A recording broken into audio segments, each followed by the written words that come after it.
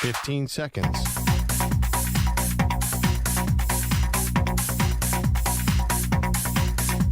Break ends in 5 seconds.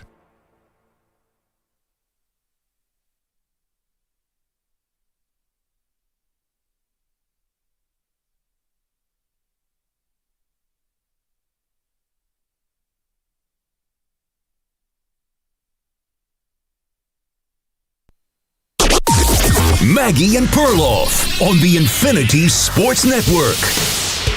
Mitch Jeter lines it up. He's ready. The orange ball is on Mitch Jeter's leg.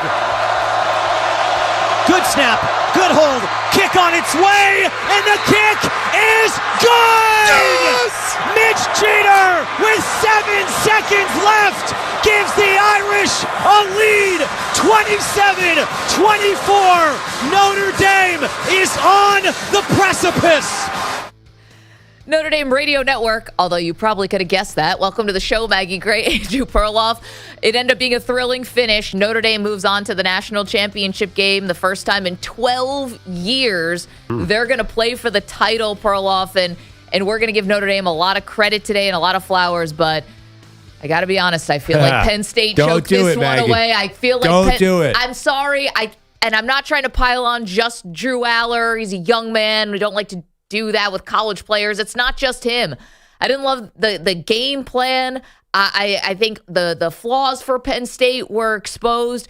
You know, you had a 10-0 lead. You allowed Notre Dame to score 17 unanswered points, including 3 of ththose points coming on a very nice-looking drive for the backup quarterback. Then Penn State gets the lead back, but they weren't able to hold it. A 54-yard touchdown catch to Greathouse, and then the Aller interception set up the field goal that you just heard. What do you mean you didn't like the game plan? Like, in what sense? Like, Colton Nicky was dominating 65% of the game, the Penn State offensive coordinator. Like, I don't think they had the talent. Like, what do you mean?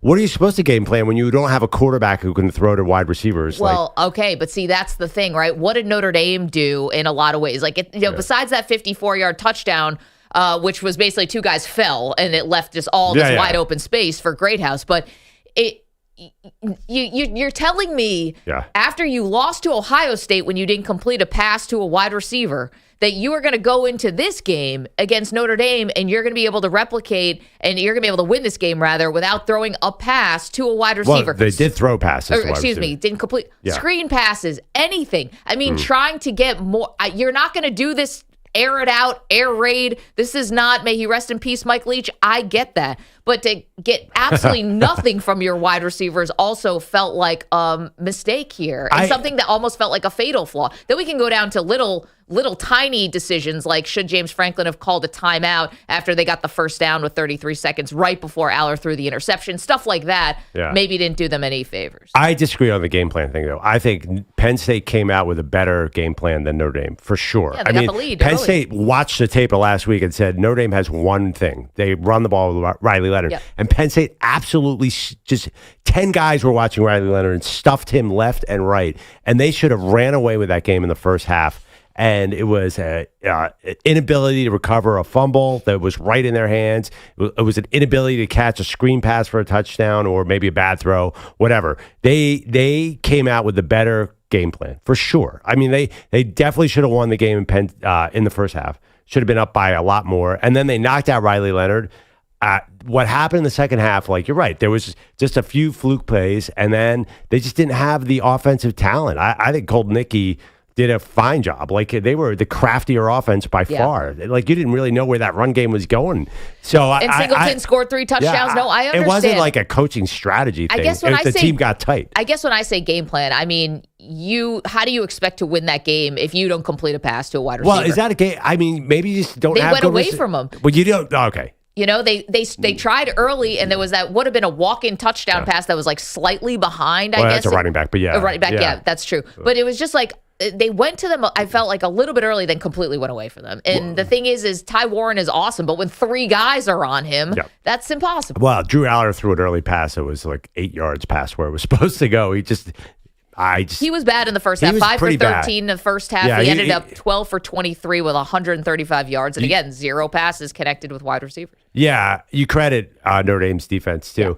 I don't know. I think to sit back, it just that was one of those games where it just came down to little plays and there was thin margins. And we knew that because we've watched Penn State and Notre Dame. You and I knew exactly how this game was going to play out. It was going to be a slugfest. Notre Dame has no offense whatsoever. They have a run game. They have no passing game. They had one lucky play. So this was going to be played in a phone booth, as it were. And just I think that I don't even exactly know how they did it, but Notre Dame just a little bit more resilient in the end. So I'm putting this in the category of another James Franklin. Obviously, it's a loss. He's now lost 13 in a row against top 10 teams. Against top 5 teams, 4-20 against top 10 teams. The numbers are terrible. Now, a lot of these are by one score. So let's be, I guess it's not a lot of blowouts. Silver lining. Okay. But does this go in the category as a James Franklin choke? Manny's despondent today, and I'm sorry, Manny, that I'm going to keep asking you for highlights from Notre Dame and lowlights from Penn State and all that, but doesn't this go in the category of another James Franklin choke? I mean, you had the lead in the fourth quarter. Yeah, I guess technically it does. It feels a little different than the Ohio State losses, right? Just the way the game played. Like Ohio State, they never got anything going and never, even though they would lose 20-13 pretty much every time. It seems like every time Ohio State and Penn State play, it's the same score. I think this game was a little bit different. It was a little more, I hate to say it, excruciating. I think James Franklin did a better job than I've seen him do before. Like, I don't think that he got wildly outcoached by any means. No, but there was a couple things that actually broke Penn State's way, which was a couple, interceptions that got called back because of, I thought the second pass interference, I didn't love it. The first one, he did kind of grab the jersey. Okay, that's PI, fine. The one in the end zone, though, where Drew Lauer looks to throw the pick, and it looked to be picked off. It was intended for Ty Warren. I don't love those calls, Perloff, because the throw was 5 yards short. So, of course, Warren's reaching back for it through the defender. That, to me, is that's not defensive pass interference. But the defender has got to turn his head just a little bit. I know, they've got to turn the head. Like, what kind of DB, like, in that situation in the end zone, luckily, he wasn't in the NFL and it wasn't at the 1 yard line. You got to at least pretend to turn your head. He didn't even try. He just ran right into him and never even moved an inch towards the field. I know, and but Matt again, Austin and I are in lockstep. You officiating expert. You usually don't like those officiating TV guys, but that was also a pretty weak play by that defensive back. Like, you have to have some awareness of what's going on. Let's hear from the coaches, the players, and let's hear a little from James Franklin, who says the end of the first half, when backup quarterback Steve Angeli led the Irish on a field goal drive, and the start of the second half, that's what really hurt the team. We weren't effective enough on third down, and then the middle 8. That field goal right before the half was big. We almost had a chance to have a fumble recovery right there off a strip sack. And then to open the second half with them going down and scoring a touchdown and us going 3 and out. Those things, that was significant in the game. It's funny, though, because, the fourth quarter was such a frenzy of scoring, RIP to the under. That was a tough beat. Bad beat for your girl, but what are you going to do? I cannot believe that game found a way to get over, because it felt like the first half they weren't even going to get to double digits. It was so slow. There were 31 points scored in the fourth quarter alone. So in some ways, I kind of disagree a little bit with James Franklin that's where the game was lost. Well, Penn State didn't score in the third quarter. I get that, but you scored 2 touchdowns in the fourth. Well, he did say, to his credit, I think it was before halftime, interview, he said the middle 8, he's used the same term, but this is such a key part. Reminds me a little bit of Tom Brady's Patriots. They always dominate the last 2 minutes of the second quarter and the first 2 minutes of the third quarter, and they got the ball back. Yeah, I mean, I agree with that. That's when the game was won, on that first drive in the second half, when Notre Dame just somehow, whatever Notre Dame was doing wrong in the first half, they got it all right in the second half. They were much more physical. Yeah, I didn't see it that way. I think the game was won when Drew Aller threw a bad interception. Like, this one did kind of feel like it was hanging in the balance all the way until the end. No, Notre Dame played better in the second half. But don't you think the first drive of the second half was a huge, all of a sudden this game completely changed? I thought it was a total sea change when Riley Leonard came back in the game. Yeah. After going out with a concussion. Yeah, I thought that was the key drive of the whole game. Well, you and James Franklin are in lockstep there. Here's more from Franklin.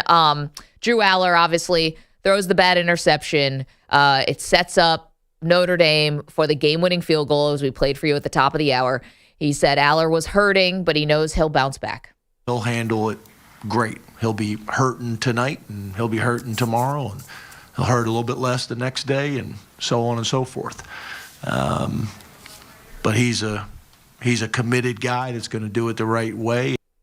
Yeah, and he's definitely coming back now. If there was any thought that maybe he would go to the NFL, I think the way that game ended, not exactly the note you want to leave college on. And if he has a better season next year, which I'm sure he's capable of, because the dude's got a big arm and everything, they need better receivers for him.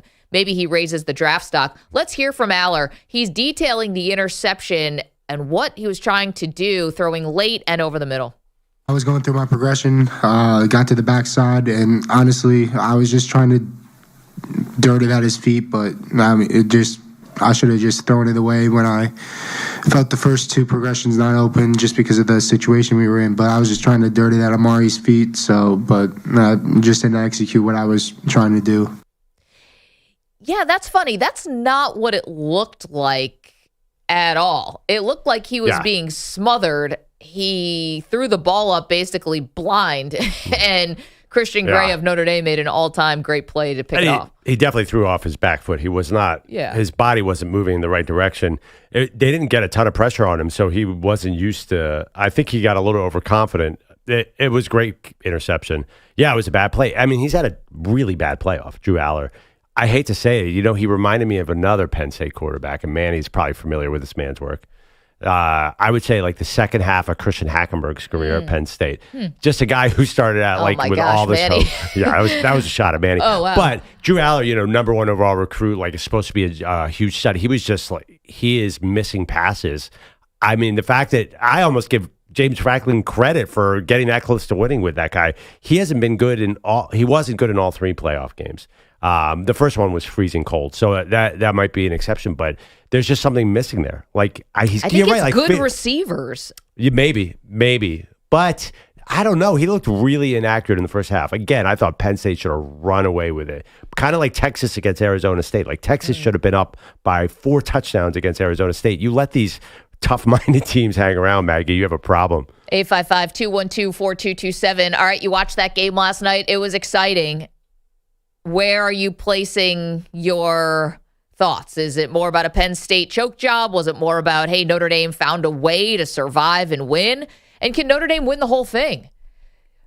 Early look ahead from DraftKings. If Notre Dame faces Ohio State, they'd be at an 8.5-point underdog. If they face Texas, they'll be a 2.5-point underdog. Yeah. We'll see. I mean, I feel like that's going to go up. You don't know Notre Dame's health for the game right now, so that's a big issue too. We got 10 days, so for Jeremiah Love, I'm sure needs surgery. Well, yeah, the fact that he's hurdling guys with that gigantic knee brace on is really something. And being gritty at the goal line. The guys, I thought that the two fill-ins at first did really well, started to wear down a little bit as the game went on. Right, but you have JTT coming at you. And another question, if Abdul Carter had 2 arms... How about this guy? If he had 2 arms, would that have made a difference? Like, I mean, if he had 2 arms, he would have recovered that fumble. I know. From the backup quarterback. Which may have changed the entire game. He was So unbelievable. good. He was so good. As far as that part of the Penn State game plan, and Perloff, I think you texted this to the group chat last night, which was or maybe you tweeted it, why didn't having the spy on Riley Leonard? And I didn't say that, but I thought that.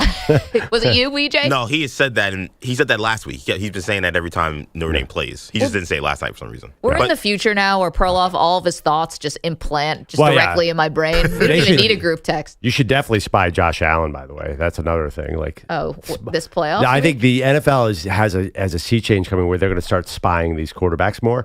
Because, anyway, you're right. You should have spied Riley Leonard. And they did. Yeah. They were all over him. Riley Leonard got destroyed on his first 5 runs. Just blown up. Carter was one. Carter, Singleton in a loss. These guys were so good. And Ty Warren didn't get like a crazy amount of yards, 60-something yards or whatever. But you can see the talent there. No, I mean.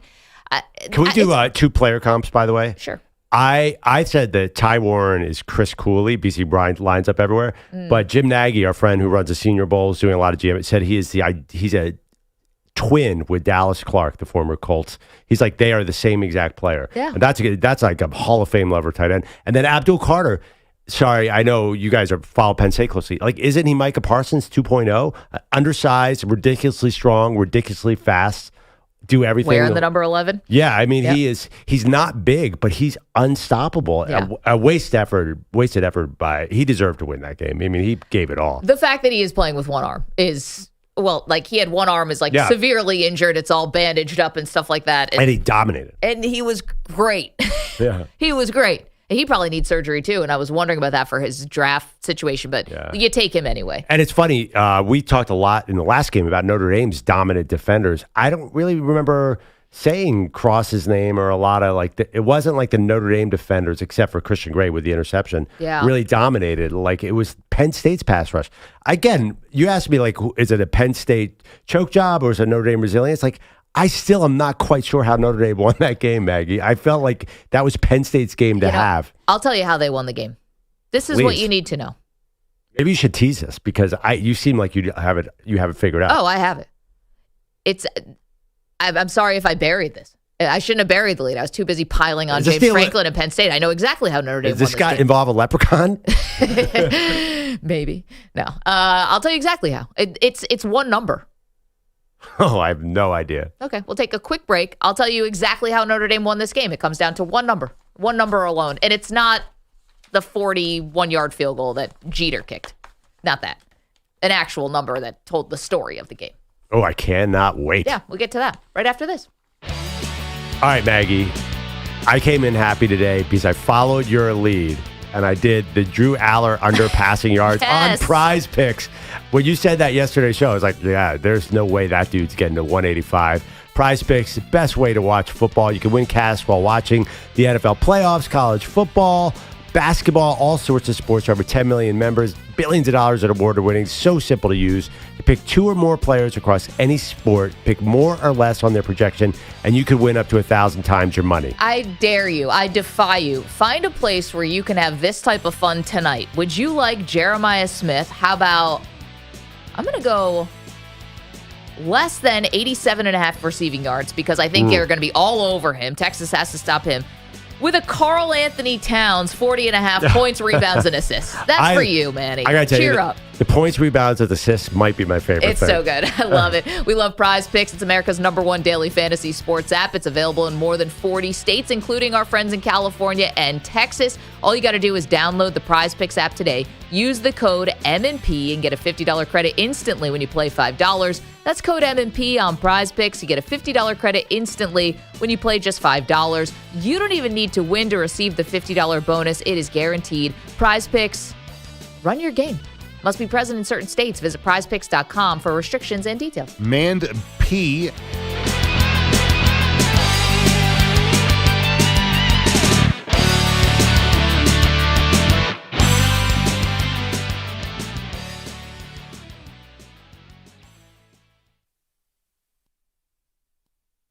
You're in a 4-minute break.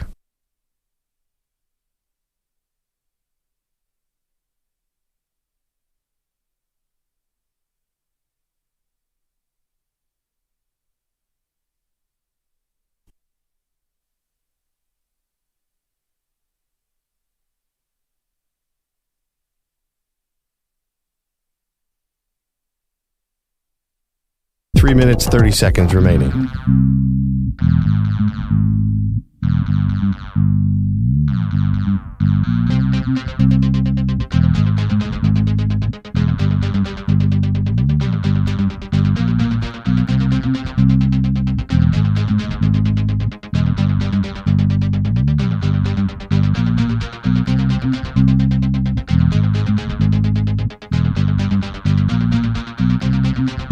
Three minutes remaining.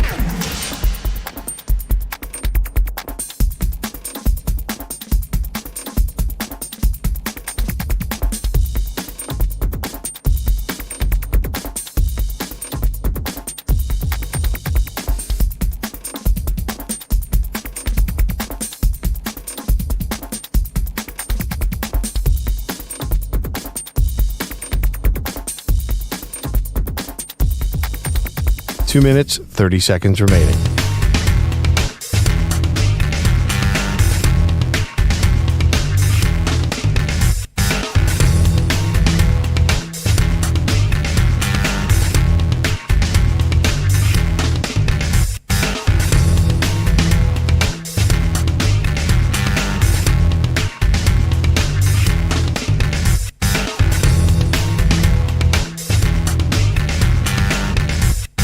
2 minutes remaining.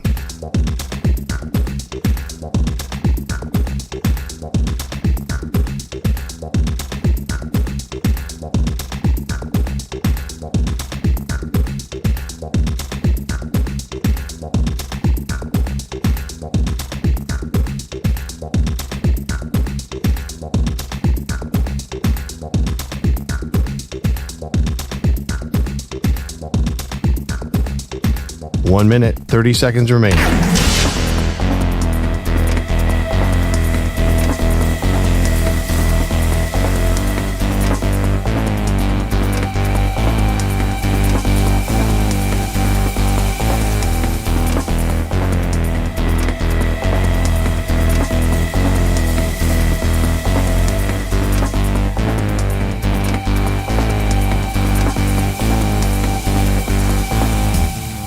One minute remaining.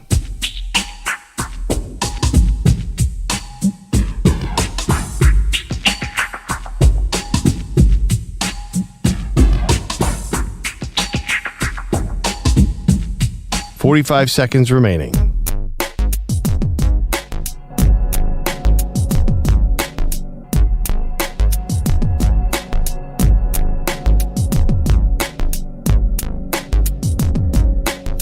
Thirty seconds remaining.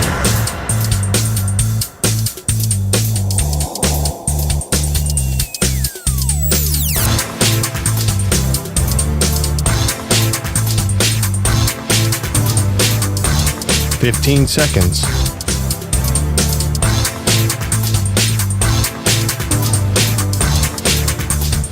Break ends in 5 seconds.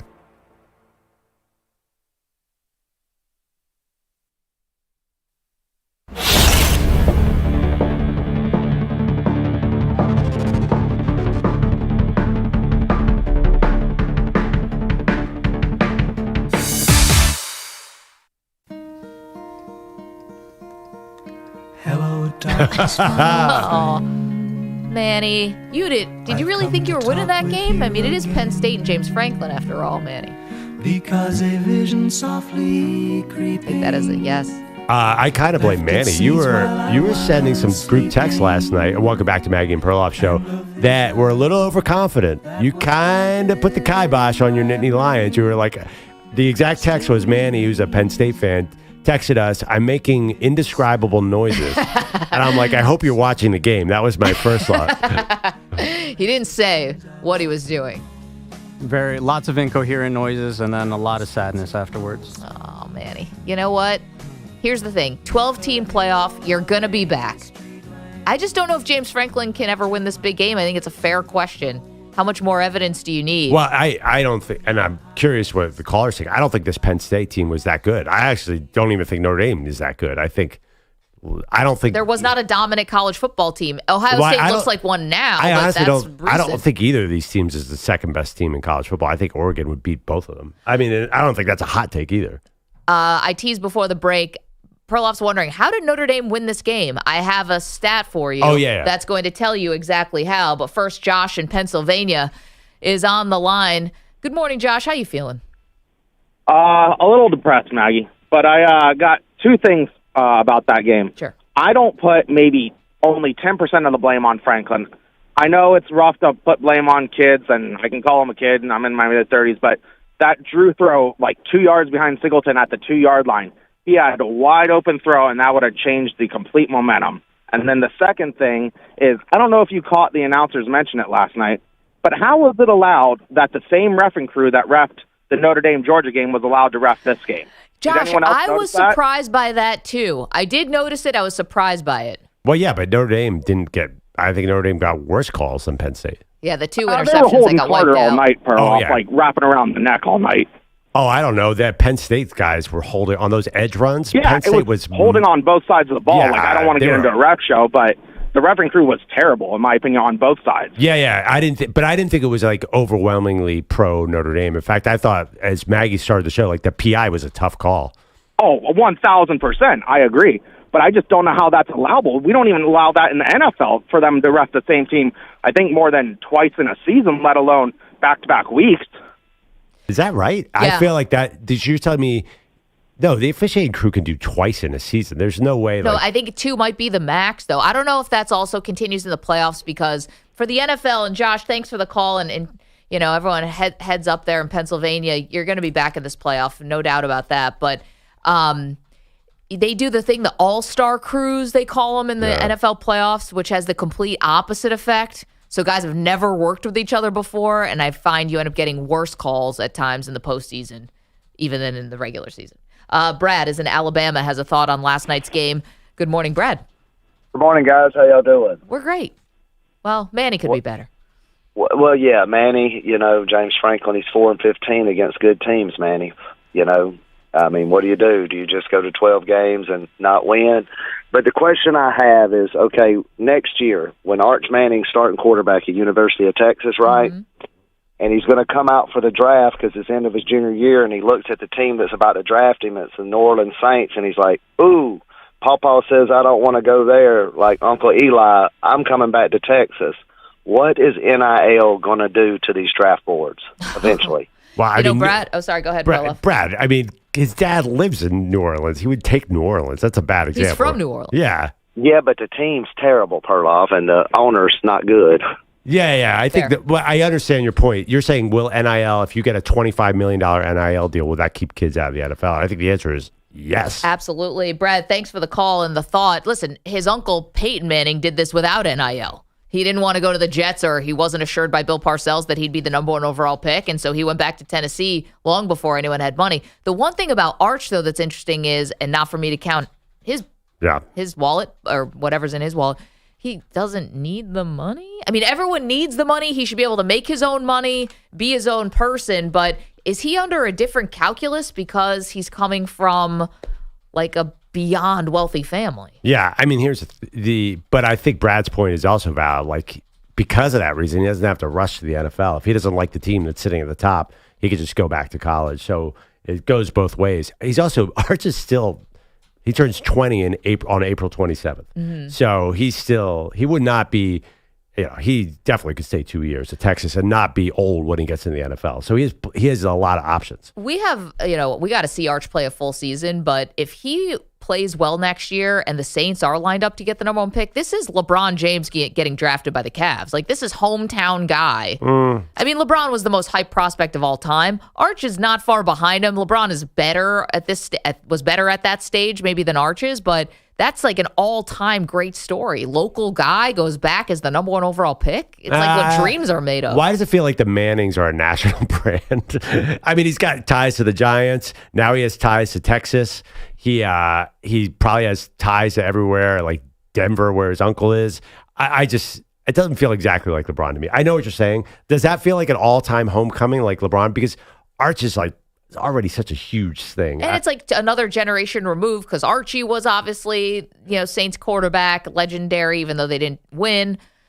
I don't know. I wouldn't, if I'm Arch, I don't want to go to Indianapolis or Denver or the New York Giants. No way. I'm going to be really in the shadow of my uncles in that way. Well, yeah, I think it's because the Saints play in the NFC South. It's going to be hard for them to get to number 1. I mean, to lose out in that division, you have to be really, really bad now. So we'll see. Got to commit. I'm not sure. Yeah, the Saints don't feel like the number 1 pick to me next year. I kind of like what they got going there. I think they got 5 wins on. Who's coaching the team? I don't know. 5 wins. Yeah. I'm sure they're thrilled with that. Okay, I teased it. A stat. Perloff wants to know, how did Notre Dame win this game? It's a great question. They won 27-24 regulation on a 41-yard field goal. But I'll tell you why they won the game. And it comes down to one number.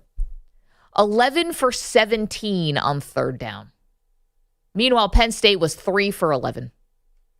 That's the difference to me. The sustained drives, it wasn't anything super fancy. It was exactly what they usually do, which is Riley Leonard running. It was, Jeremiah Love being gritty. It was short passes until the 54-yard touchdown that was just basically broken, like the defender slipped. Okay, 11 for 17 on 3rd down. I hear amazing. What you're saying, but wasn't it all like 3rd and inches? Like if it was a real 3rd down where Riley Leonard had to drop back and pass the ball, like, I don't remember him hitting any of those. Like the 3rd and 9s, he had no chance. Right, but you want to give like a lot of the credit here, to Notre Dame. Like it was they were setting themselves up for third and manageable. Oh, I see. Okay, yeah. So it's sort of a game plan. Like they were not. But yes, actually, I'm going to credit this to Amy Lawrence, who hosted Overnight right before us. She's like, the game changed when Notre Dame realized that they had to pass the ball. Like, they didn't want to pass the ball. They wanted to come out and run it every time, but Penn State had most of the team in the box. So I think, I don't think it was like, oh, let's get, once they had to mix up their offense a little bit because it was too slow in the first half. Will you agree with that? So I think, yeah, I totally understand what you're saying, but I don't think like they were pounding. Like, I don't know if that was the key. Because again, what were their numbers when it was anything more than 3 yards on third down? Probably not good. Because I don't seem to remember Riley Leonard hitting any passes last night, except for the one to Greenhouse. Yeah. I mean, he had 7. Not Greenhouse. Oh, sorry. Not Good House. Great House. I'm sorry. I keep wanting to call him Greenhouse. I don't know why. I keep wanting to call him Jalen Greathouse. And I think it's Jaden. Yes. But and by the way, and the reason we don't know his name that much, because like this was a career day. Yeah, like who thought that guy was going to dominate the game? I know, 7 receptions, 105 yards, touchdown. The one that he made that he jumped up was incredible. It really was. Okay, so we're dissecting what happened last night, which is Notre Dame moves on to the national championship. Penn State goes home. Andrew Bogusch is here with the rest. Guys, good morning. Headlines are sponsored by Progressive Insurance. Your small business keeps you on the go. Progressive Commercial Insurance keeps your policy within reach with our easy-to-use mobile app. Learn more at progressivecommercial.com. So thankfully, Pearl isn't really a Penn State fan, so none of us are truly suffering this morning. Maybe just a lost bet. What? I decided that last night after the game. Oh, after the game? But you're fine, though. My point remains that we're free, all 5 of us are free of personal pain from this last night. Yeah. Well, what? Except for Manny, who's... Are you a Penn State fan? Just basically leaking over there. I'm surprised Manny actually came in today, and I credit you for that. I genuinely thought about not coming. You have to come in, and this is a show rule. Your team loses, you got to come in. Got to show up. We need your tears. Oh, I'm sorry, Manny. I didn't realize that this would hurt so much. The Nittany Lions scoring the first 10 points of their CFP semifinal with Notre Dame at the Orange Bowl last night. Then they retook a 24-17 lead on Nicholas Singleton's 3rd rushing TD of the game. But the Irish got even again. Drew Aller made that terrible decision, and Mitch Jeter nailed a 41-yarder for a 27-24 Notre Dame win. Another loss to elite competition for James Franklin. I love every guy in that locker room. I love every person in that locker room. Proud of them. Played our tails off tonight. Obviously, we made too many mistakes that were costly.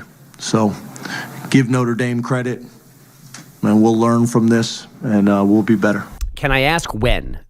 Particularly they'll be better in these situations. Aller's interception with 33 seconds left, the last mistake of last night. Notre Dame now plays for its first national title since 1988. That sounds perfect to transfer QB Riley Leonard. Throughout this whole offseason, everybody would ask me why I came to Notre Dame. And I'll give a lot of different answers, but the truth is I came here to win a national championship and, to go to the best team that would give me the best odds to do that. And, obviously this is the right place and I made the right decision. So, that's why I came here at the end of the day. Leonard accounting for 257 yards of offense last night with 2 touchdowns. Your other semifinal tonight in Dallas between Ohio State and Texas.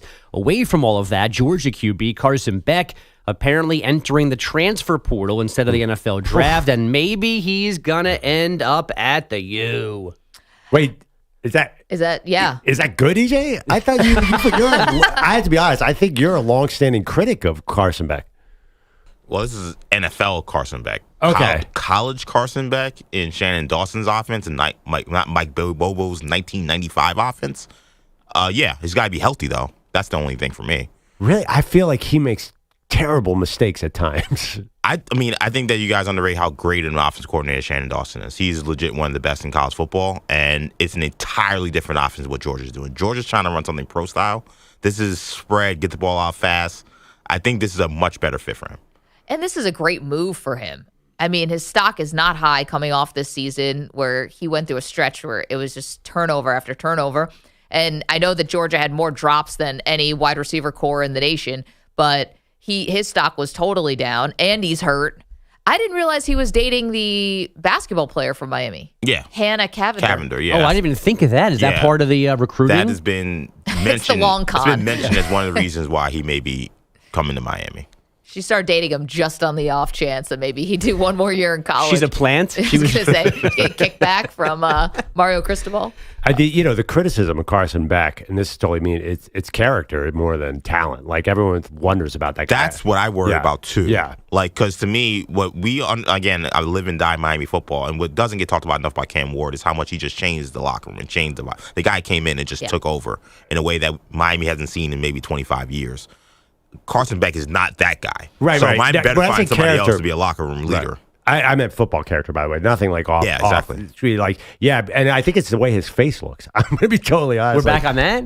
I mean, yes, his face drafting is a thing. We know that. Our good friend John Wertheim, who's a genius, a sports writer, did he write a book on face drafting? He definitely wrote an article for SI about it. Yeah, like face drafting, and everybody, you just look at the internet. Everyone's like, oh, sad Carson Beck. I'm going with a young, attractive guy. I think that, and also it's like a little droopy down face. Did you see him sit back because his own voice proved his point? Like usually you do that when somebody plays like a scientist or a historian. Like, I told you. You can't do it to your own clip. Yeah. I don't think the science community. Well, they did kind of weigh in on the face drafting. We're going to read that article. We're going to read that article on air. People follow good-looking people with facial symmetry. And Cam Newton's so darn handsome. You're not going to follow that guy on the field. Like, it works. Face drafting. Think about it. That's why I wasn't a quarterback. Yeah, that's it. If only a little more symmetry, you could have been a contender. Imagine Perloff being a quarterback coach like his friend Quincy, and just he bringing a guy comes in hey, I want to work with you. He's like, I'm sorry, I don't think I have anything to work with here. Quincy will tell you. Quincy can eye a guy. He doesn't even have to throw a ball. He'll tell you who's the quarterback. He's like, he can just watch a guy walk for 5 seconds like, that ain't a quarterback. It's just funny. If Perloff was a quarterback guru, one of these coaches, all right, first things first, we got to take you shopping. Second thing, new haircut. Glow up. Third, you need a facial. You need all the Botox, whatever. And then we'll get to the football. It's hey, I know you're trying to work on your deep ball, but have you considered plastic surgery? Can we get you some Invisalign? I would be an amazing backup quarterback. Can I just say that right now? I mean, as long as I didn't have to get into the game, I would be an all-time clipboard holder. Well, we can tell because these are all your friends. You are trying almost living vicariously through some of your friends who are backup quarterbacks in the league. Yeah. Good relationships that you made, deep friendships, but I'm thrilled to see you just want to be them. I am going to enjoy Will Howard tonight as he gets ready to hold a clipboard in the NFL. I don't even know. Riley what about Leonard. Quinn Ewers? I think he starts actually. As Riley Leonard, I don't even know if he's good enough to hold a clipboard anymore. He is not playing well, but that's besides the point. I would be friends with him. And you're right. I think I should offer my consulting services to these draft prospects. I don't think Cam Ward and Shedeur Sanders want to hear from me. No. Shedeur seems to have a sense of style. You think? When he's driving his fancy car and all his Beats by Dre for $1 million. Him holding up a watch became the thing that all athletes do. Shedeur doesn't need my help. But you should try to give it. Yeah. No. Absolutely. That would be a bit. No, tonight's quarterbacks. A glow down? I told Quinn Ewers, I'm like, cut the hair, dude. The mullet ain't working. Yes, you told him. Honestly, Quinn Ewers' entire status changed when he cut his hair. You guys laugh. This is all real stuff. What do you for NFL the worst, team? he beat Alabama in Tuscaloosa with the mullet. Yeah, but everyone took him more seriously when he cut his hair. We'll see how he does tonight. Let's jump to the NFL quickly. Tomorrow we've got the Ravens and Steelers in Baltimore. Ravens wideout Zay Flowers will not play because of the knee issue he suffered last weekend. Lions D coordinator Aaron Glenn has virtual interviews today with the Saints and Raiders after talking to the Jets about their head coaching vacancy yesterday. And the NFL has moved Monday night's Rams-Vikings wildcard game to Glendale, Arizona because of the wildfires in the L.A. area. There they were again last night, the Cleveland Cavaliers being unentertaining. Garland matched up against Scotty Barnes. Garland, right side, steps back three. Good! Wow! DG with a mammoth three. Cavaliers up 5. Keep him away from the finals. Tim Alcorn, Cavs Radio. Darius Garland, 40 points as Cleveland fought off Toronto 132-126. The night after their showdown with the Thunder, Cleveland has now won 12 in a row. And the Toronto Blue Jays avoid arbitration with Vlad Guerrero Jr. He'll make $28.5 million for the coming season. Guys, back to you. Bogusch, thanks so much. Coming up, we have more on the college football playoff semifinal from last night. We've got a lot from tonight, and a surprise headline came across yesterday, a surprise move. I don't think any of us saw this one coming, so we'll dive into that as well. Don't move, it's M&P. You're in a 5-minute break.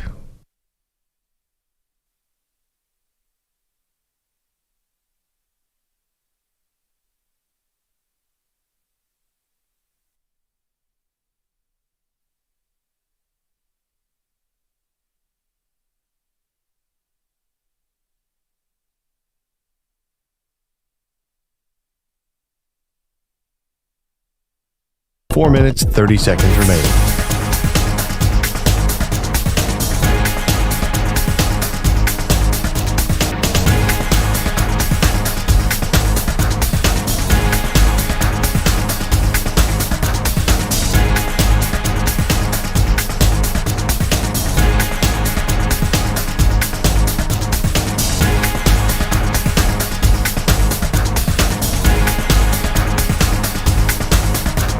Four minutes remaining.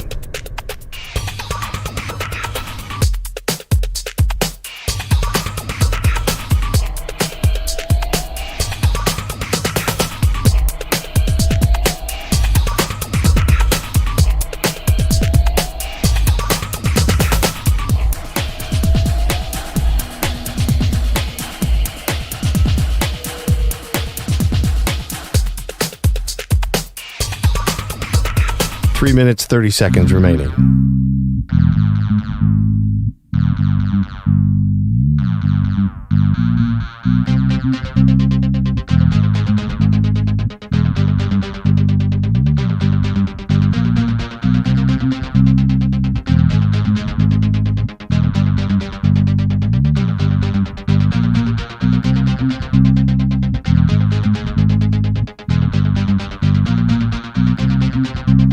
Three minutes remaining.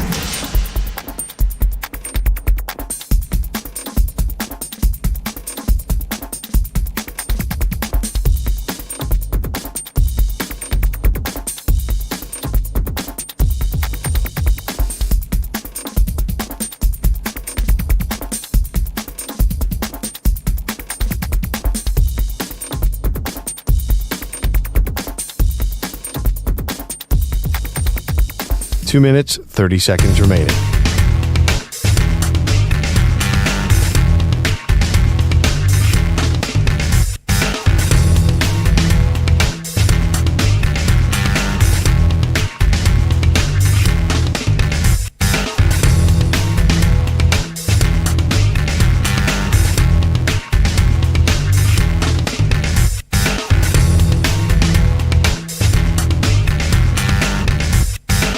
Two minutes remaining.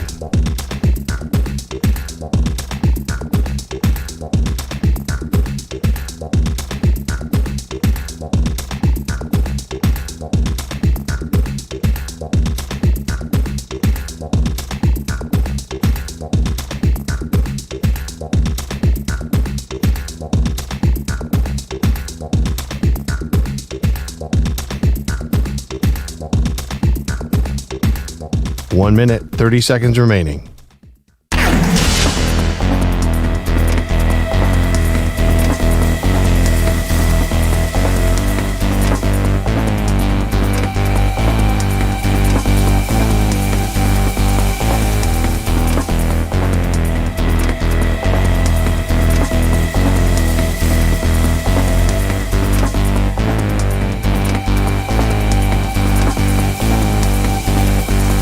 One minute remaining.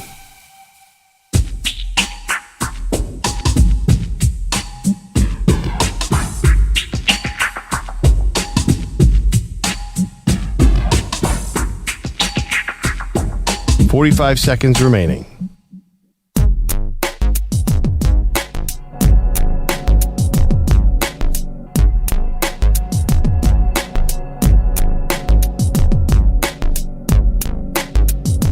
30 seconds remaining.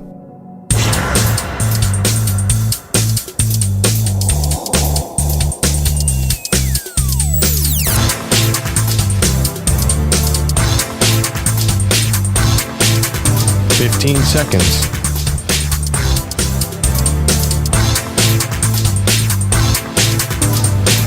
Break ends in 5 seconds.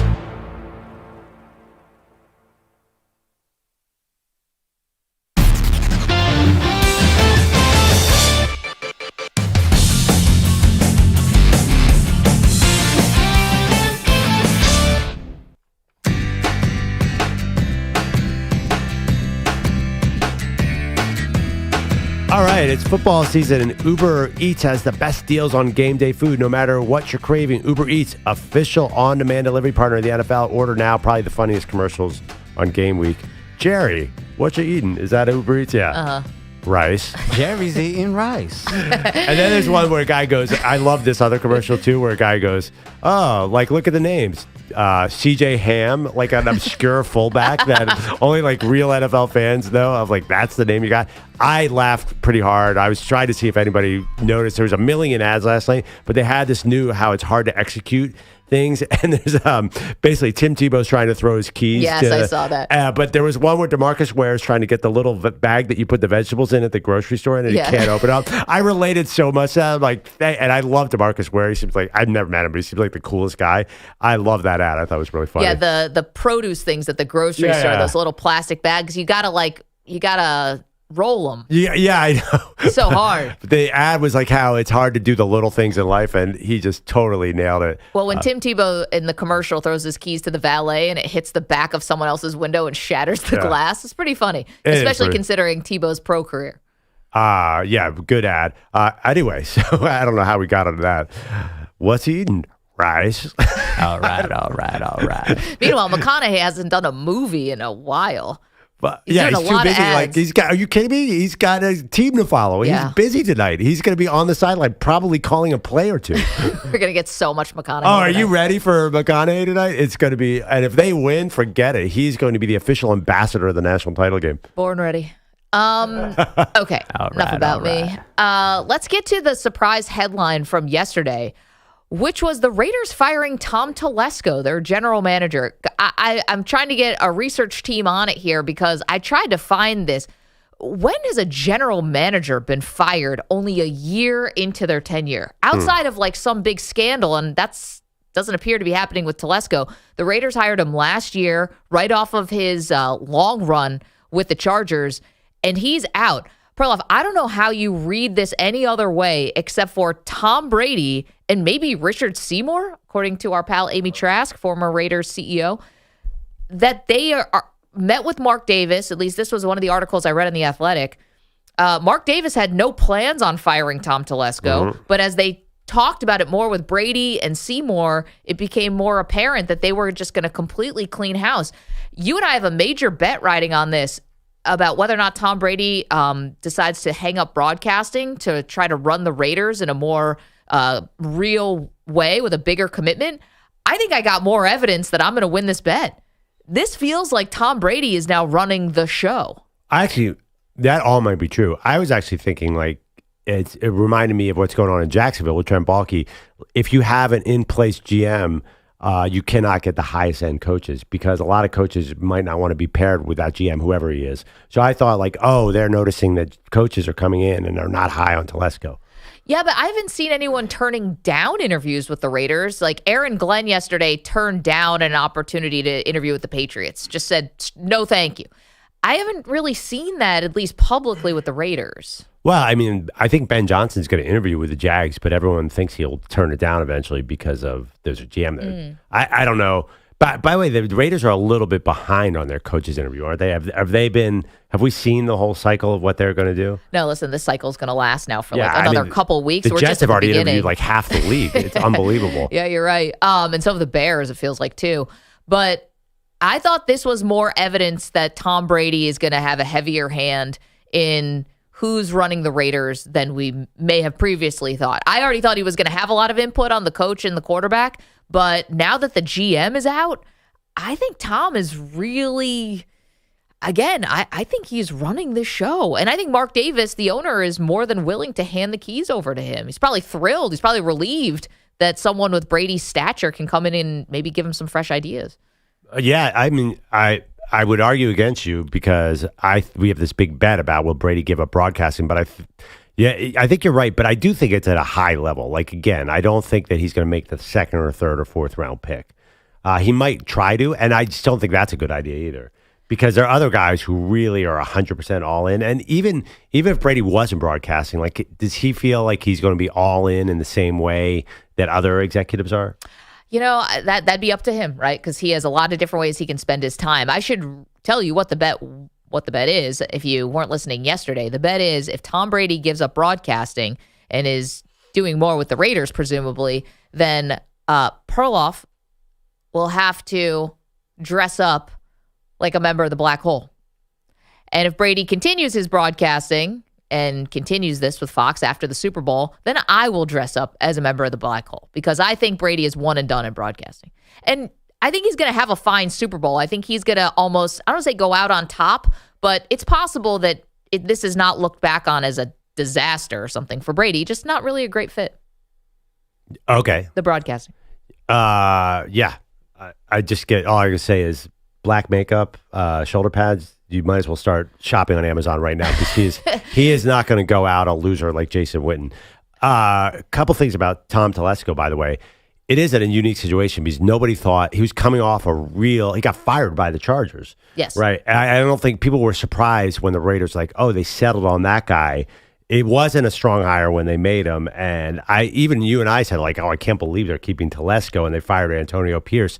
It just seemed like this was never, timing-wise, a merit. They were never going to give Telesco a chance. So it seemed at the time that the thought process was because Antonio Pierce was a first-time head coach, they wanted to pair him with a very experienced general manager. And now all of that is out the window and they're completely starting from scratch. Can I tell you another place where I think this may have diverged because I do think Tom Brady is involved? So what was the headline that we got earlier this week? Tom Brady had called Bill Belichick or reached out to Belichick just to gauge his interest to see if there's any chance he might leave North Carolina to have interest in the Raider job. Okay. I think that sort of tipped off the hand of what Brady thinks the Raiders need in terms of a head coach, which is someone with experience. Not a first-timer, not a Ben Johnson, not an Aaron Glenn. Maybe somebody like, I'm seeing Pete Carroll is now interviewing for that Raider job. The fact that Brady called Belichick, there's an easy explanation, which is just their history together, which was so incredible, but also the fact that Brady feels like they need someone a little bit more seasoned. And I wonder if Tom Telesco was saying the opposite. Maybe he was saying, we've got to throw everything at Ben Johnson or we have to throw everything at Aaron Glenn. And perhaps there was a disconnect there. Yeah, I could be. I mean, I don't really get what Brady would be thinking because, you got to really look at this team. Are they the favorite to get the number one pick next year? Are they I can't remember who's in worse shape going into next season than the Las Vegas Raiders. You got to let me think about it. Listen, I think if they're not the favorite to be the number one, they got to start thinking about Arch. They should tank this season. I know, but see, we had a caller, Brad in Alabama, called us earlier this hour asking about Arch Manning. If he could always just go back to college and make $20 million in NIL and really determine, really wait this thing out. Yeah, the other bad teams, they're definitely going to be a quarterback needy team. They're drafting number 6 this year, right? So the odds are they're not going to get a rookie quarterback. I don't know. I just feel like if Telesco said bring in a young guy, it makes sense because their time frame should be let's build a champion over the next 8 years. Yeah, I wonder if Brady's saying though, and I think this is Brady behind the scenes again, saying we need a culture. That word that just gets thrown around, it's almost nauseating at this point, but you can understand where maybe Brady says, listen, you got to have someone who is the identity of the team. Who are we? What do we do? Antonio Pierce tried to do that. He tried to be the tough guy and all of that, but sometimes his X's and O's stuff on the field was not backing up that tough guy mentality. You're absolutely right. Punting at times when you should have been going for it, stuff like that. Tom Telesco, John Carroll College, on the same team as Josh McDaniels, Nick Caserio, London Fletcher, Chris Polian, and Greg Roman, all on that same college team. Is that right? It's the craziest story. Yeah, John Carroll sounds familiar because of all the Ravens guys. But they were all on the same team? Same team. That's It's nuts. Okay. All right. Maggie and Perloff. We get back to Notre Dame next.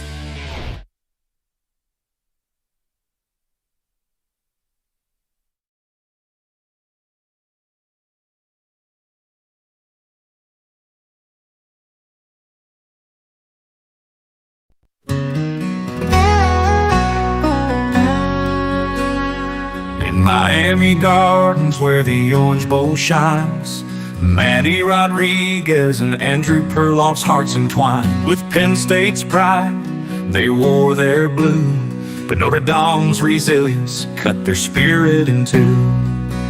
Oh, Mitch Cheater's kicks sailed through the night, left Manny and Andrew in a darkest light.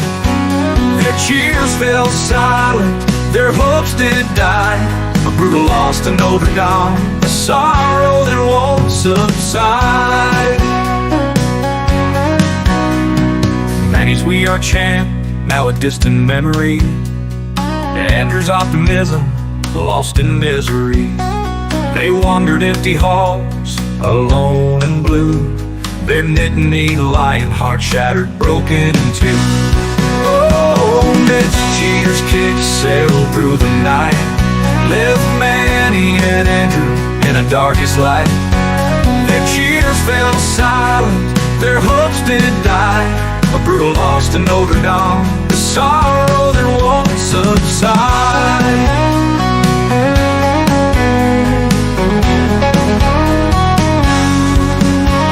They questioned every play, every call, wonder what could have been through it all. Their minds raced with what ifs and maybes as the pain of defeat consumed their days. Peter Bellatti's still absent, a no-show once more.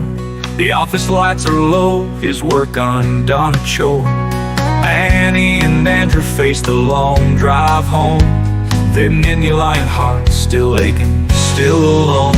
They drove through the night in silence and pain, their dreams of a title lost in the rain. No words were spoken, just tears and sighs, as the weight of defeat crushed their spirits dry. Oh, Mitch Cheater's kick sailed through the night, left Manny and Andrew in a darkest light. Their cheers fell silent, their hopes did die. A brutal loss to Notre Dame, a sorrow that won't subside. Night's dark shadows wrapped around their pain as they vow to stand again, but the hurt remains. For Manny Rodriguez and Andrew Perloff, true and bold, their Penn State love, though wounded, may never grow old.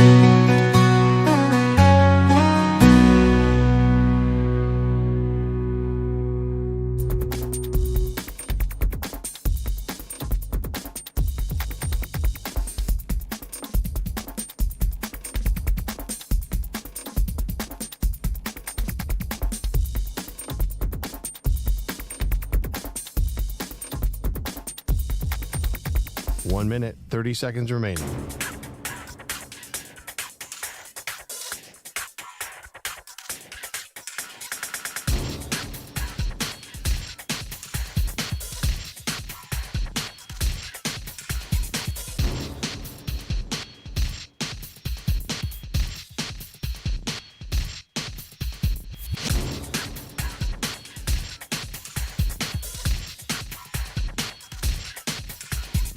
One minute remaining.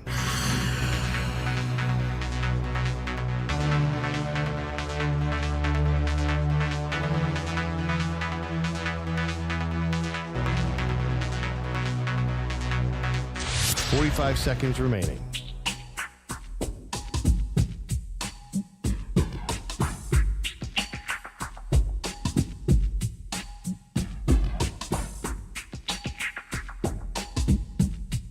Thirty seconds remaining.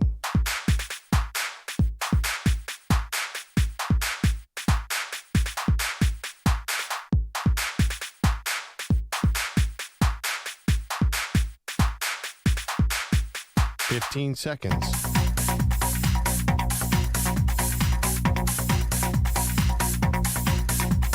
Break ends in 5 seconds.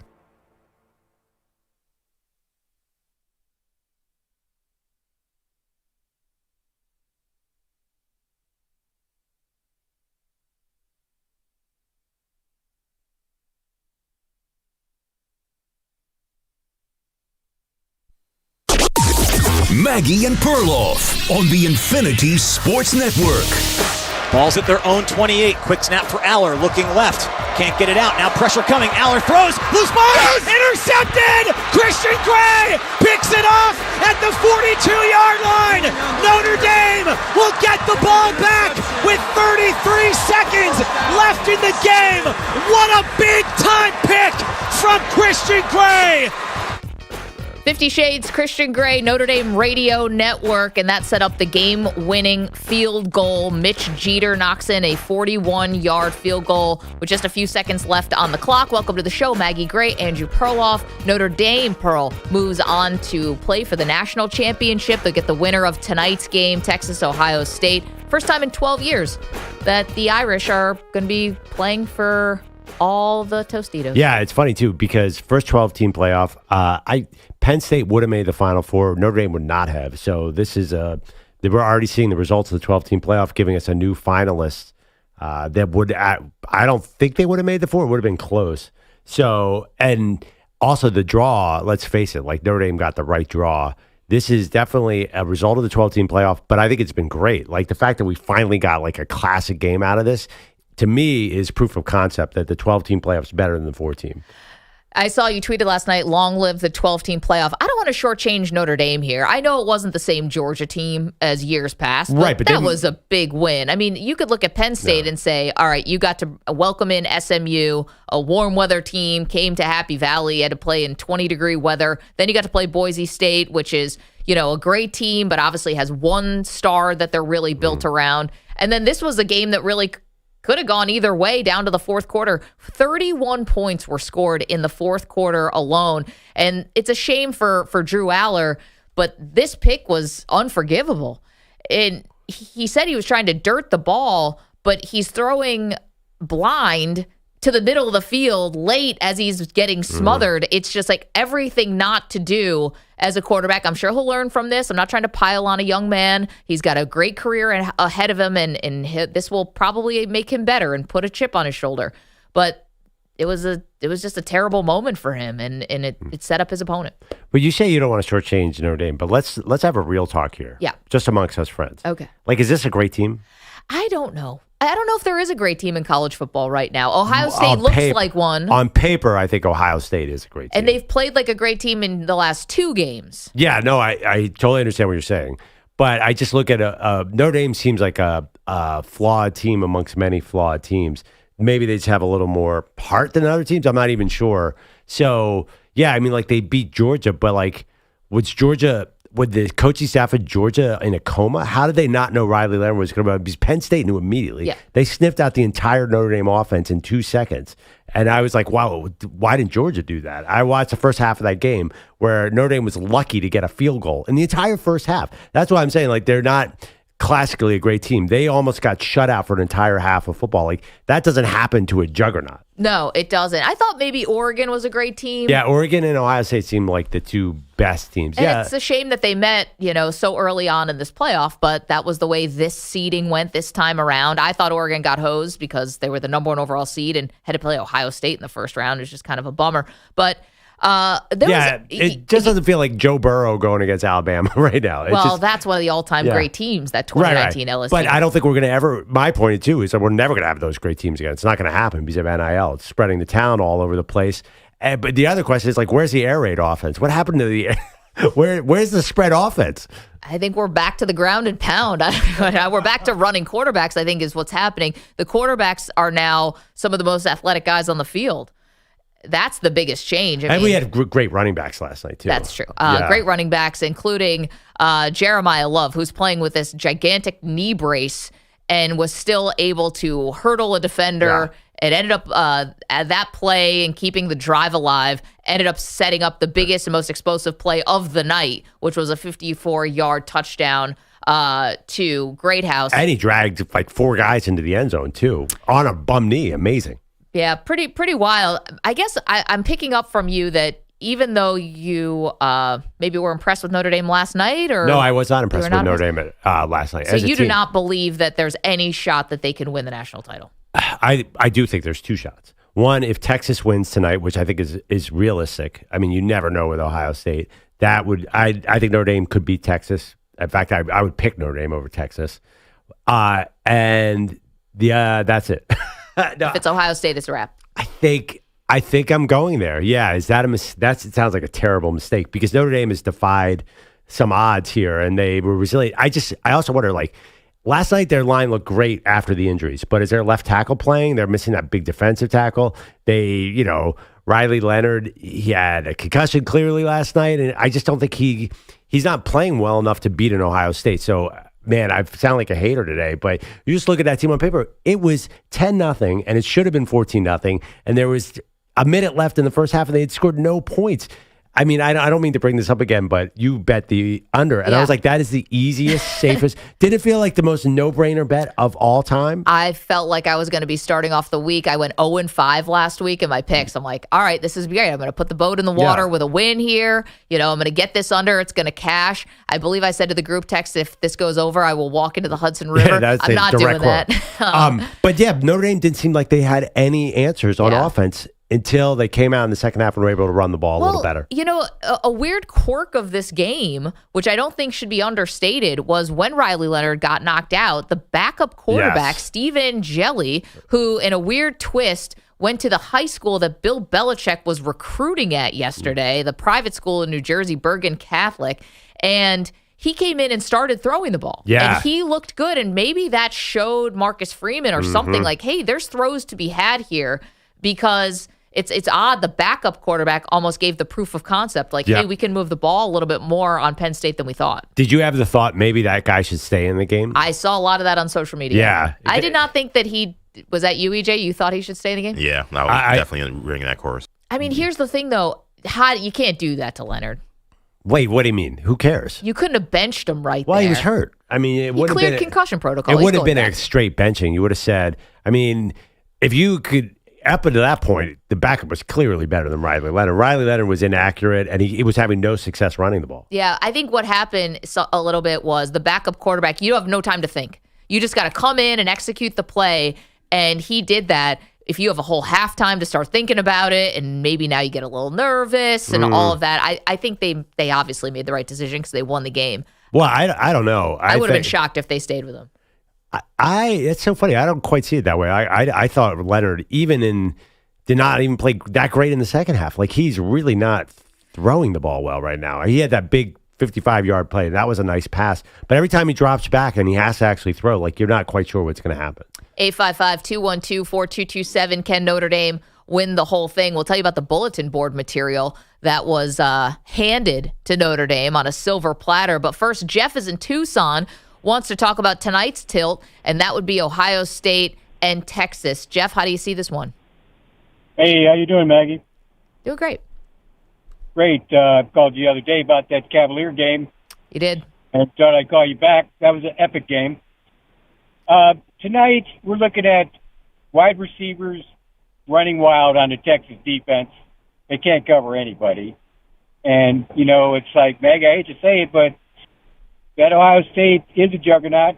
We're not going back to the Michigan game and run, and beat ourselves up. You'll never see that again. And you know what else? Notre Dame cannot cover anybody, and Downs will be the spy on the quarterback for sure. Jeff, it's not a bad thought. Thank you for making it. All things Ohio from Jeff in Tucson.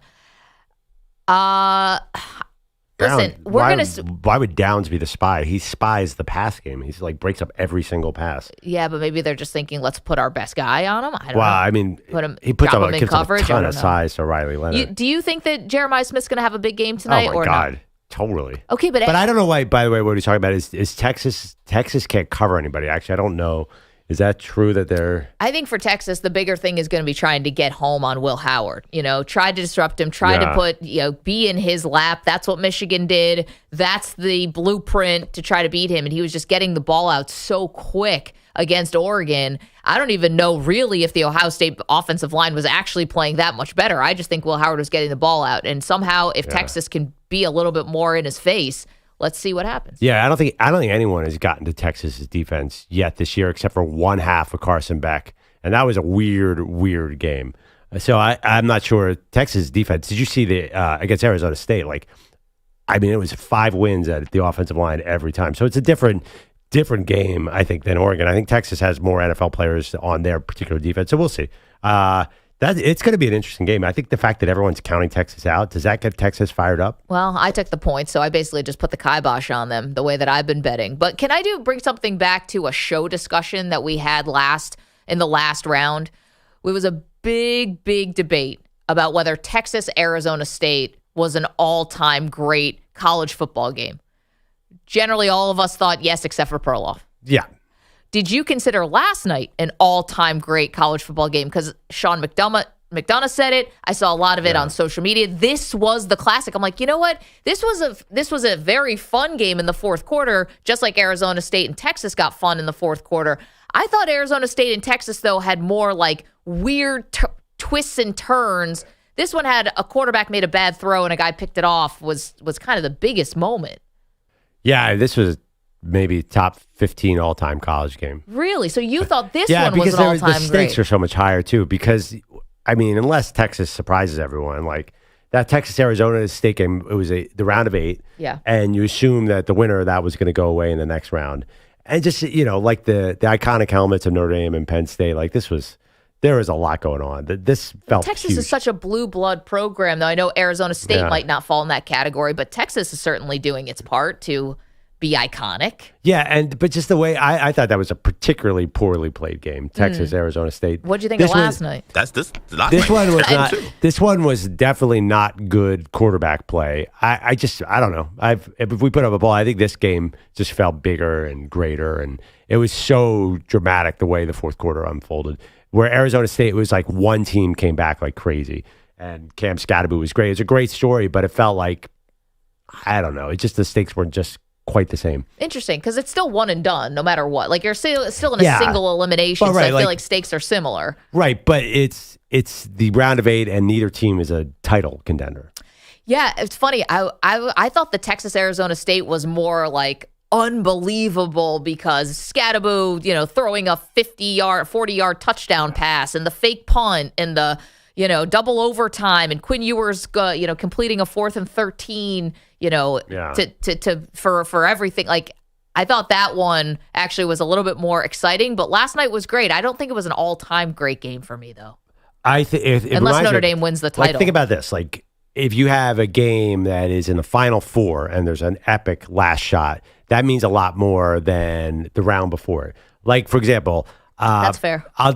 That's really where just the stakes. And say Ali Farouk Manesh hits the big game winner in NCAA tournament lore, or Bryce Drew. Those are top 20, but they're not top 5 because the stakes were low, because we knew those teams weren't going to win the titles. Okay, so Pine Needles in the chat, you want to watch the show, youtube.com/Infinity Sportsnet, twitch.tv/Infinity Sports Network, and we're on X at Maggie Gray. We say good morning to our Infinity Sports Network affiliates. We love you. We're obsessed with you. The free Odyssey app is a great way to listen to the show as well. But Pine Needles says, Maggie, last night's game cannot even come close to the Arizona State game. It's not even in the same room. Much better ASU game.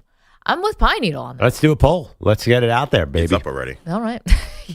EJ wasting no time. Love it. What'd you think, EJ? I thought this game was really good. I thought the Arizona State game was better. I'm not going to ask Manny because he's too close to he's a Penn State fan, licking his wounds today. You're a little too close to the project. Yeah, this is not the day. Well, I think when people are going to go back and do lists of great games, the fact that it's Notre Dame and Penn State is going to get it higher on the list than the brands of Texas and Arizona State. You're right. Texas is a huge brand, but Arizona State has no real football history. Let me ask you this, though. Of both games, who played the best in terms of one in singular player. Cam Scatterbo. Right. Everyone's going to remember what Cam Scatterbo did. I don't think anybody's going to remember any singular performance from this game. It would have been Singleton with 3 touchdowns. Or Abdul Carter. But maybe Abdul Carter will get remembered, but unlike Cam Scatterbo lost, and we're still going to remember him, I think that those guys losing hurts way more. Like, I think that it's got to be, especially Abdul Carter may end up being like, the next Michael Parsons and an NFL legend. We're going to forget about the fact that, by the way, remember in that game he lost in college football? He was amazing. Like, his NFL career might actually overshadow this game. Yeah. I feel like this, actually, I'll be honest, a lot of people were putting on social media, this is a top 10 all-time game last night. I saw it. I was surprised. I think it's partly the 2 iconic programs going against each other instead of one. Also, it's Notre Dame. It's deeper in the playoffs. Notre Dame hasn't been there in forever. Texas was in the Final Four last year. I just think there are a lot of little reasons why. The Arizona State game feels like the Boise State-Oklahoma game, which is on all-time list. Which is an all-time great game. But it wasn't a title game. Right. So I think it's really the stakes. This game also, you're going to look back on it in 10 years. You're going to say, oh, my God, that guy was in that game. Because you could tell a lot of these guys are going to be in the pros. We might not know him now. I feel like Jeremiah Love is going to be an NFL player for sure. I feel like Abdul Carter is going to be huge. All the Notre Dame defenders. It's, don't you get that sense? Like, we'll look back on this game and be like, oh my God, that guy was in this game. It's one of those like classic football games. No doubt. Where Arizona State, Cam Scatterbo and Texas, but it just didn't feel as big to me. I think I'm going to win this poll. I'm feeling good about this, which maybe people will now go on the internet and vote against me. And vote against you. At Maggie and Pearl on X. I had another thought off of this game, and it was about one of the coaches and their future.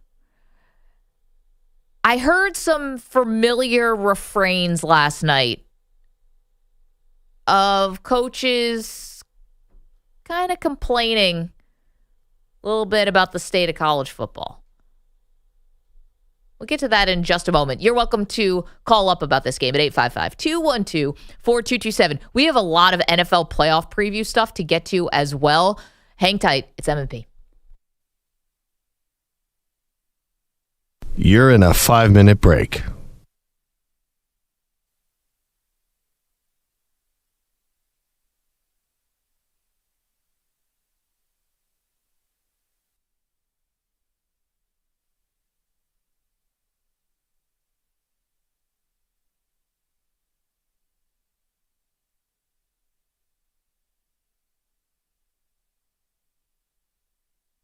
Four minutes, 30 seconds remaining.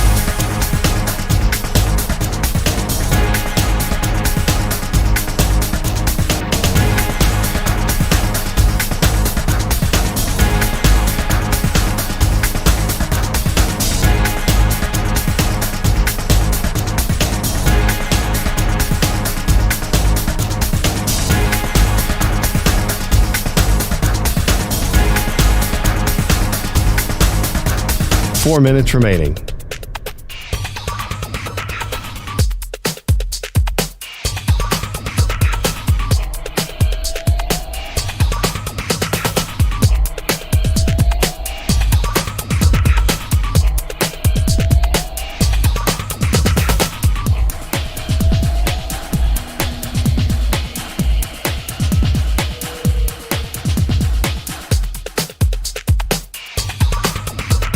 Three minutes, 30 seconds remaining.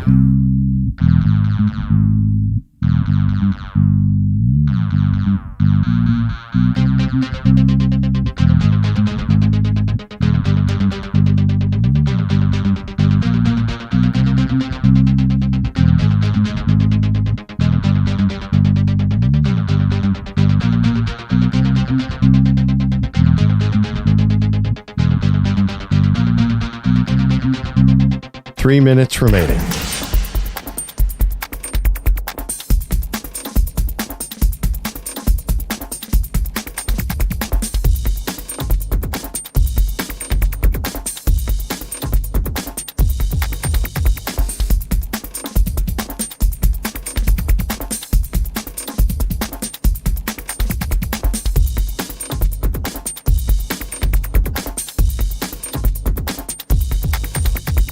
Two minutes, 30 seconds remaining.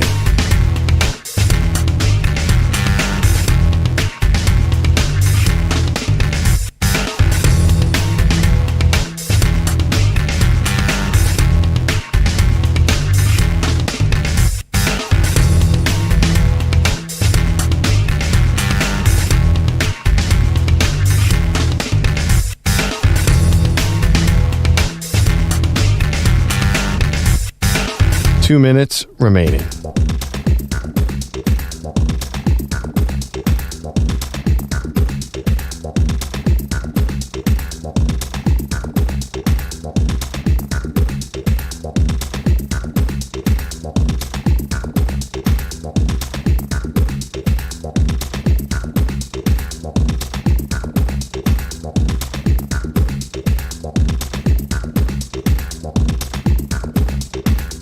One minute, 30 seconds remaining.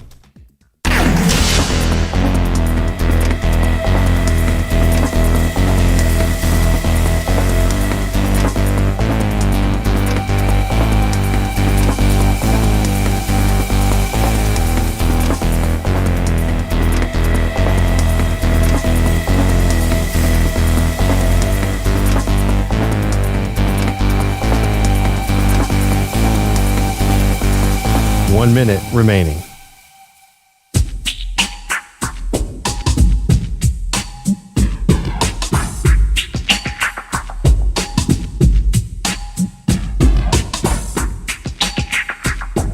$45 seconds remaining.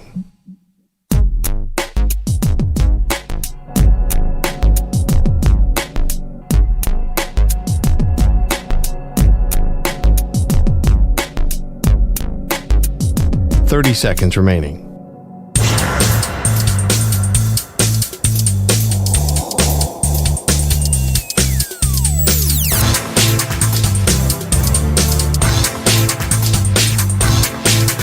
$15 seconds.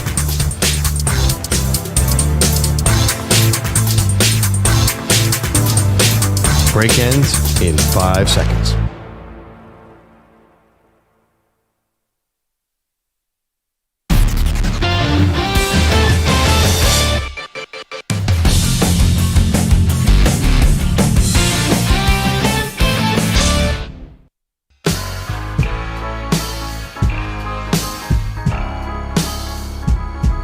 Welcome back, Maggie Perloff, breaking down the semifinal game. Great game, Notre Dame versus Penn State. You could go to our X feed at Maggie and Pearl, vote which was a more classic game. I love this poll. Notre Dame, Penn State, or Arizona State, Texas. Both really close games. I guess Arizona State, Texas went to overtime, maybe gives it an edge. Double OT. But I just feel like, I mean, come on, those helmets last night. This was college football. On one field, there was just so much darn history. You couldn't help but be excited. It's been so long for Notre Dame that I think the excitement level last night just seemed off the charts. Yeah, I think that the Texas-Arizona State game was definitely more exciting, in how it finished. But last night was also great. 31 fourth quarter points were scored, but it didn't have like all the twists and turns necessarily that Texas-Arizona State game had. But you mentioned it as a throwback. Yeah. The nostalgia was definitely a big part of it last night, and James Franklin was really leaning into that after the game. They lost, obviously. Penn State did. But he started talking about how they want this to be a throwback program, and it's got to be about more than just NIL and transactional. And I hear this, I feel like, a lot from some of the older coaches, and he called himself a dinosaur. He says, I'm old school. And again, this is all after the loss. It was the first time it creeped across my mind. I'm like, man, is James Franklin like a little burnout on this? Or is is there a change coming? Or I don't know. It can't go to a different college program because you're going to have the same exact issues. I've never heard of James Franklin in the NFL, so I don't know if that would be a thing. But it crossed my mind, Perloff. You get a lot of these coaches complaining about what's going on with NIL right now. Yeah, it's funny.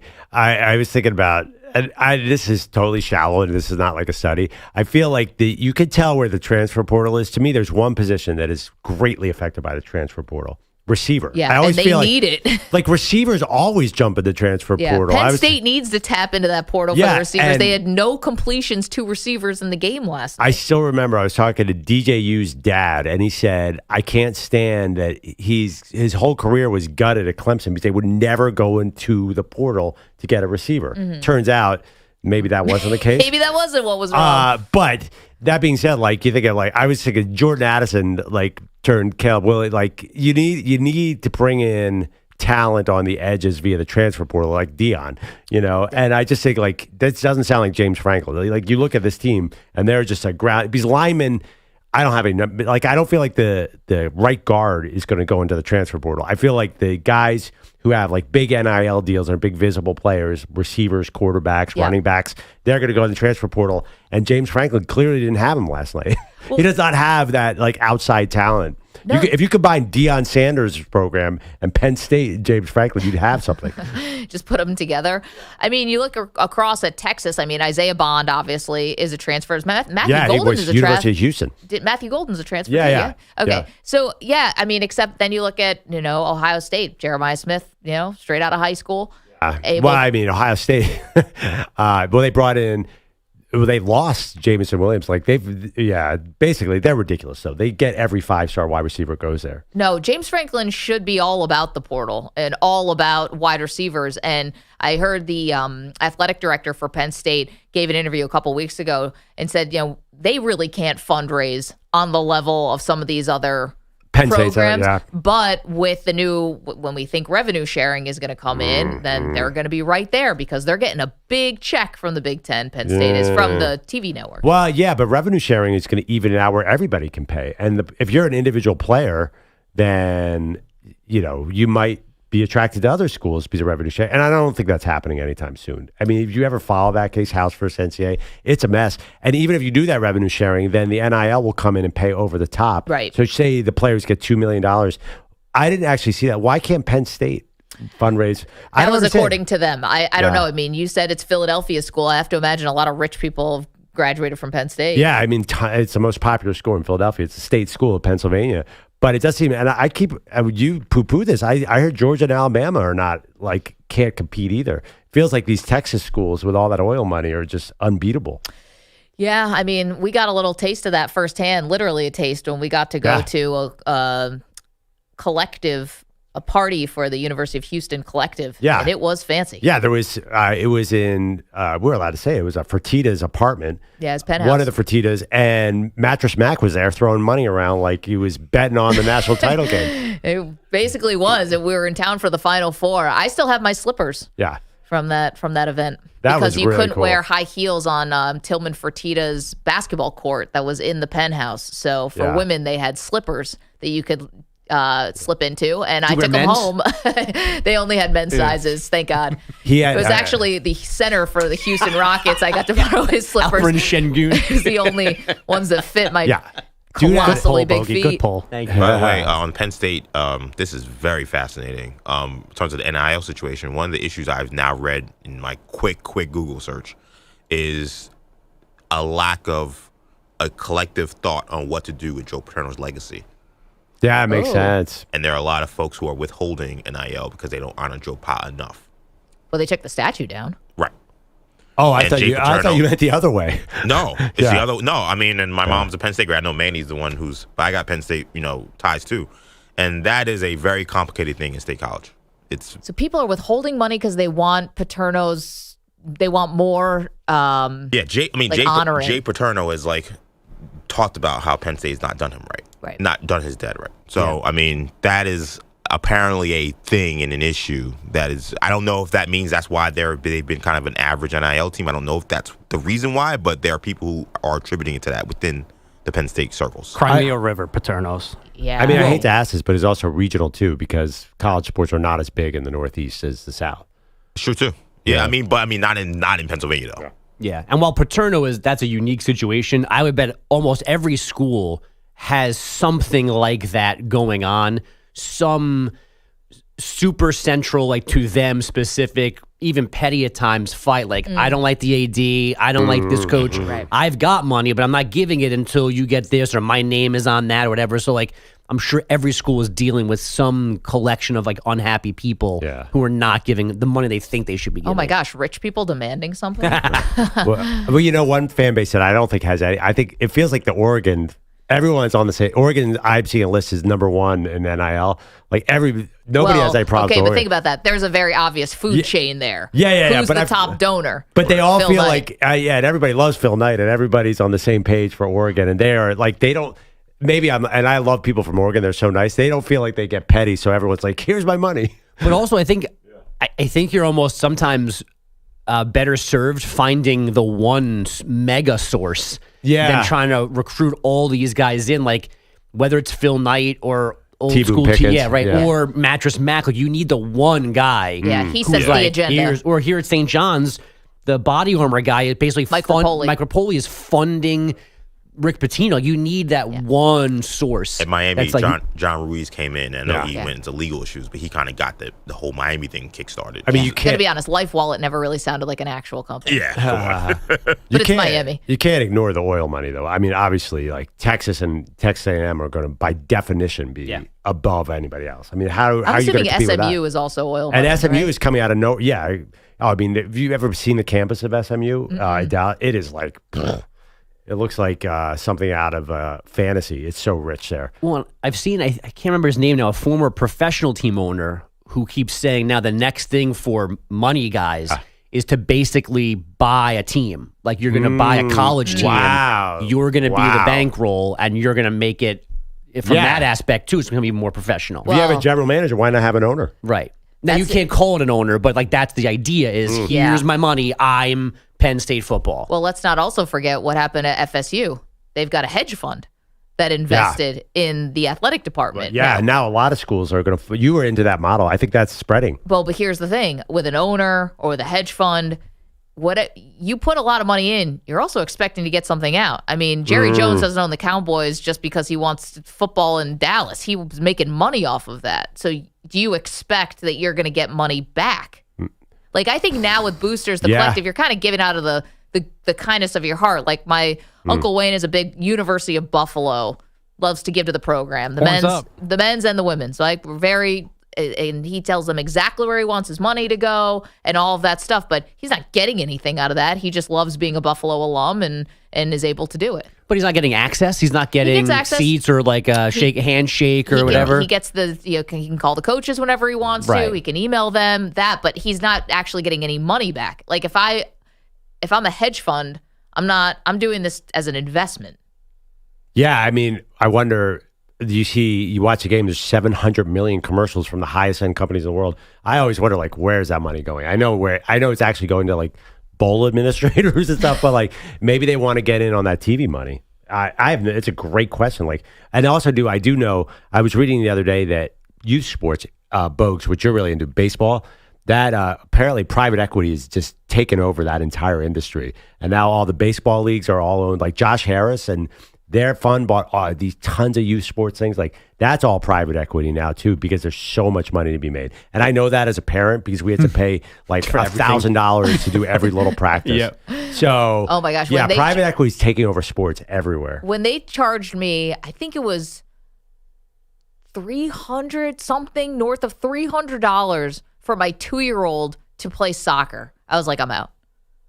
This is here's your iPad, Lucas. Just do whatever you want to do. Go play with a bag of knives. I don't care. We're not doing this. We didn't even get the free T-shirt. I was bummed. I'll be very curious. I love this model that the owner. Watch Josh Harris because he owns everything, right? The Devils, the Commanders, the Sixers. Yeah, if he buys a college team, then it's going to be a pro model because they are little pro teams, right? Or they're big pro teams in some cases. BYU, that's basically what happened. Yeah, who runs that? The owner of the Utah Jazz essentially just decided Utah sports is going to be a thing now. So he's got the new hockey team. We see all these massive recruits in basketball going to BYU, which is unheard of. Non-Mormon athletes going to BYU, again, also kind of unheard of for guys as high stature as they are. But they've decided with Danny Ainge and a lot of the high-power people in that area that they're going to make Utah basketball a thing. So now BYU has been a real force in college basketball. I think college football, that's coming too. They have the number one recruit, right? Yeah, the basketball recruit. Yeah. But is he from Utah? AJ Dibbenton? What was that? AJ Dibbenton. Sounds like Salt Lake City. AJ Dibbenton. Nope. I got to learn that. Just help me out. I think it's Dabonsa or Dibonsa. Dabonsa. I wasn't that far off. You added 4 extra syllables. Reasonable minds might believe disagree. me, I will get names a lot worse than that. All right, he's from Utah, but he's been playing in Utah. So wait, did he move to Utah because of like this? He might have though, yeah, because he was born in Massachusetts. Anyway, that's a great point. Hotbed. Wow, he grew up in Massachusetts and then moved to Utah. We've actually solved the entire college sports landscape. We've just figured it all out. Well, I mean, nobody mentioned the Saudis, so I think we still had some room to go in that conversation, but just wait. Andrew Bogusch has updates for us today. Hey, guys, now that I know Manny's a Penn State fan, I'm struck by the irony of a Yankee fan losing a postseason game because of a dude named Jeter. In the 24-24 game, Jeter, kick for the lead. It's up. The kick by Jeter is good, and Notre Dame takes the lead 27-24 with 7 seconds to play. That's how It kind of was a baseball call, actually. How it sounded on Penn State radio from Learfield. Mitch Jeter, the 41-yard tiebreaker after Drew Aller's interception with 33 seconds left.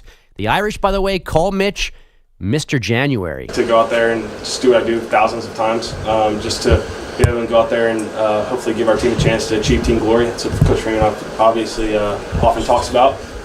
Just happy to do that for our team. Notre Dame won a sometimes ugly game 27-24 at the Orange Bowl last night. The Irish trailed 10-0. They led 17-10. They were down again 24-17 in the fourth, but now they're in the national title game for the first time in 12 years, while James Franklin drops to 4-20 against top 10 teams, 1-15 against the top 5 at Penn State. It does not matter at all big picture, but the Rams losing home field advantage in their wildcard game with the 14-win Vikings. Monday night's game will now be played in Glendale, Arizona because of the LA wildfires. The Lakers and Hornets did not play in LA last night. Eagles wideout A.J. Brown did not practice yesterday with a knee issue, but he should be fine for Sunday's game with the Packers. Jordan Love and his elbow upgraded to a full practice yesterday, and those silly Raiders fired GM Tom Telesco yesterday, 2 days after letting go of head coach Antonio Pierce. Bradley Beal, 25 points off the Suns bench in a 123-115 home win over the Hawks. Tyler Hero scored 23 as Miami won in Utah, 97-92. The Jazz have dropped their last 9 home games, and the Cavs outscored the Raptors 132-126 for a 12-game win streak. Darius Garland, a season-high 40 plus 9 assists. Men's number 15, Oregon, surviving a trip to Ohio State, 73-71. Women's number 6, LSU, an 89-87 escape from number 16, Tennessee. AL Cy Young winner Tarek Skubal avoiding arbitration with the Tigers. He'll get $10.15 million for the coming season. That's not a lot, of course, but it is 3 times what he made for last season. And finally, may I introduce you to my new favorite name in hockey. Back to Van Riemsdyk, bottom of the right wing circle, puts it in front, and there's a score! Luca Del Bel Belluz picking up his second National Hockey League goal in his second National Hockey League game. That's Blue Jackets Radio. Luca Del Bel Belluz scoring in a 6-2 decision over Seattle. That's for cover. Del Bel Belluz? D-E-L space B-E-L space B-E-L-L-U-Z. I've never He's seen... Italian? I don't know. I've never seen a name with Del Bel before.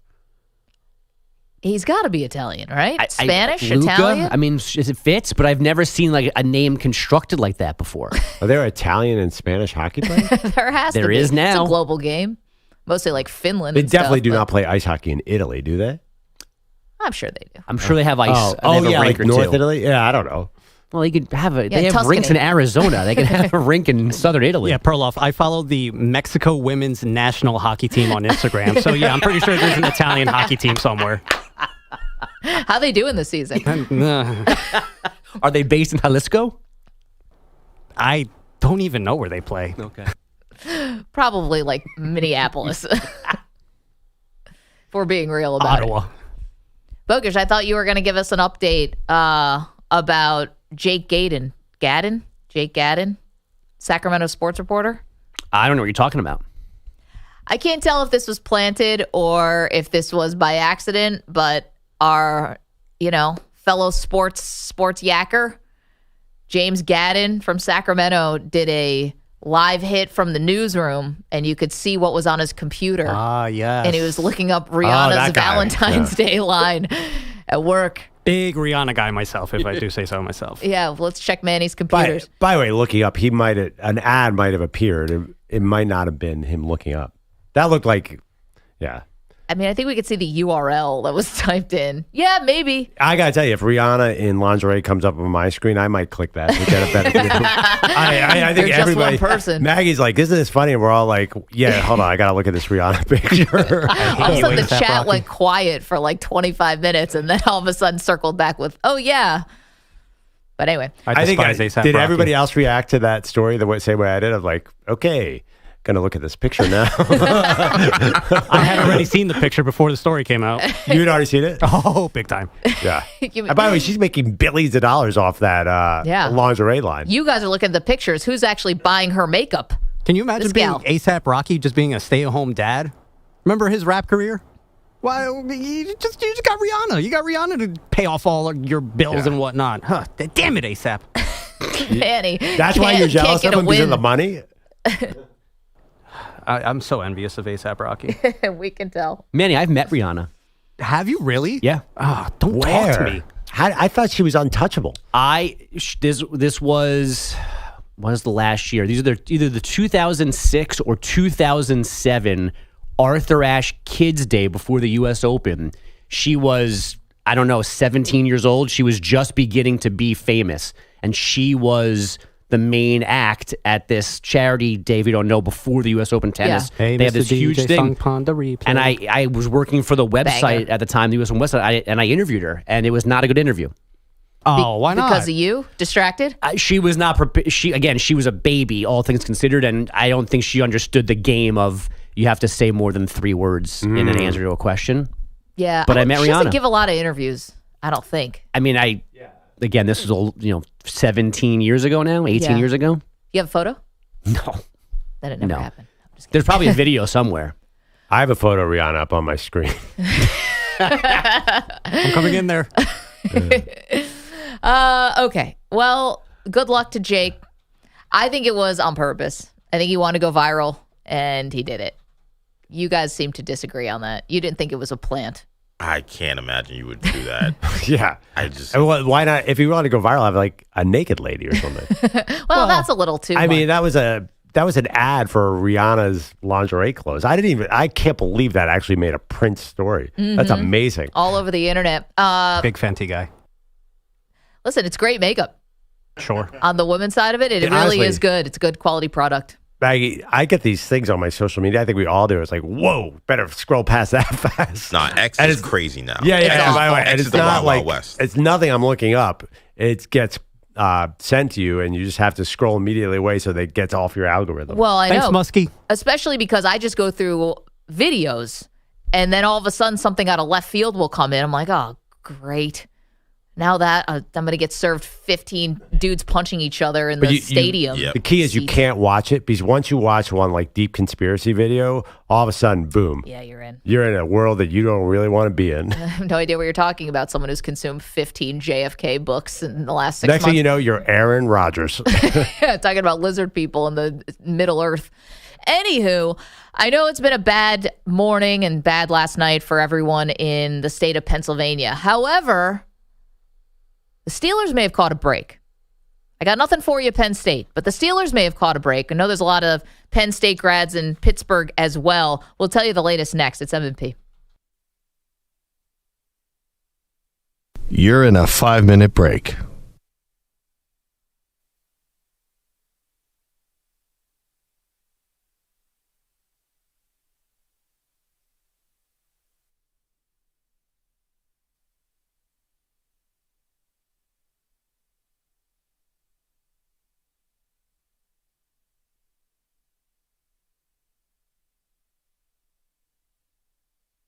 Four minutes, 30 seconds remaining.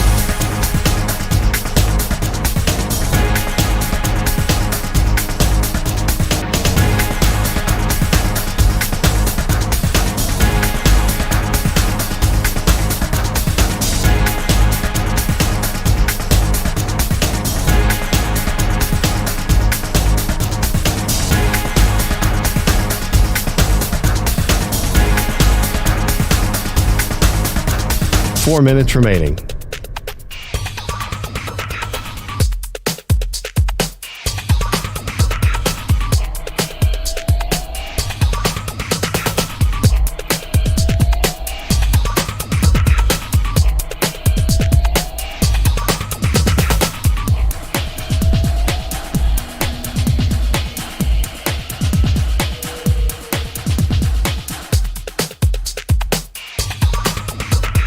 3 minutes, 30 seconds remaining.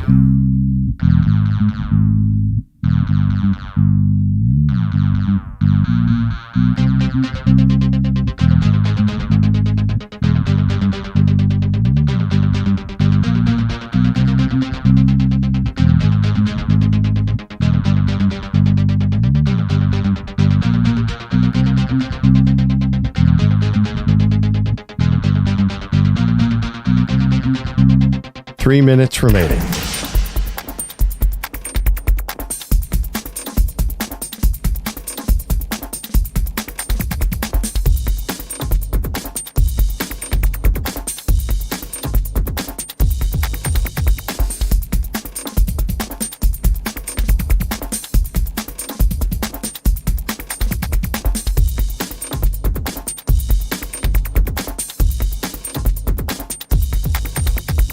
Two minutes, 30 seconds remaining.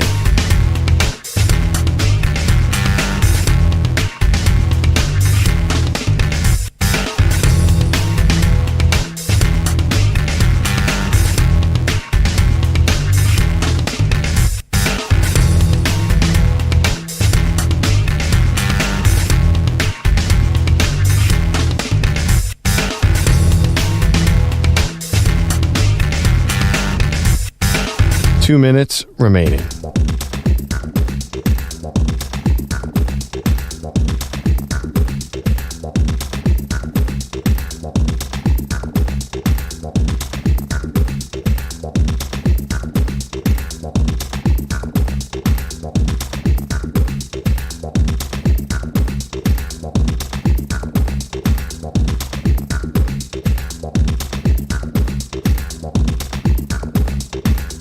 One minute, 30 seconds remaining.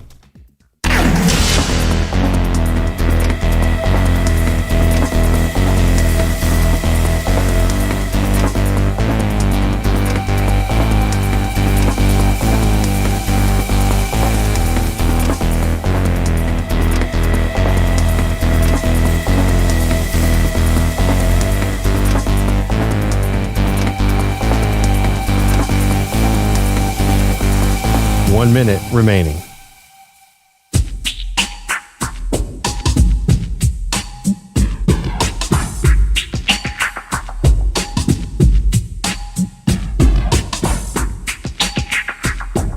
Forty-five seconds remaining.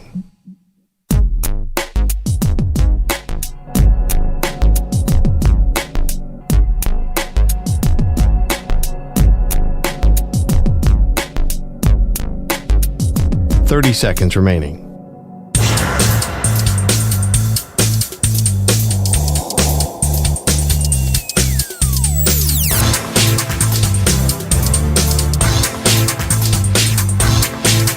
Fifteen seconds.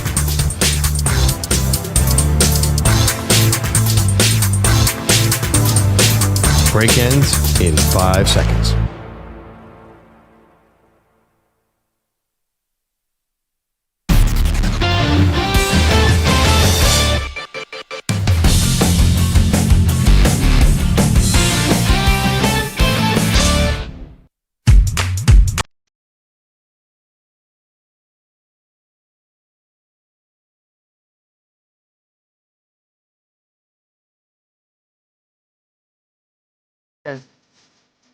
Rihanna fan club here.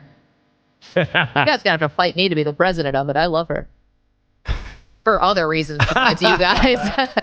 I'm more in it for the music. I was not. Okay, we got a big fight. Maggie and I did. I didn't love the halftime show. I was there. I was actually there watching. The Rihanna halftime The show. Rihanna halftime show. And there was a lot of things moving up and down. But I hate to say it, Lady Gaga set the bar so high when she swooped in from the top of the stadium. And Rihanna was limited because she was pregnant. Yeah. Like, she couldn't swoop in from the top of the stadium. So I thought it lacked something a little bit. I wasn't so into that. And she was good, don't get me wrong.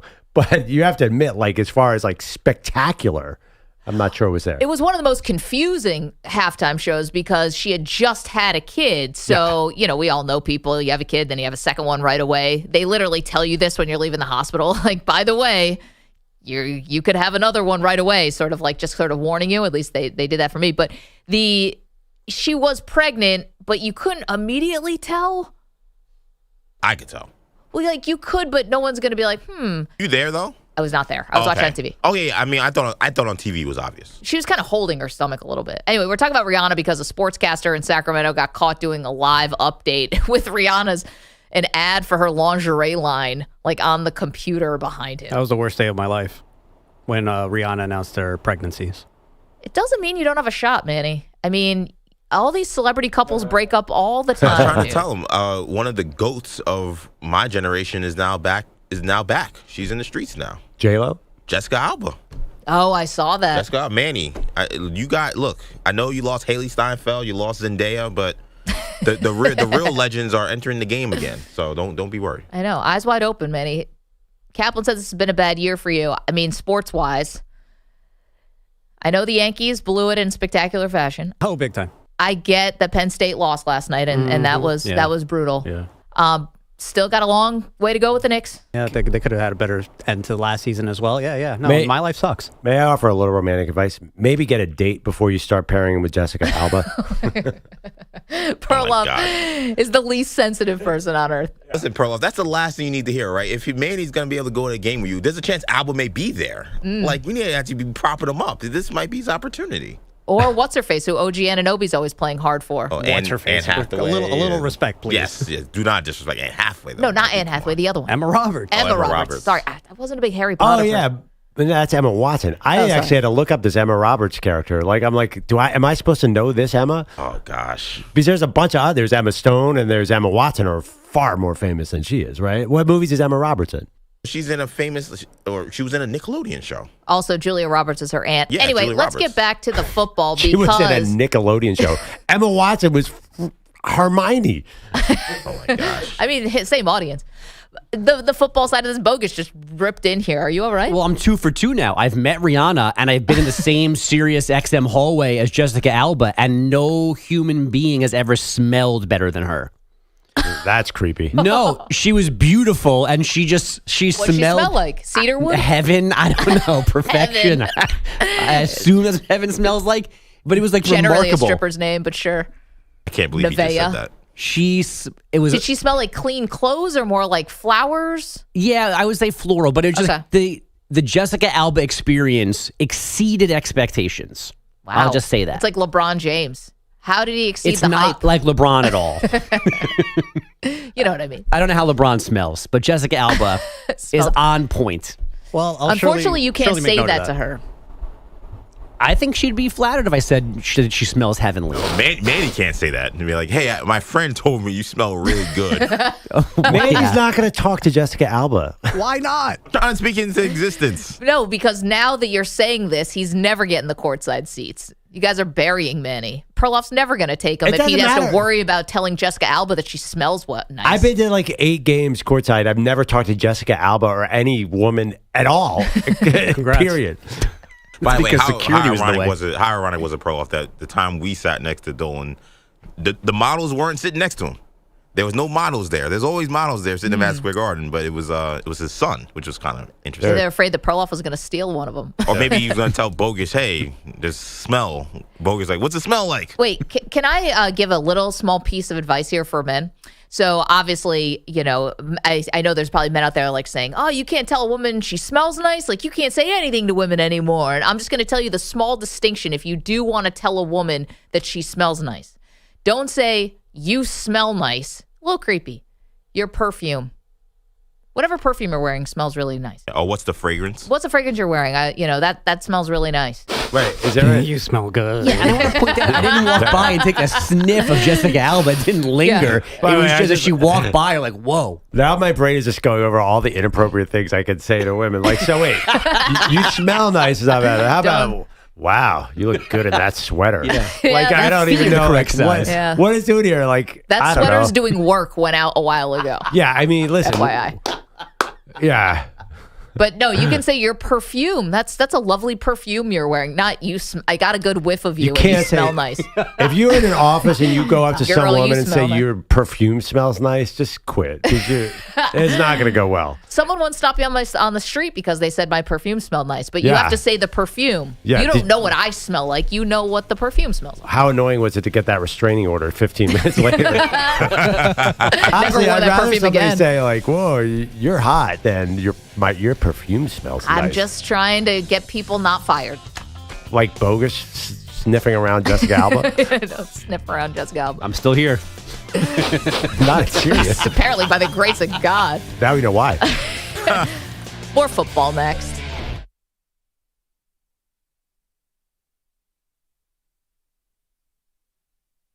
You're in a 5-minute break.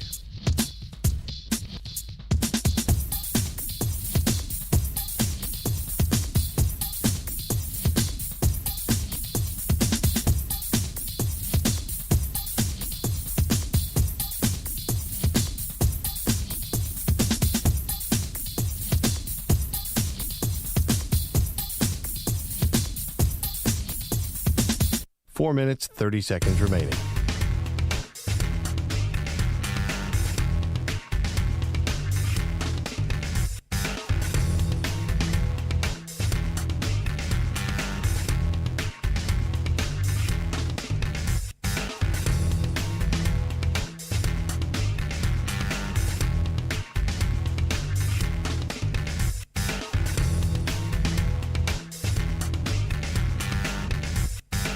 Four minutes remaining.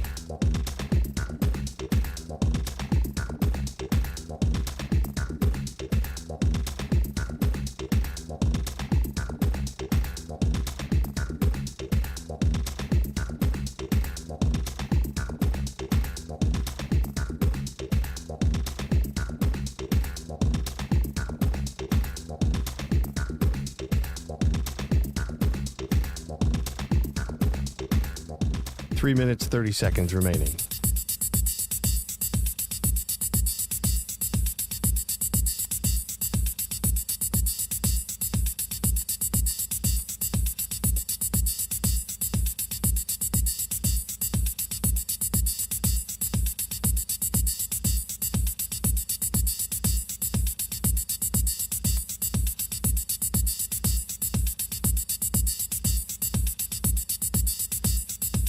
Three minutes remaining.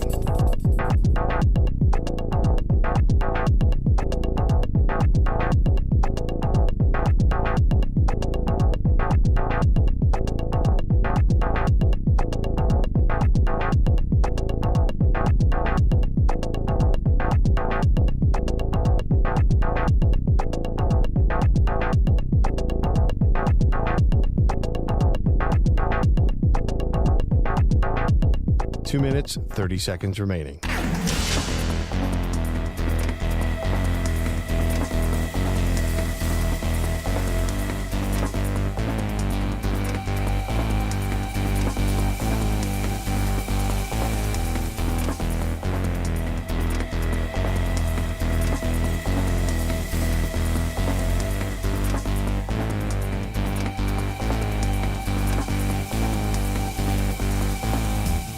Two minutes remaining.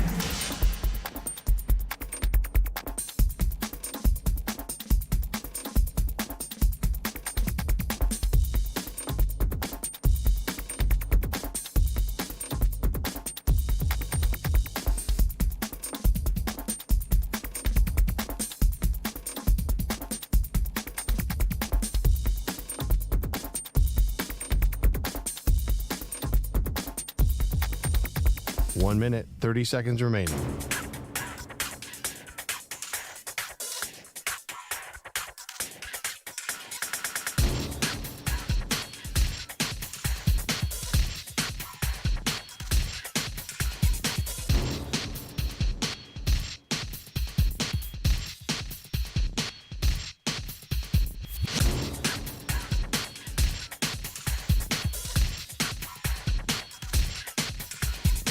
One minute remaining.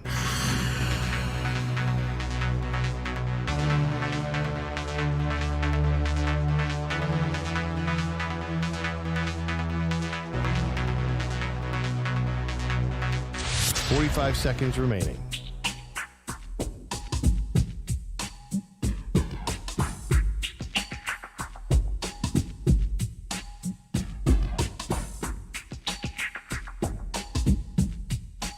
Seconds remaining.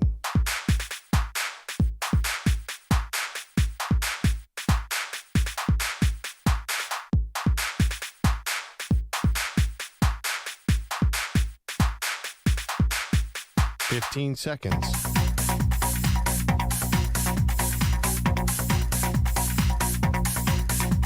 Break ends in 5 seconds.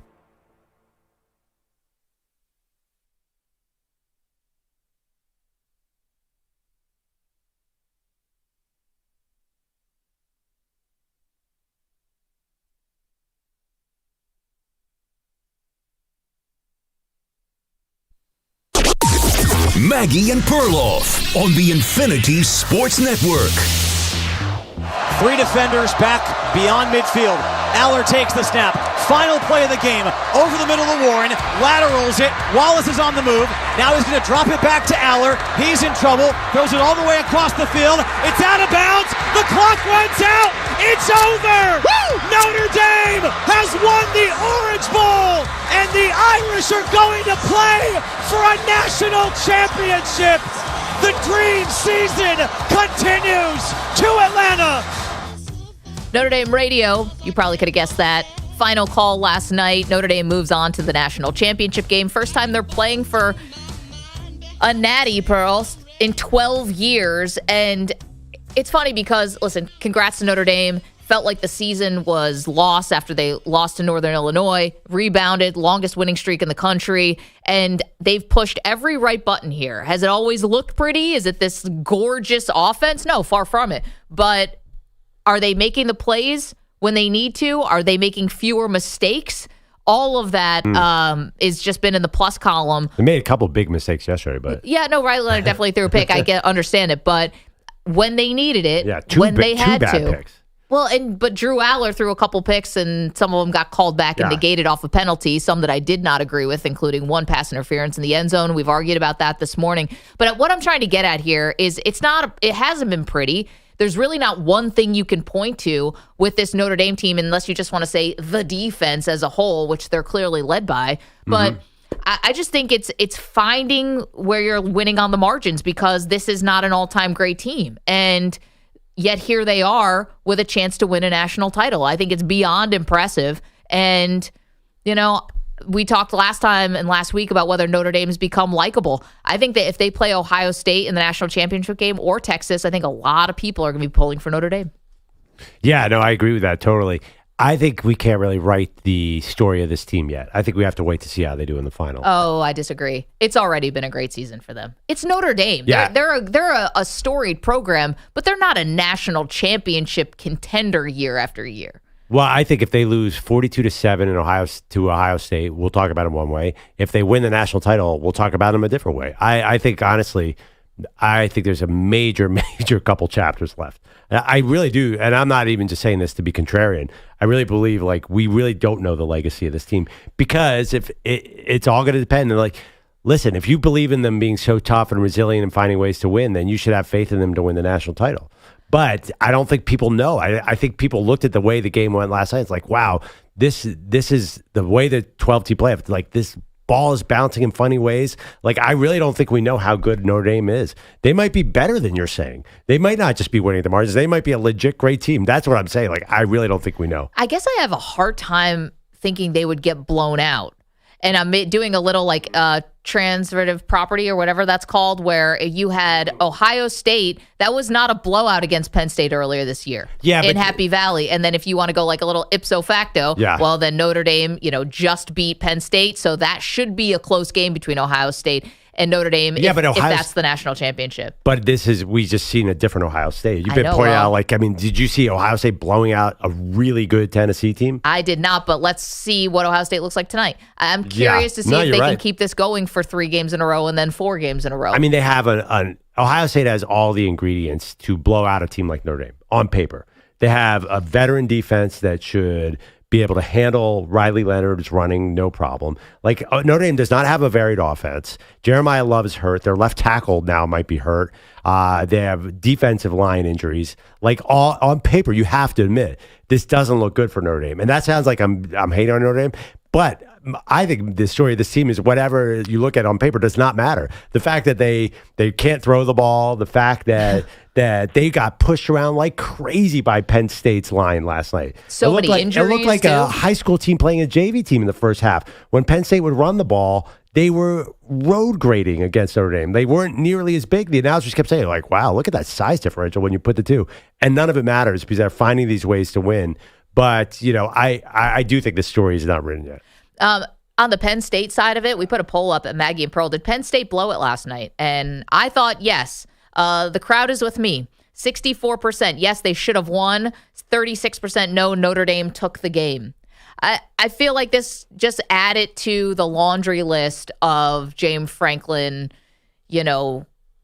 again, losing against a top 5 team, losing against top 10 team, these just consistent failures when he's playing in the biggest games or coaching in the biggest games. And a lot of these losses for James Franklin have been one-score games, just like last night. A field goal decides it. It's not like he's getting blown out in a lot of these losses, so you almost feel like it's more of a choke job because you're right there. That's what makes this even more infuriating. If you just don't even belong on the same field as one of these teams, okay, well, then you don't have players who are good enough. That's obvious. But if you are getting beat in one-score games consistently by top opponents, how do you not point to the coaching? You clearly have the players who can hang. But you don't have the quarterback. But neither does Notre Dame. I don't think Riley Leonard is all of a sudden, he's not this, we're not talking about him as a top pick. I don't even know if he's a backup in the NFL. Yeah, it's funny. What actual mistakes? I would say in the first half, Penn State clearly outcoached Notre Dame. I mean, there's no doubt about it. They dominated everything. I don't know if what's the actual coaching move that Penn State did wrong? Well, I think you had to anticipate that you can't just abandon, and I know the wide receivers are not good, but how do you expect to win a game of this caliber if you can't complete a pass to any of your wide receivers? And that's on the coach to try to scheme up some easy ones. You saw, he had an easy one at the goal line, and Drew Aller missed it. He had a guy standing there wide open. Colton Nicky was on fire last night. Every little thing he was doing in the first half was great.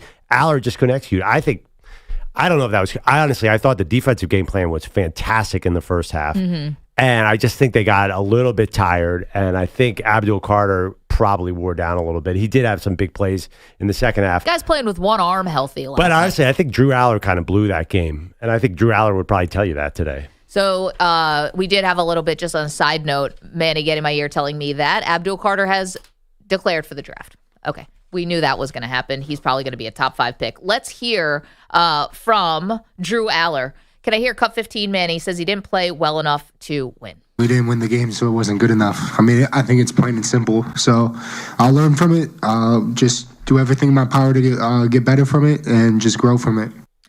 And that's the right attitude, and he'll be back at Penn State this year, and we'll see him continue to grow. But this is where Aller lost me a little bit. The interception he throws at the end of the game, and that was not the only bad play, but this is the one that's going to stand out because it was a bad throw, bad interception. It set up the game-winning field goal for Notre Dame.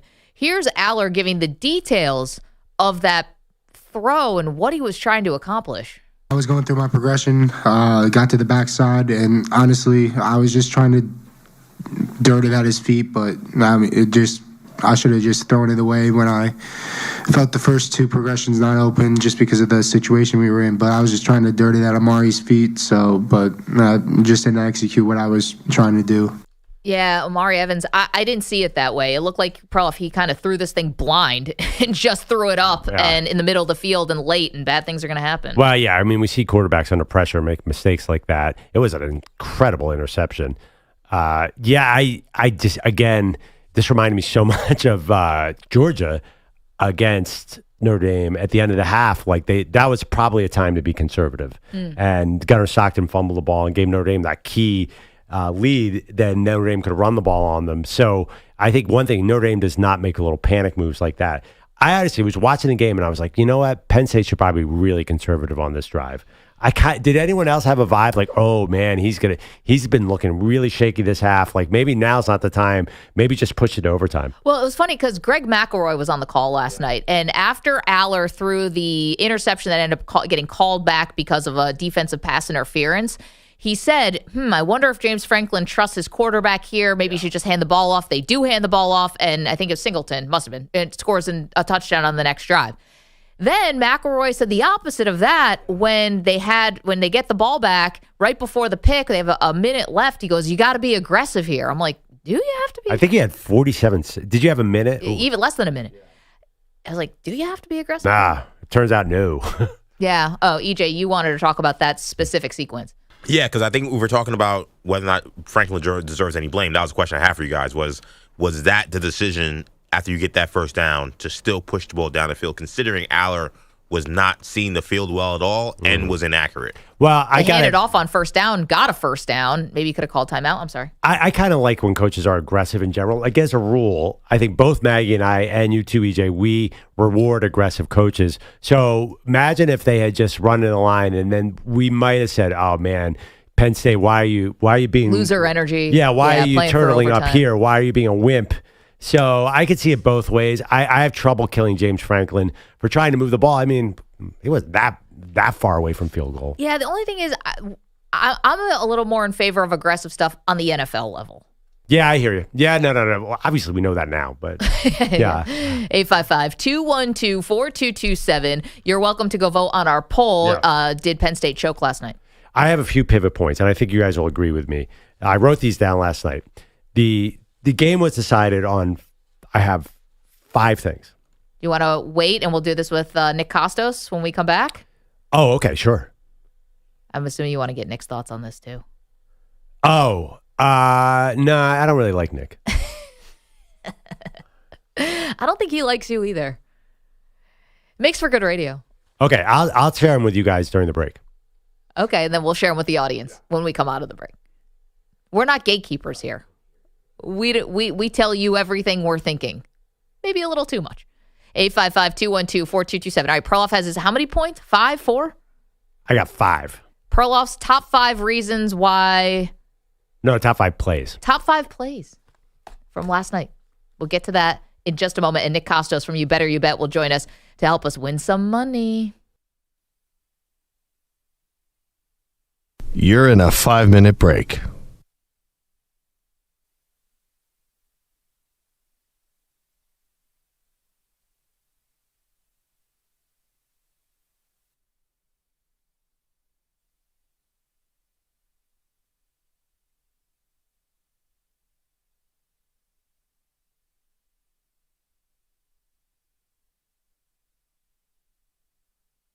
Four minutes, 30 seconds remaining.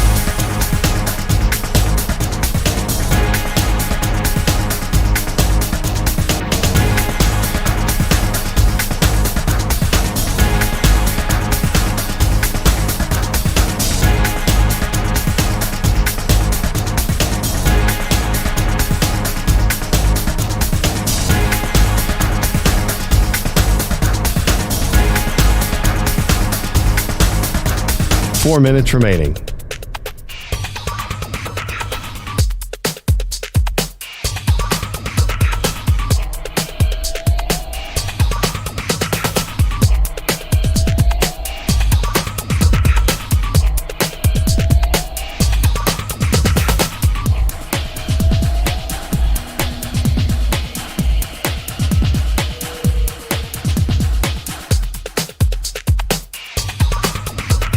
Three minutes, 30 seconds remaining.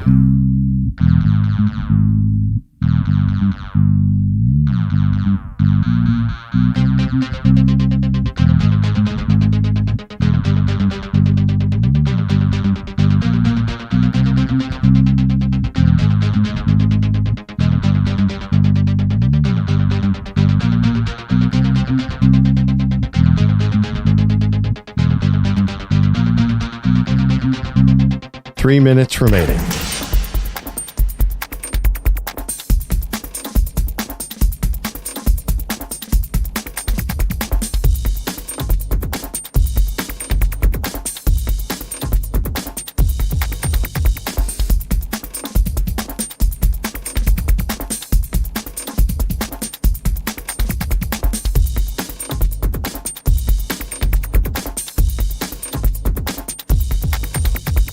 2 minutes, 30 seconds remaining.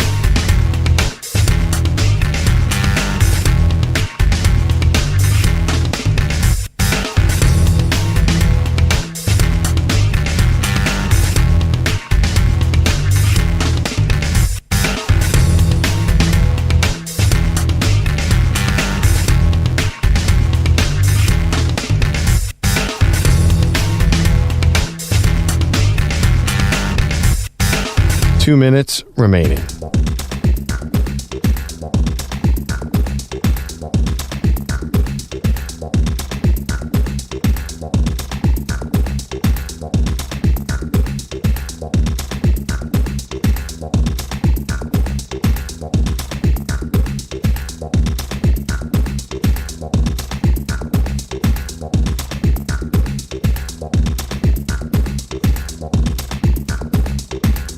One minute, 30 seconds remaining.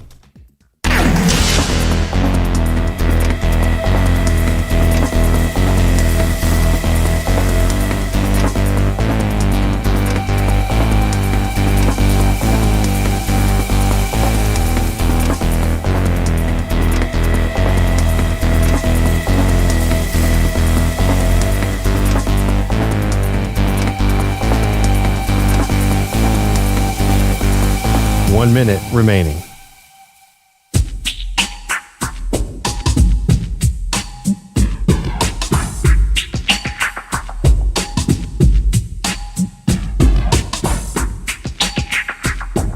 .45 seconds remaining.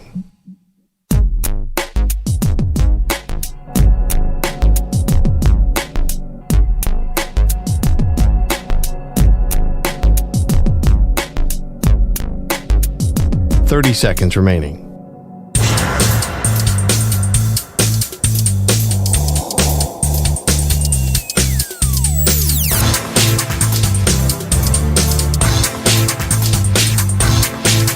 .15 seconds.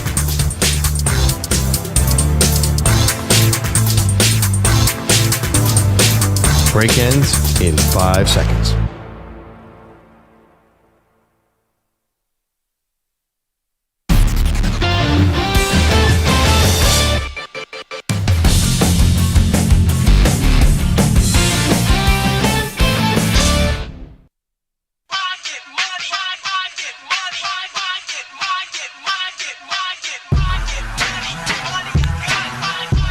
Welcome back, Maggie and Perloff show.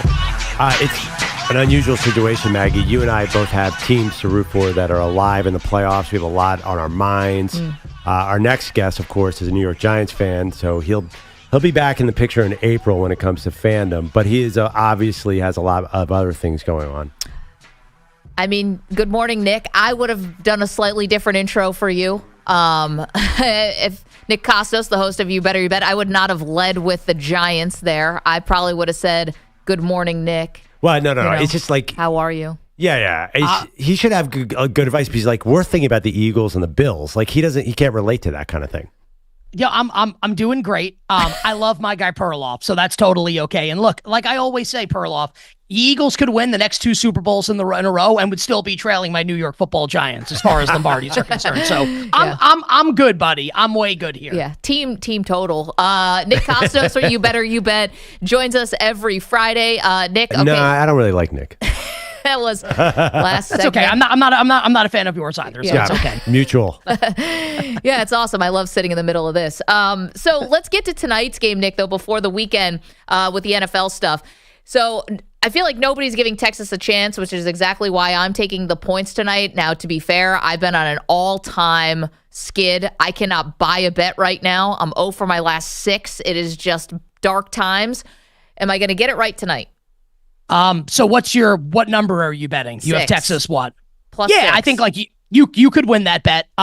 And I would say for people that like Texas, definitely bet +6. This could move off of 6 tonight and go down to 5.5 before kickoff. It's my sense that Texas is going to draw some action in the betting market just because the number is really big. Now, I do think Ohio State is extremely likely to win the game.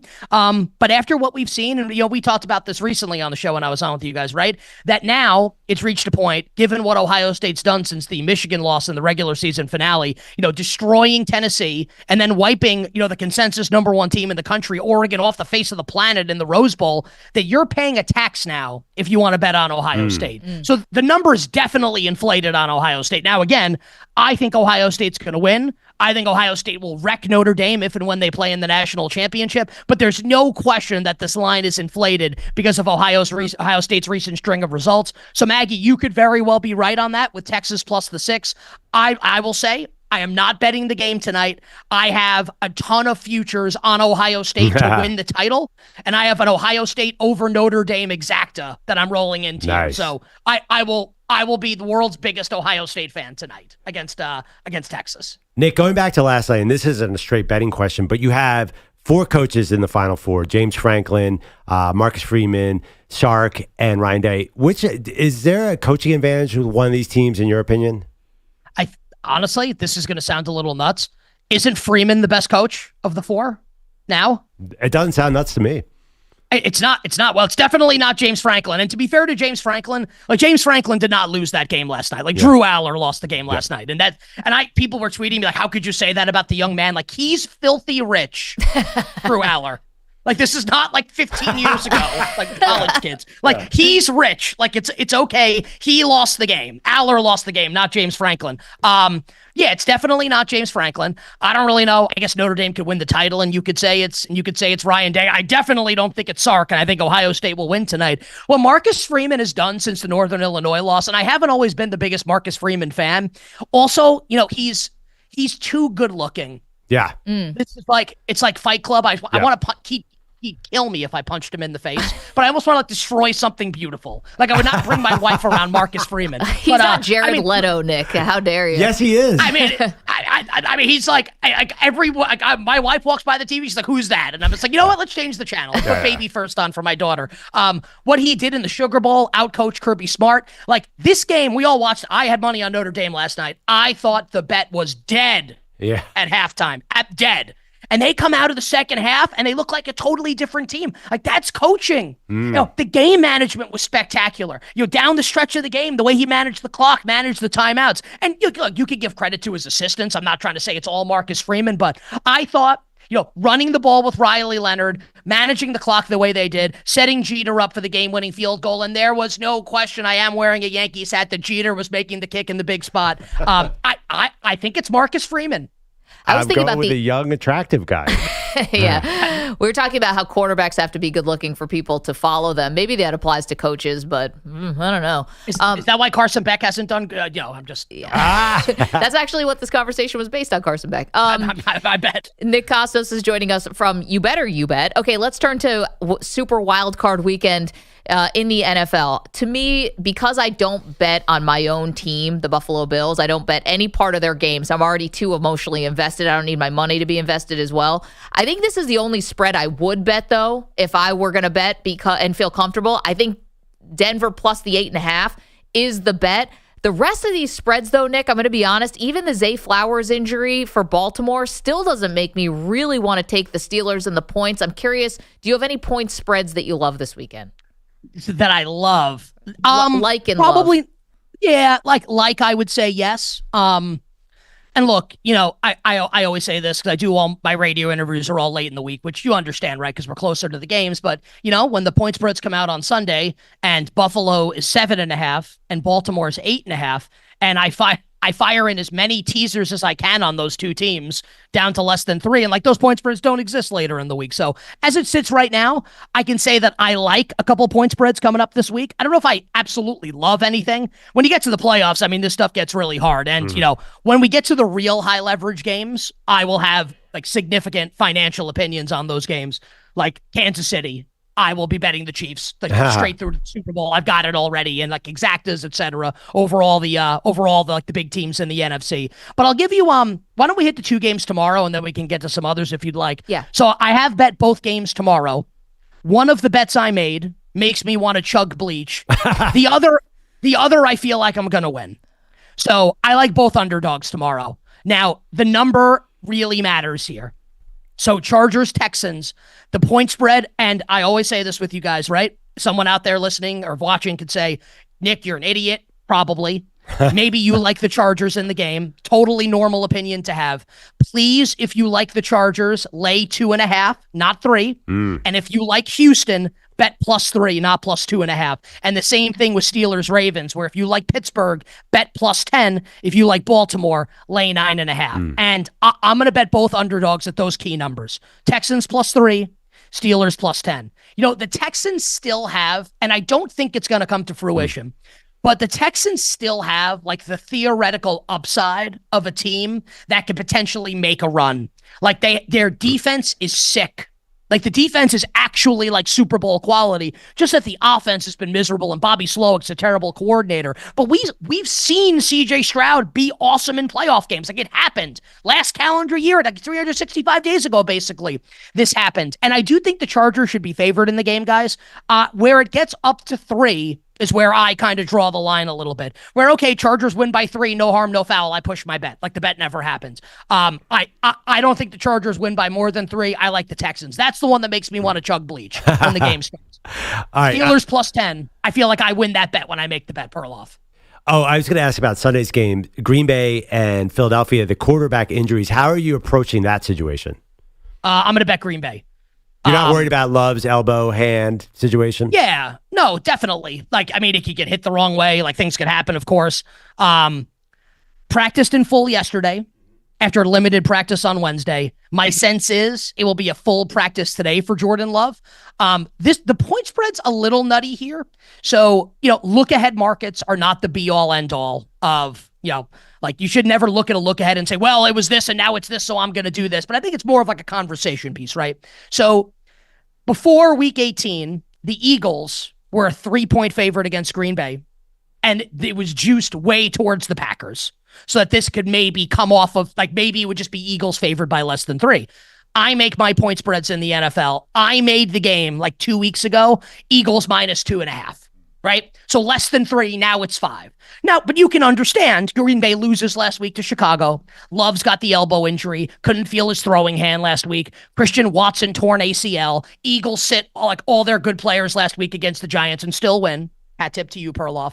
And you can understand how we get to this point, right? Where not only are we through 3, but we're through 3.5, we're through 4, we're through 4.5. Like you could maybe make a case for it. I would push back and say I think we've actually gone a little bit too far here, where the Packers' upside in this game, and I don't think it's the most likely outcome, the Packers' upside is to win the game, is to just win. And I think Jordan Love has proven to be a big game quarterback, like destroyed the Cowboys last year on Wild Card Weekend, and then stood toe-to-toe with the Niners. The Packers almost won that game in the divisional round last year at San Francisco. And Jalen Hurts, by the way, he's going to play in the game. He has still not cleared concussion protocol, right? Now, he's practiced in full. He's going to play. But, I mean, he got concussed almost 3 weeks ago and has yet to clear protocol. I find it hard to believe he's just stepping on the field and is throwing darts immediately. So I'll take the points with the Green Bay Packers. I'm not saying Green Bay is going to win. I wouldn't be shocked if they did, but I'll bet Green Bay plus the points on Sunday. Nick Kostos is the host of You Better You Bet. Got him here for another minute or two to go through some of the weekend's games. So Nick, I have a long-standing, like my own Maggie's, like 10 commandments of betting, and one of them is, I'd love to hear them. Oh yeah, I got them. I've written down in stone. One of them is I never bet rookie quarterbacks on the road. It's just a stay away from me. You literally just said like your favorite point spread of the week was Bo Nix at the Bills. No, but not to win, just to cover. Okay, Right. to cover. Got so it. I'm looking at a smaller spread, which is the Washington Commanders going to Tampa Bay. That's 3 points. So obviously, if you're picking, the Commanders there, you might as well take the money line. Like you think they're going to win the game, right? If you're doing 3 points, or I guess that's the way I look at it. So rookie quarterbacks on the road, I never do it. Should I break my rule for Jaden Daniels and this Commanders team? Well, can I ask you guys a question? Sure. Which quarterback do you think's better in the game on Sunday night? Jaden Daniels or Baker Mayfield? I think Baker Mayfield. Yeah, I think Baker's probably better. It's a bigger sample size. I think Jaden's better. Okay. And I mean that like in sincerity. That is a compliment to Jaden Daniels, not an insult to Baker Mayfield. Baker has been magnificent, not just this year. They went to the divisional round and stood toe-to-toe with the Lions last year in Detroit on divisional weekend. So Baker's great. This is not an anti-Baker thing. I think Jaden Daniels' upside is absolutely through the roof. Like his upside, like I think the Commanders' upside is to like play on Championship Sunday. I'm not saying that's going to happen. I think it's within the range of outcomes that is possible because Daniels is so singularly great. Yeah. So again, this is going to be, I hate to give answers like this, but, I'm on 6 days a week, but I'm on Monday talking about the games. This point spread was 3.5 on Monday. I bet Commanders 3.5. Would I still bet 3 with Washington? Maggie, I actually agree with you. I think if you like the Commanders, play them to win. I definitely think Washington can win the game. I will also add that if anyone out there likes Washington in the game, I would consider playing it with the over. I don't know if Washington wins like a 20-17 game, although I don't know if people realize this because he's barely played since being traded from New Orleans. We will get #renewing pleasantries, one of the great NFL rivalries of recent memory, Marshawn Lattimore against Mike Evans on Sunday night. And, Mike Evans is going to the Hall of Fame I hated what they did at the end of the game. I thought it was a disgrace to football, what they did at the end of the game last week with Mike Evans. But Lattimore has won this head-to-head matchup more often than not. I do like Washington in the game, Maggie, so I am with you. MVP. Did you put in a bunch of MVP votes at a certain point of the season? Yeah. And you had Josh Allen? Well, I had Saquon Barkley at a huge price. I win if Josh Allen wins. It will not be like a massive win for me. I think Josh Allen is extremely likely to win MVP. Yeah, my question is like, how much pressure? This is again not a straight betting question. How much pressure do Josh Allen and Lamar Jackson have to win right now? I feel like the top two MVP candidates, or two of the top three, like this whole playoffs is about those two guys to me, and I'm curious like how they respond in this opening round. Well, it's about them until they lose. Until they lose to the Chiefs, and then it's about Mahomes again. You don't think either guy is ready to take the next step? So I don't know if like ready's the right word here because I think there's like a lot of ways to look at this, right? And let's just use like an NBA analogy here, right? Charles Barkley. Say what you want. Like this is not like a Karl Malone off thing, like on like off court here thing. Karl Malone, Patrick Ewing. NBA superstars in the 90s that never won because Jordan was there. Come on, man. You're in the wrong era. Like, sorry, everybody. That might be how this turns out. Now, Peyton ended up getting Tom Brady a couple times. So like that did happen. I'm not saying it's impossible, but I mean, look, it's a betting thing, right? We can have a sports radio conversation. Can the Bills or the Ravens beat the Chiefs? Of course they can. Like anything can happen. But when we're talking about betting, the question becomes, would you bet on Lamar Jackson or Josh Allen going to Arrowhead and slaying the dragon? I wouldn't. I feel like the Bills had their shot. And Maggie, like, I know I'm not saying this to like to rub salt in the wound. Like they had their shot in the 13 seconds game. I don't think it's going to happen. So they're under a tremendous amount of pressure. There's no question about it. It's part of what makes this so exciting and what's going to make the game so compelling. I think at the end of this, it's going to be about Patrick Mahomes again. And maybe that makes people vomit in their mouths, but sorry, that's what I think is going to happen. Well, Nick, you thought that Perloff was the only one who disliked you on this show. Well, now you can add me to the mix. Sorry.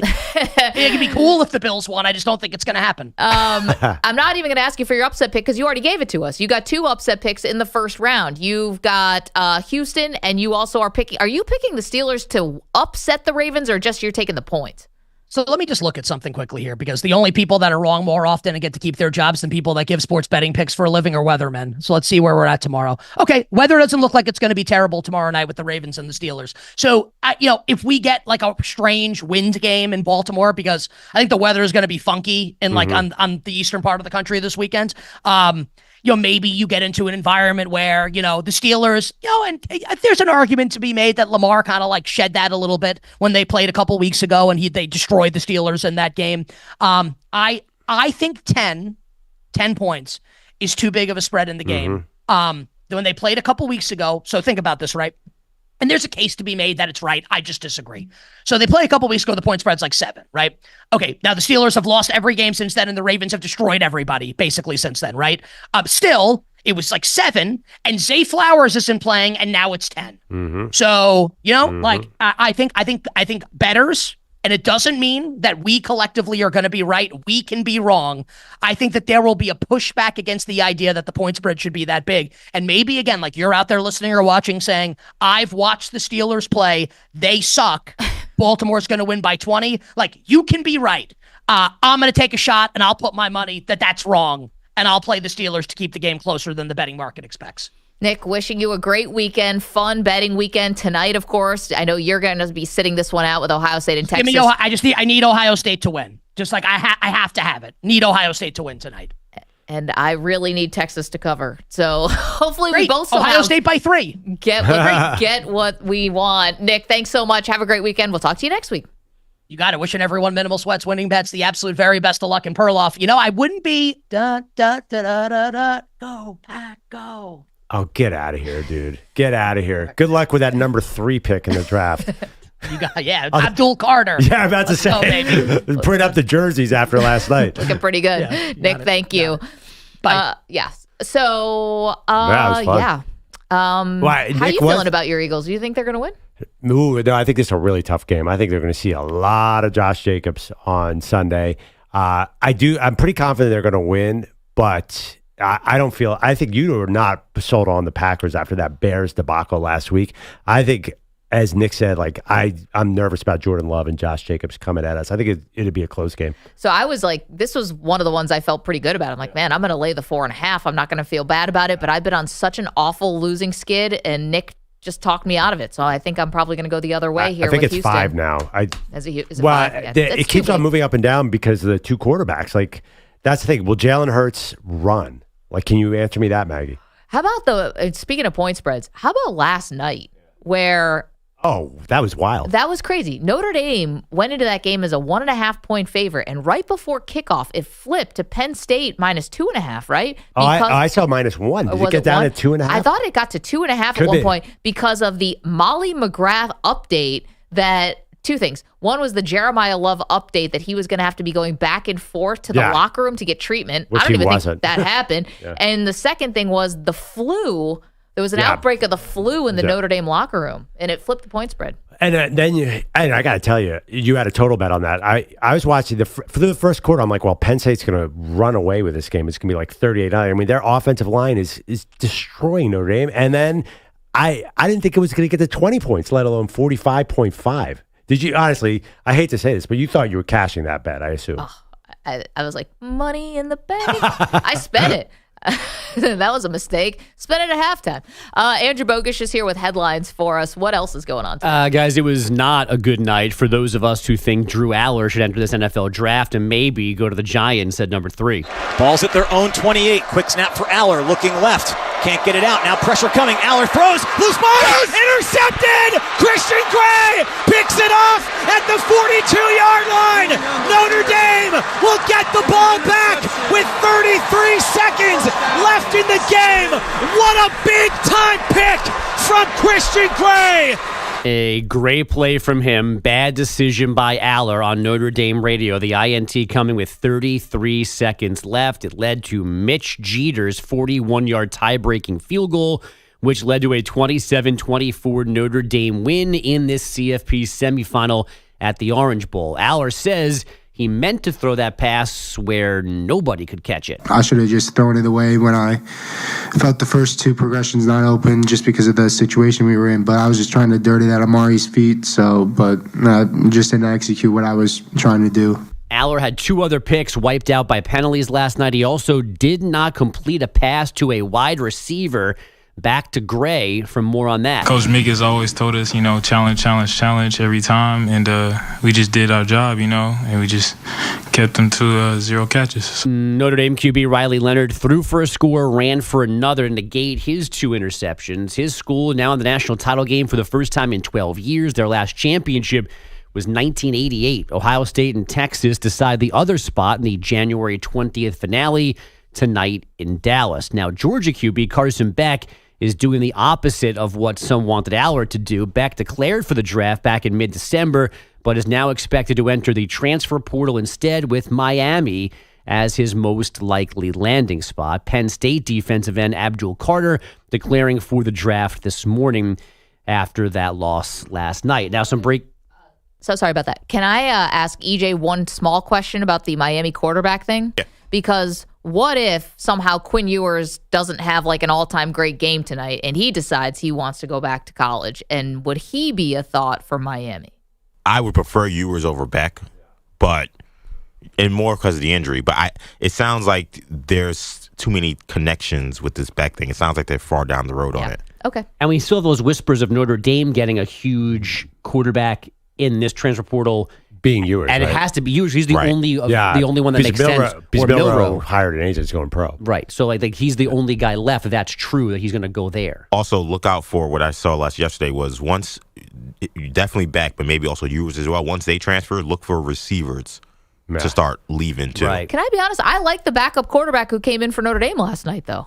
I thought he did a pretty good job. Yeah, McDonough said that he was going to be in line to probably compete for the job next year. What Right, about but Ohio if Ewers State? comes in, By he's the way, not going to win that job, right? What about Ohio State? I know they have the young guy there, but who replaces Will Howard? I was wondering. We were laughing. Can Ewers go back to Ohio State? Is that allowed? They have so many former 5-stars. They don't have somebody in that QB room that can play quarterback. I mean, at what point? What are they doing? I know. But I don't believe in the high school 5-star anymore. Like, I don't even care. I would need any 23-year-old. Riley Leonard feels like he's been in the NFL for 4 years. He's so old. These 5-stars are not really hitting the way they used to. Yeah, because the Jane older Rashada, quarterbacks. Yeah. I think age matters in that consideration. Yeah. You were about to do some breaking news, and I stepped all over it. Just from the NFL, breaking news, I guess. The Jaguars, like usual, plus the Jets and Browns will host games in London next season. That's what we're sending out to England? That cannot be good for relations between the United States and England. Well, somehow Woody Johnson was the ambassador, and we all survived. Yeah, that's really stretching the breaking news. There's a graphic on this TV screen right now. It did drop like 1 minute ago. Yeah. Air quotes news. Sorry, Maggie. Information. Breaking information. It is news to my fiance when I told her that this was happening. She wrote in all caps, "Oh my God." In a good way or bad way? I mean, that's the only reason why I went to the Mets game, and then it's what led to our engagement. So, but the Mets are good though. They were not good when I True. They were and they terrible. were terrible when I went there. The Phillies, I think, hit like 7 home runs. It felt like. So, would you go to London to see the Jets lose and get married? How would you double down on this? Oh, the marriage is not. The wedding's not happening in London. That's a fact. So no, You would be disowned by multiple family members if you did that. Yeah, that can't happen. For a lot of reasons, that can't happen. Still be a fun vacation though. Back to the scene. That would be awesome. I mean, but then But really, you're gonna put the you're gonna Jets this thing all over go it. 15 for 32. I mean, come I don't on, know. like you kick saving a beauty that the Mets made the NLCS. Like the Jets going all the way over there to watch them. You are asking for trouble. 855-212-4227.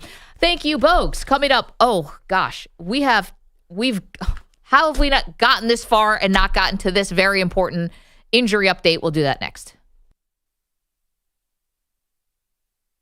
You're in a 5-minute break.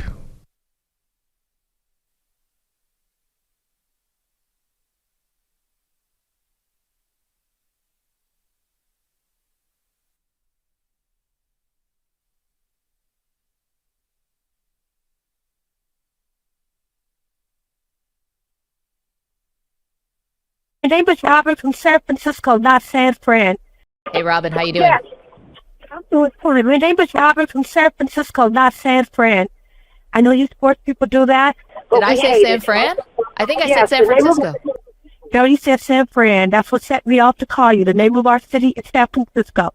The second thing I'd like to say, okay, we hate that. We locals hate that. The name of our city is San Francisco. Unless you were watching a different game than what I was watching. Yeah. I think that 2 runs that Brock Purdy had something to do with them advancing and winning this game. Robin, I said he used his legs and his scrambling kept the comeback alive. I think you kind of have an axe to grind with me beyond the Brock Purdy. I have an axe to grind to you. No, I don't have. Don't project to me. I'm telling you what I heard and what I. Okay, well, the first thing you said to me was, "Don't call our city San Fran," like you were wildly offended, which I don't even know if I said that. I am offended by it because that's insane to be offended by that. You are such a smart aleck. Bye. I'm not a smart aleck. I just don't want to get I think she kind of had it out for me a little bit before we even got started there. San Fran is offended. Did I even say San Fran? I don't know if you said, but I'm with Robin. Hey, Robin, how you doing? Yeah. I'm doing fine. My name is Robin from San Francisco, not San Fran. I know you sports people do that. Did I say San Fran? I think I said San Francisco. No, you said San Fran. That's what set me off to call you. The name of our city is San Francisco. The second thing I'd like to say, okay, we hate that. We locals hate that. The name of our city is San Francisco. Unless you were watching a different game than what I was watching, yeah, I think that 2 runs that Brock Purdy had something to do with them advancing and winning this game. Robin, I said he used his legs and his scrambling kept the comeback alive. I think you kind of have an axe to grind with me beyond the Brock Purdy. I have an axe to grind to you. No, I don't have. Don't project onto me. I'm telling you what.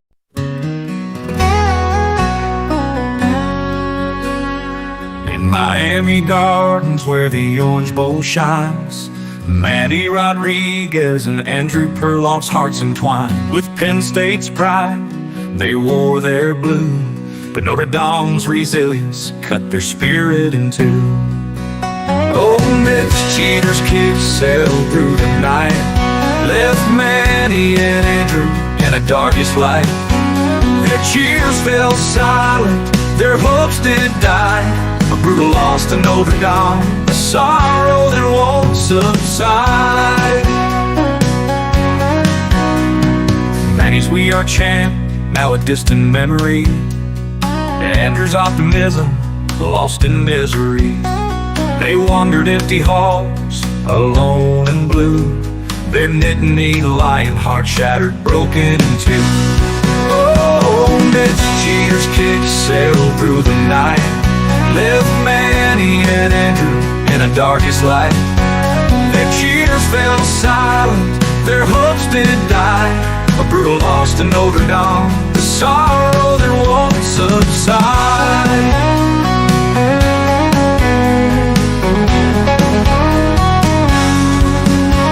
They questioned every play, every call, wonder what could have been through it all.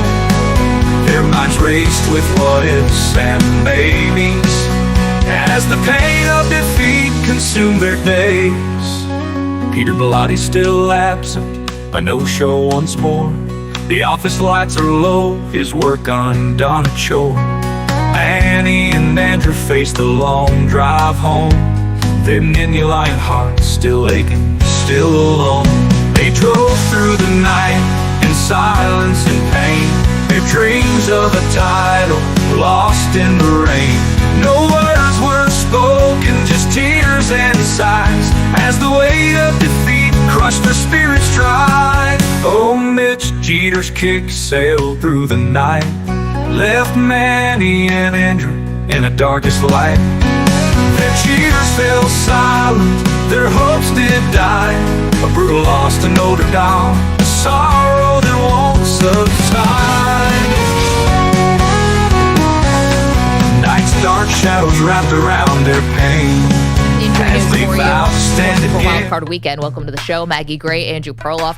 We saw he went down against the Browns, Pearl, but we weren't sure until yesterday. Zay Flowers, talented second-year wide receiver for the Ravens, is going to be out against the Steelers in this division matchup here in the first round. And this is massive because Zay Flowers, first ever wide receiver from the Baltimore Ravens franchise to ever make the Pro Bowl. I mean, you cannot understate what he means to the offense. And I think he was looking for a little redemption of how badly he played in the AFC Championship game with some key mistakes. I think he's had to have been chomping at the bit to get back into the playoffs to show that he, you know, can be like a primetime player or whatever. And now he's going to be out with a knee injury. This is a devastating hit for the Ravens.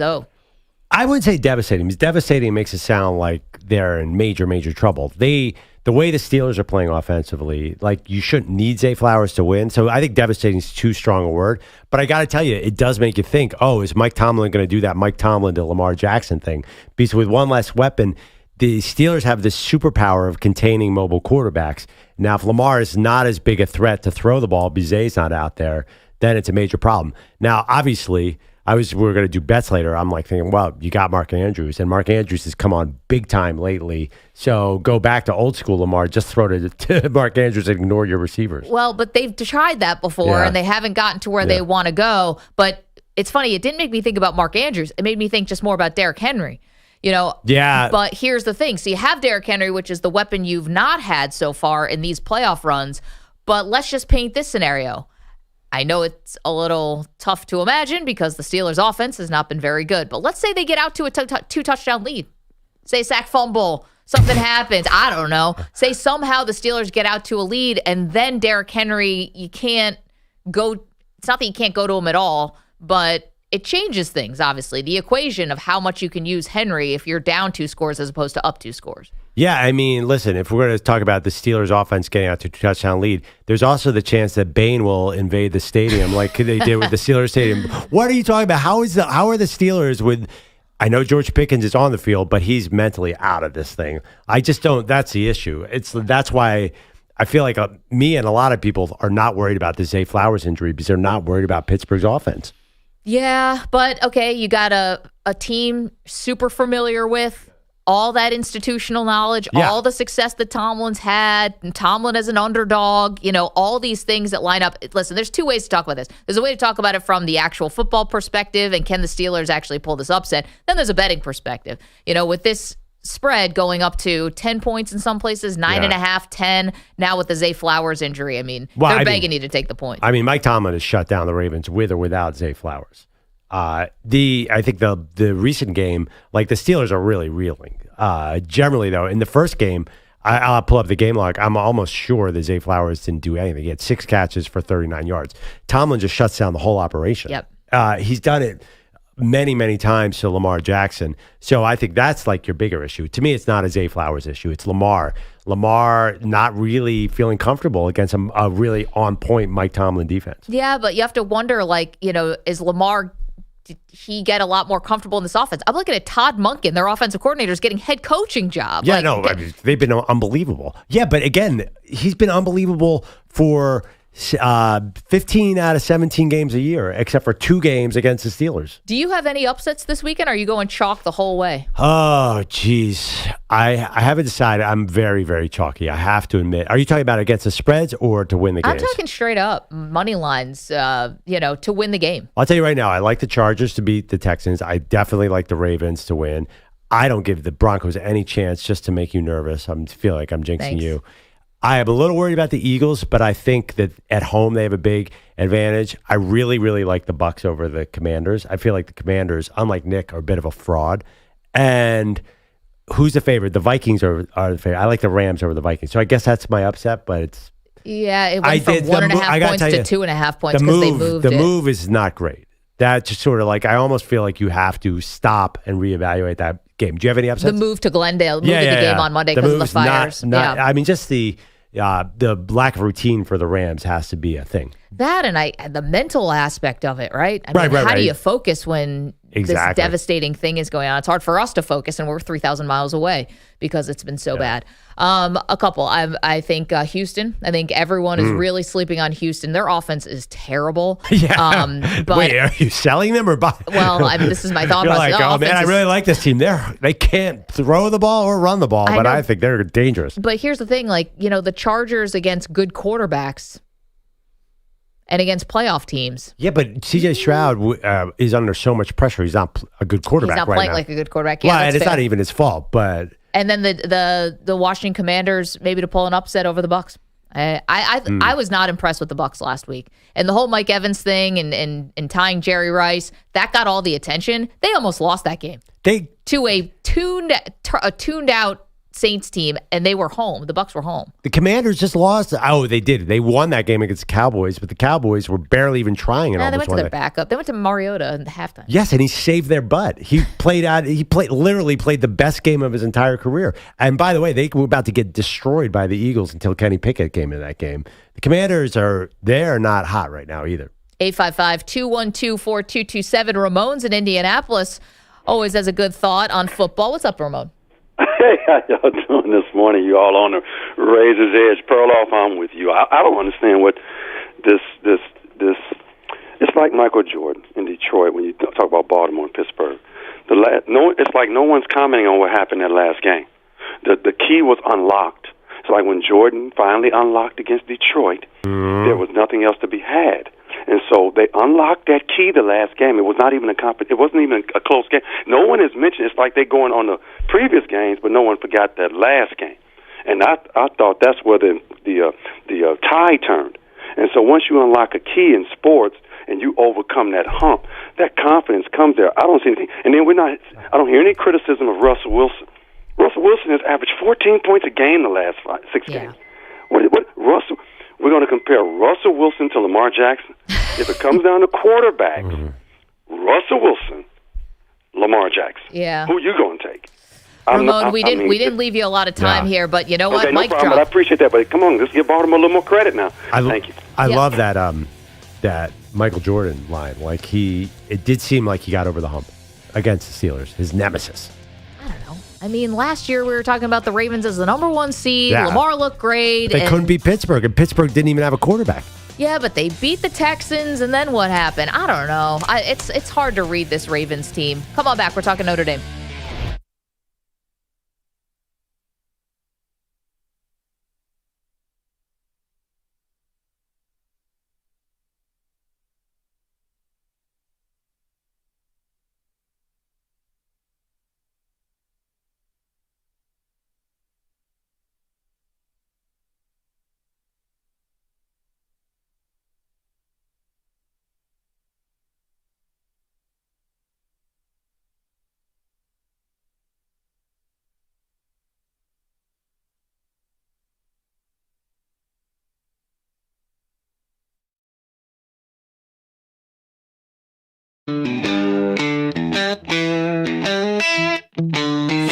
Andrew Bogusch, he's a man on the scene.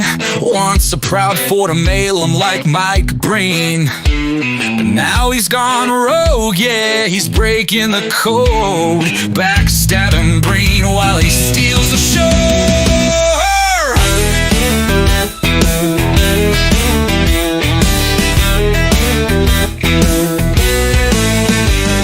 Wrestling is trash.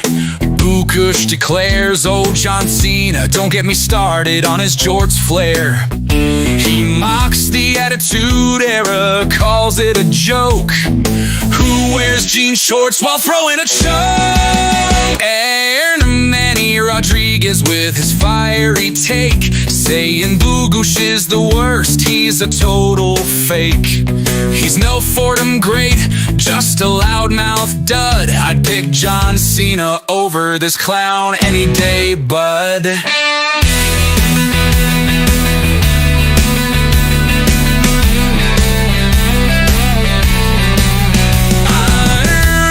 Rodriguez with his fiery take, saying Bogusch is the worst, he's a total fake. He's no Fordham great, just a loudmouth dud. I'd pick John Cena over this clown any day, bud. Enter Manny Rodriguez with his fiery take, saying Bogusch is the worst, he's a total fake. He's no Fordham great, just a loudmouth dud. I'd pick John Cena over this clown any day, bud. Susie Essman chimes in, sharp as a blade. Bogusch is softer than my tiramisu souffle. He's no Mike Wilbon, who's classy and wise. Bogusch, just a guy with delusional ties.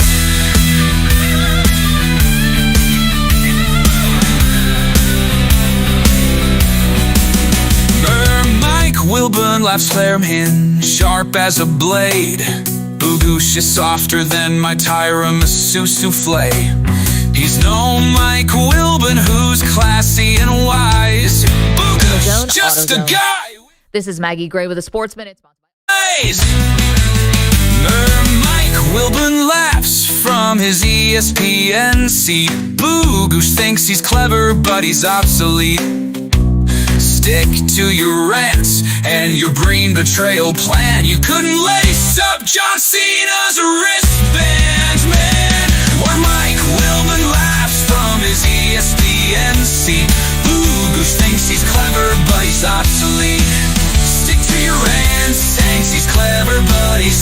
obsolete. Stick to your lace up John Cena's wristbands. Man, you couldn't lace up John Cena's wristbands. Man.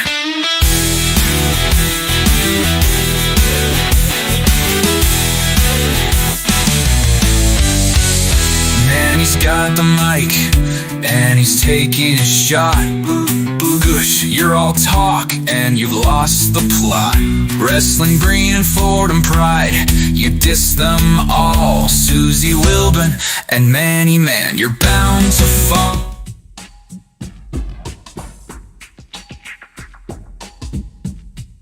.30 seconds remaining.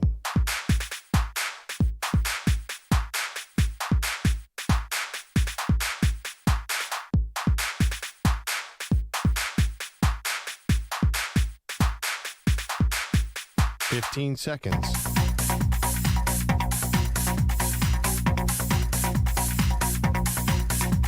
Break ends in 5 seconds.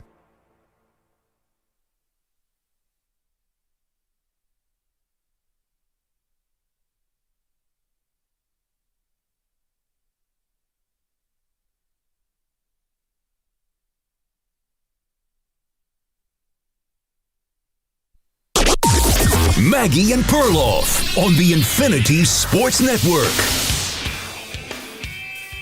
2nd and 8 for Leonard. Takes the shotgun snap, looking right, gonna throw wide open. He's got Greathouse, catches to the 30, cuts back in the 20. Jaden Greathouse is gonna walk in to tie the game. What a throwing catch! 54 yards. Leonard to Greathouse, and Notre Dame strikes back with 4:38 to go in the Orange Bowl. That was the Notre Dame Radio Network, and that was the most explosive play of the game. That tied the game, as you heard, with just under 5 minutes left to go. The ensuing possession, well, that was a Drew Aller interception that set up a 41-yard field goal for Notre Dame. They win it. They're playing for the national title. Wow. All-time game. All-time game. I thought the Arizona State-Texas game was a little crazier, a lot more ups and downs. This one was fun, though. Well, I mean, that Arizona State-Texas game was kind of non-entertaining until the fourth quarter. It was like Texas was in total control. That game was over, and then Texas just blew it, right? It was 24-7 until like 6 minutes left in the game. No, this one had wild swings. So Penn State gets out to a 10-point lead. Then Notre Dame goes on a 17-0 run. Then Penn State responds with a 14-0 run of their own. And then we just played for you the tying touchdown, and then I mentioned the interception that set up the field goal. But even without scoring, one thing about this game, there was brutal hitting. I mean, Tyler Warren's head almost went through the turf. And of course, because he's gigantic, he came right back up. And also, Leonard got a concussion. Like, these teams were smash-mouth football all over the place, and give them credit for that. You know what I'm hearing a lot of from you guys today? And I know we have the poll up right now at Maggie and Pearl on X. Did Penn State choke this away? I am not hearing a lot of James Franklin blame. You know, Perloff, whether it's you, Nick Kostos, who joined us earlier in the show from You Better You Bet, I'm generally seeing that Franklin seems to be coming out of this thing kind of unscathed, even though this now makes 13 losses in a row to top 10 opponents. Well, wait, it's top 5. Top five, because he got 4-20 against top 10. Because he just got a win over one or two top 10 teams. Was SMU and Boise both? I don't think SMU was. One of them was a top 10 team. So, but there's one, can't beat a top 5 team, and it's really Ohio State. But yeah, so the thing about James Franklin is they had a better game plan in the first half. They clearly solved Riley Leonard running the ball after Georgia. I mean, kind of obvious. We all knew that. And I thought their offense looked great. I thought, they have a quarterback who is totally shaky, and they made up for it completely with all these fun running plays. You didn't know they were going left, they were going right, they were pitching, they were doing short passes, and Tyler Warren was moving everywhere. That's the one thing. Like I know he didn't have a ton of yards, but he was quite effective in this game. So I give Penn State. I thought Colt Nickey, the Penn State offense coordinator, did a great job up until the fourth quarter, and then his gadgets fell short, and the lack of solid quarterback play cost him. 31 total points scored in the fourth quarter alone in this game. I'm not willing to put James Franklin off the hook here. I think you guys are. I'm not going to. That was a game you had a lead in a fourth quarter. And I understand that Drew Aller, the quarterback, threw an interception that is unforgivable, right? Unforgivable. But at the same time, you had options here, and I guess I'm going to sound like I'm playing Monday morning quarterback, but, to play that way more conservatively than you did. You had just handed the ball off on first down and got a first down. Now, all of a sudden, calling these pass plays with 33 seconds left, I understand you want to get in field goal range to try to kick the walk-off. But at the same time, Drew Aller threw 3 total picks in this game. 2 of them, luckily, got called off because of a penalty. And this one obviously stood. I thought that he looked pretty shaky to now put the ball in his hands and ask you to go win the game when none of your receivers have registered a catch at this time in the game. I mean, come on. That's one mistake, but that's the mistake. Yeah, but do you think overall, like Notre Dame's coaching staff had a better game? Like, what was Notre Dame's plan for the whole first half? Honestly, if Abdul Carter just grabbed that fumble at the end of the second quarter, so many little things happened. I don't think like Notre Dame's coaching staff out X and O him in any possible way. One thing about Notre Dame's coaching staff, though, so when Riley Leonard gets knocked out of the game in that second quarter, you mentioned the Abdul Carter sack, almost became a sack fumble. It was on the backup quarterback, Steve Angeli. Who's probably a better passer than the starter, but go ahead. I think it kind of unlocked something there for Notre Dame. Maybe they're like, geez, we can actually kind of throw the ball a little bit more on Penn State than maybe we had thought. And I think they carried that over into the second half. Abdul Carter, though, for Penn State, as we have been telling you this morning, has officially declared for the draft. He is awesome. Probably going to need some kind of shoulder surgery, but, I mean, what an outstanding game he had, even in defeat. He was playing with one arm, and he was like taking it, doing everything he possibly could against Notre Dame, but ultimately not enough. He was great. And Nick Kostos and I agreed on it. I thought Drew Aller being shaky cost him the game. Right, so if you're James Franklin, why are you putting the game in his hands with 33 seconds left? Yeah, that was a mistake, but I'm not killing a guy for being aggressive. I mean, I get it. Like, are you really going to win the national title if you have the ball at the 30-yard line in a minute and you can't go for a field goal? Like, what are we even doing here? Like, I think you have to, at a certain point, have faith in your team. I mean, well, maybe you find a way to get lucky and win this game and then lose by 20 in the next round. Like, you got to have... They weren't that far away from a field goal. Like, it made sense to go for it. I understand what you're saying. And honestly, it was uncharacteristic. Drew Aller never throws picks. Usually you trust him not to throw picks. He's got one of the best TD to interception differentials in the country. He usually does not throw that pass. Probably the moment was too big for him. Yeah, I mean, it was a crazy pass. He said he was trying to dirt the ball. I've never seen a quarterback try to dirt a ball by throwing it up in the air in the middle of the field. It's not generally how you do that. But listen, if you're James Franklin, do you really think that Drew Aller's going to throw a pick in that situation? It's not like him at all. No, but it's everything kind of wrong that quarterbacks can do. You're under pressure. You're throwing the ball. You have no idea. You can't see, and you're late. You're off your back foot. You're in the middle of the field. Like, it checks every negative box. Generally, he doesn't do that. That's why I thought Franklin thinks he normally would not make a play like that. And he didn't all night. Like, I mean, Riley Leonard was definitely throwing it in. Well, actually, he did have 2 interceptions that were PIs, but both were legit PIs. One, the first interception, the cornerback just pulled the receiver out of the way and caught the ball. So anyway, regardless, I'm not going to kill James Franklin for that. And I just think they didn't have the quarterback. Like, and neither team had a quarterback, by the way. But Aller was the better quarterback. Like, on paper, Penn State was coming into the game with the better QB. Aller was the better prospect, that's for sure. I mean, he was the number 1 recruit, but he has not played well in the playoffs. There's no doubt about it. Look at his numbers. They're terrible. We are asking you on X, did Penn State blow it last night? 62% are with me saying yes, although I just feel like that's not the sentiment maybe in the room. 38% saying no, Notre Dame took the game. While we're talking about James Franklin and Marcus Freeman and the coaching matchup here, can I also bring up, besides James Franklin, another coach who may have taken an L last night? Ooh, I'm curious. Brian Kelly said that he didn't have the resources at Notre Dame to win a national championship. Reasonable minds could disagree on that, considering the team is playing for the national championship 2 years after 2 years after you left the program. I don't know if Notre Dame's going to win it all. It's going to be an uphill battle. Early look ahead lines, they'd be an 8.5-point underdog against Ohio State. They'd be a 2.5-point underdog against Texas, according to our friends at DraftKings. But Pearl, does Brian Kelly look bad now that Marcus Freeman, his replacement, is taking Notre Dame to the title game? Yeah, I guess so. But I don't know. I mean, he's got bigger problems. It's funny. I don't even I'm not really thinking much about Kelly anymore. It didn't even dawn on me. Yes, I guess he does look bad, but I mean, come on. He's got a lot of issues here at LSU. Like, I don't even think about it as much anymore. You see him as a big L here? Maybe not. The biggest L goes to Franklin, obviously, because they lost the game. I think Brian Kelly gets a lowercase L. The other way that James Franklin gets an L is because you poo-pooed this because you're not a big bulletin board material guy. Just sort of in general, you think that's insulting to players. Like, they try harder now. Oh, there are cases where it works, but I understand what you mean. Okay. But generally, you're not a big bulletin board material guy. Generally, yes. That's a fair statement. Okay. I feel like this is deposition.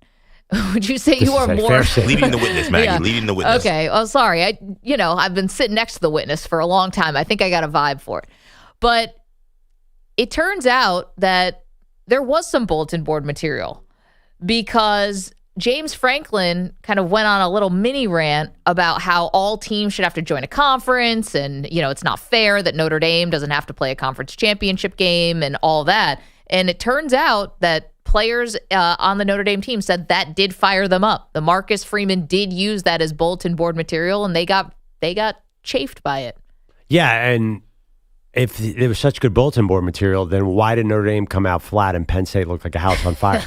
Maybe he used it at halftime. I don't know. Yeah, he put the bulletin board up there at was all right, guys, we're getting our butt kicked. Do you guys remember last week at the press conference? Coach, do you have any more advice on how we cover that big tight end? No, let's talk about the press conference. Remember that part? Yeah, right. If it was last bulletin board, Thursday. If it was off week, it was during the week bulletin board material. It sure didn't work because Penn State came in, ran right over them like they weren't even an obstacle. What I found interesting is that the players said that Freeman came in angry during their meetings and practices after that. That it maybe it did not motivate them, but Freeman was upset apparently, or at least he was pretending he was. Yeah.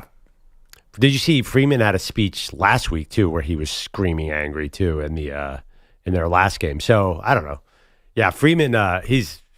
Talk about a high Q rating. That guy's got to figure it out. If he's using it for bulletin board material, then I will support it because he can do no wrong right now. No, he's ascending here. One thing I got to give James Franklin credit for, by the way, you said he took the big L. He came out before halftime and he said, I'm really worried about that field goal and I'm worried about the middle part of the game. He may not have been able to do anything about it, but he accurately read where the game was going and told the sideline reporter. He knew exactly what was happening. They had an opportunity to win the game in the first half, and I think he knew that, not that they blew it, but they made it a lot more dangerous. He was very aware of what was happening, and I think he was nervous. I think he thought Notre Dame might be a little bit of a better team. Well, you probably are thinking, wow, this backup quarterback just came in and looked pretty comfortable here. So no matter who comes out of the second half, whether it was going to be Leonard or Angeli, yeah. There's not a big drop-off here. If they have to go with the backup and he seems like he's zipping passes all over the field, we're still going to be in for a dogfight. Yeah, I thought, and this is just optics, I thought James Franklin looked somewhat in control of that game, in the sense that, like, he didn't look like a deer in the headlights on the sideline by any means. He didn't look confused. Like, I feel like he was quite settled. I just don't think his team was really good enough. So I know I can't believe I'm doing an apology tour for James Franklin, who I've always ripped for not winning the big game. It didn't seem to me like he came up small. They just lost an all-time game, and by inches, too. This is different. Against Ohio State, they usually completely no-show offensively. Well, they had a lead against Ohio State this year, remember? That game was not that close, was it? I mean, was 20? They had a lead, but they couldn't do anything. They got totally shut down in that game. I think you're being generous here. 855-212-4227. Do you think this was a good year for Penn State? Now, that's a good question. Listen, they were in the Final Four. So how do you say that's objectively a bad year? Yeah, I do not think it was a bad year. year. But again, you're still looking at, 13 losses in a row against top 5 teams, 4-20 against top 10 teams. Franklin himself has done no favors by losing again. It's funny, EJ and I, right before the show, we were wondering, like, all these losses against top 5 teams, right? This James Franklin bad record doesn't seem to have done anything to recruiting. Like Penn State is Well, that's still because strong. The only reason that they're this good is because he's such a good recruiter. Like otherwise, they would be just. I think they're in danger of being an average team. Well, it's still a big deal, I think, to get recruited by Penn State. Is it? I do think It's just so. I don't know. Over the last, listen. When's the last time they won a title? I know. But What was it? 83. this is the thing, though. I think it's still a big deal to get recruited by them. I think I think it changed after Paterno. I really do. I think that's scandal, and I think James Franklin and Bill O'Brien. Bill O'Brien did a nice job, but I think James Franklin really took this program to the next level, and I think the guy can recruit. There's no doubt about it. He almost got Justin Fields to go up there. 855-212-4227. Is this a good season or a bad season for Penn State? I mean, Final Four, you got to say good, but I don't know. You see it like a blown opportunity. I do. See, I don't think Notre Dame's not. I don't think this is not an all-time team. I'm giving them their flowers, but this is not an all-time team. You should have had this one last night, in my opinion. Yeah, I hear what you're saying. I think that Penn State played really well against Oregon in the title game. I just don't think they're quite there. I don't think they're the best team in the country. So I'm not going to kill their coach.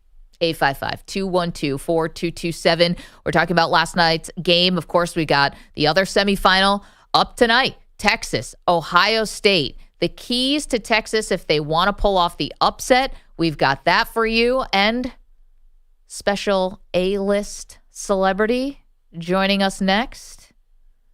We do it all in just moments. Don't move. MMP. You're in a 5-minute break.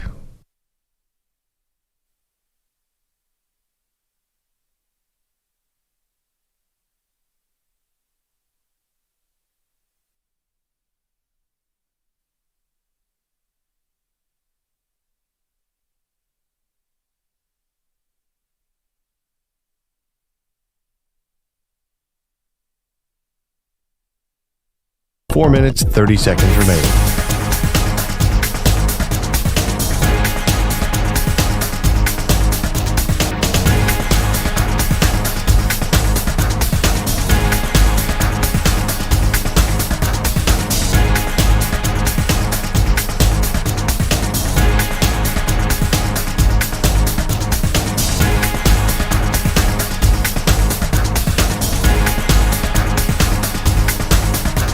Four minutes remaining.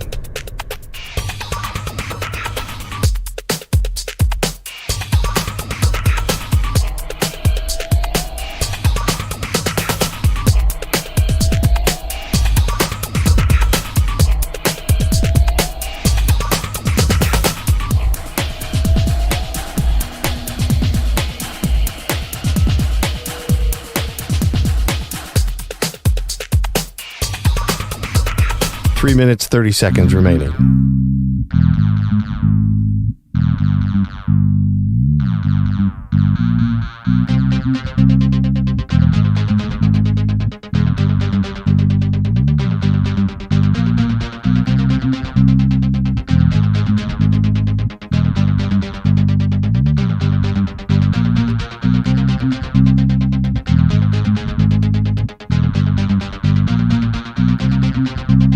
Three minutes remaining.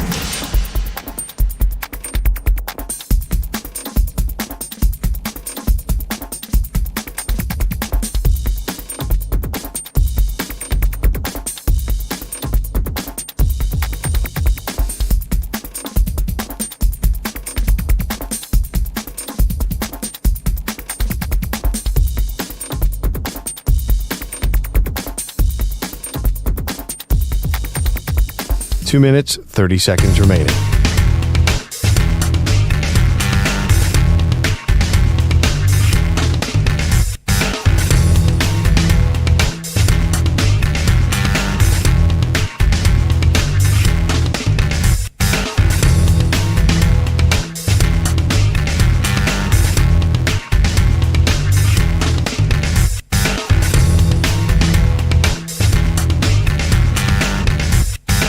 Two minutes remaining.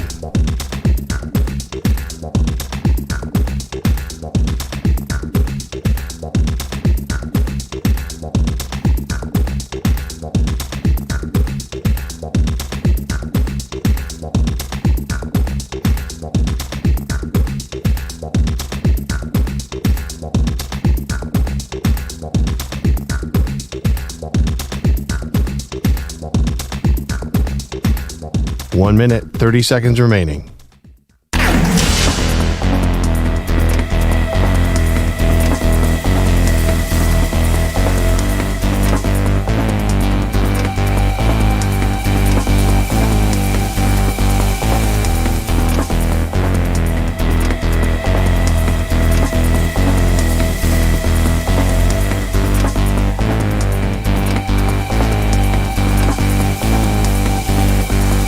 One minute remaining.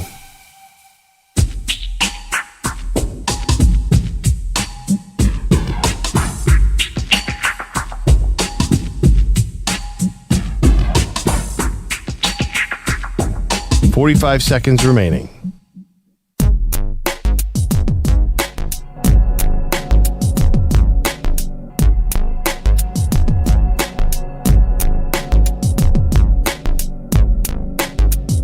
$30 seconds remaining.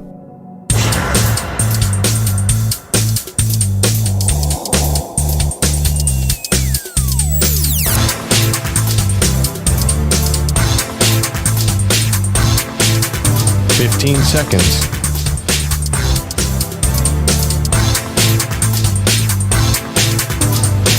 Break ends in 5 seconds.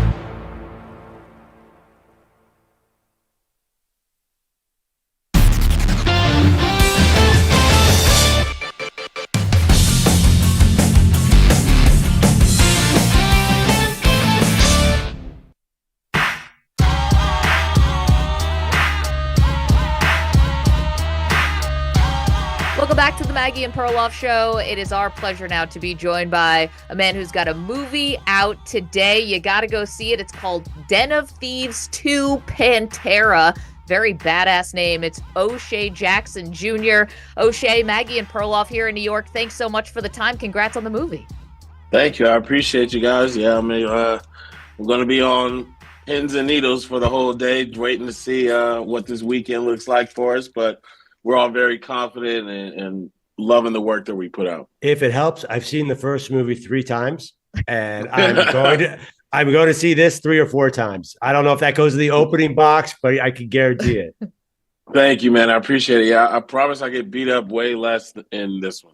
Well, we're happy to know that. I mean, no spoiler here, but you are kind of the mastermind bad guy in the first movie. You are the one who pulls off the bank heist. Now you're back to rob some jewels, some diamonds, and you're in Europe and you're doing it. I'm curious, we'll get to the sports stuff in a minute because we know it's a big sports weekend, but for the acting part of this, when you're playing the villain, there's a couple ways you can play. You can go really big, you can go a little more subtle. How did you approach being the bad guy?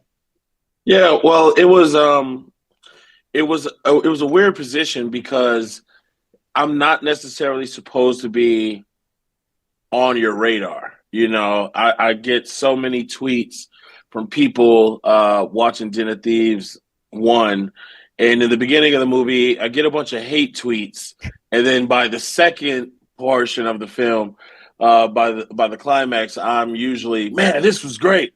Oh man, you did such a good job. But I would love to do a film where I get to really kind of be a bad guy. My father is known for his frown. I'm known for my smile. And when the bad guy smiles a lot, that's usually a very good bad guy, So I would love to do that a little bit more. But in this one, the whole dynamic of the film changed from being cops and robbers to more me and Gerard in a buddy action film. So I got a screener, and I've seen the first half. There's an accent. Tell me about that. How when you had to do that part, how was that? It was a big leap as far as something that I've never done in my career, but I had it takes a village for you to take on an accent and a whole different persona. And my dialect coach, Erin, she worked on Black Panther. And so they made sure that I had, the best tools I had in my arsenal, my French teacher, Serena, and just getting down the Serbian and French on top of the dialect that I had to use. It was a new challenge for me, but I can't stay in the same tier for too long, man. We got to bump this up to A-list. O'Shea Jackson Jr. I mean, many would say already A-list. You're saying your dad is known for his frown. People don't know your dad is Ice Cube. You are such a staple on the LA sports scene. We saw you at WWE event. You were all over Netflix the other night. but you are a diehard LA sports fan. Who is like the biggest athlete in LA right now? Is it LeBron? Has Shohei taken some of his shine? Who's the number one? Oh man, that's hard. It's definitely between LeBron and Shohei. LeBron obviously was able to bring the city a championship, while Shohei was on that other LA team. The Angels. They're technically Anaheim, but no. LeBron was able to bring us a championship alongside Anthony Davis. But we were in the pandemic, so we couldn't necessarily get the parade that team deserved. And then Shohei's just on fire right now. He's got the entire country of Japan behind the Dodgers. As long as they're both LA, bro, they can equal stardom with me in my book. All right, there are some people, maybe some people talking to you right now, who are skeptical of the bubble title. What do you say to people who say it doesn't count exactly the same for the Lakers? I mean, as a fan, I have no input on the game whatsoever. It's just loud. That's your excuse. Everybody had the exact same playing field. It was equal playing field. And if anybody but LeBron won, no one would be talking about this bubble nonsense, bro. We all had fair game. We all had fair ground, especially those Clipper players who try to act like, oh, we didn't really want to be there anyway. Yeah, that's why you were up 3-1. Get out of here, dude. You guys choked it off. It is what it is. Clippers gonna clip. That's just how the world is. And we have a saying back at home, if the Lakers can't win, as long as the Clippers are going to lose. So.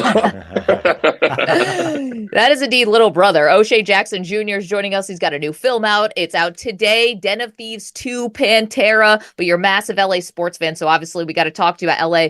It's interesting because obviously Sports Talk Radio, we talked a lot about Bronny. And we still talk a lot about Bronny. And, he's going into his dad's field. You are a little familiar with this. You're in the entertainment industry and show business. Your dad did that and does that as well. Do you have any advice for Bronny for how to blaze his own path and sort of step out of his dad's shadow like you have? Recognize that, the shadow concept can't be something that grabs your mind too much. Just recognize that it is about pushing that last name that you have further. And, with Bronny being selected, I couldn't be more happy for him, man. The advice that I would give him would be to, while your dad is such a historical part of the profession that you both are in, you have to make decisions for your own as well and recognize when to take the advice and when to do your own thing. There was a time during the first Den of Thieves where me being the character that I was playing in the first one, I'm not really filmed a lot. So it was a lot of days where I would come to base camp or to set, and I'm on set for 11, maybe 12 hours, and they don't get to my scene because they got to film Pablo Schreiber and Gerard Butler and other people higher than me on the call sheet. So I'm staying there 11, 12 hours and then, getting a knock on the trailer like, sorry, Shay, we might have to get to you tomorrow. Sorry, Shay, I guess we'll just have to get to you tomorrow. And this happened 3-4 days in a row. And I remember hitting my dad like, yo, is this normal? Like, this is crazy. They got me kind of just waiting around. I show up on time. I'm ready to go, but they never use me. And he goes, just go home. What do you mean? Just go home. You ain't got to do that. Just go home. So, Dad, what do you mean just go home? This is the Ice Cube move. I'm not Ice Cube. I don't have that stardom yet. I can't afford to do that. I got to earn the stripes a little bit. I got to show them that they can't shake me. And I feel that Bronny has already done that when the story came out that he didn't want to do the away games for the G League team, but then he came back and made the decision to go through the stripes with the team. And then his first away game, he put up 30. So, like, if you have those moments where you feel in your heart, no, I got to do this for me because it'll be beneficial for me in the long run, that's when you'll be where you're supposed to be. So more power to Bronny and the entire James family. What do you think of J.J. Redick so far? I mean, I love JJ Redick. I've been a fan of JJ Redick since he was giving people headaches in Duke. And the only reason why I'm a Duke fan is because of Kobe. Because Kobe told me that that would be the one college he would go to. It's always USC, always. But, JJ Redick, I feel like he is not too far removed from the game. I feel like he understands the new concept of basketball. And I'm loving the fact that he knows when to call timeout, because Lord knows Darvin Ham, I don't know if he thought they just rolled over to the next game or something, but good Lord, he would just save timeouts in the worst possible time. Like, oh, we just gave up an 11-point lead. Let the guys figure it out. Like, no, bro, stop momentum. So, I love JJ's plays after timeouts. The one thing that I do fear a little bit is that we're focused a lot on running plays. And I feel like we need to attack a little bit more, obviously more intensity on defense. When you pick up somebody like Dorian Finney-Smith, a 3-and-D guy, you want that.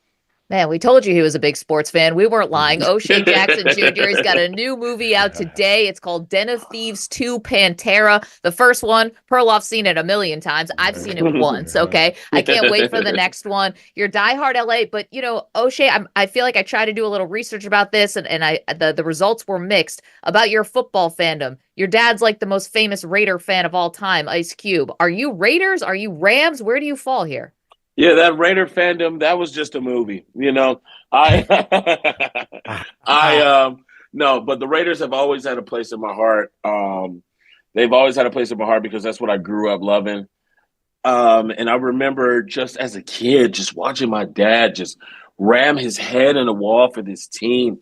And so it bothered me as a kid because I'm like, Mom, like, we're not even from Oakland. Like, what's going on? And they're like, they used to be from LA. And so, I did my own personal research and I realized, before they were from LA, the Chargers were from LA too. So does that mean that I can't go for the Chargers? Ain't they closer anyway? And so for a while I was going for the Chargers, LaDainian Tomlinson, Lorenzo Neal, Antonio Gates, and Phillip Rivers, the goodest quarterback of all time. And that was my team. That was my squad. And then when it came down to Los Angeles getting a team back in 2016, it was between the Raiders, the Rams, and the Chargers. And obviously for my dad, just because of how much I know it would have meant to him, I was really rallying for the Raiders to come to LA.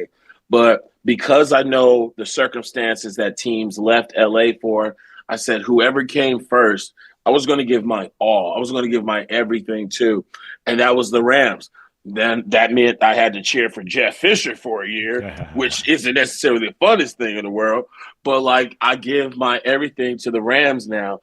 And, I give Raider fans a lot of crap because they're always so confused about, where my allegiance lies. My allegiance lies with Los Angeles and my Super Bowl winning Los Angeles Rams. I'm a Ram for life, unless they leave me like the Raiders keep leaving y'all. But as much crap as I talk, I am raised by the autumn wind, and the autumn wind is a Raider who pillages just for fun. He'll knock you around and upside down and laugh when he's conquered and won. Is this a tryout for NFL Films? You're going to be on there. Maggie hates when I do this, but I'm going to pull out my Kobe card. I went to Lower Merion High School, which, as you well know. Okay, go Aces.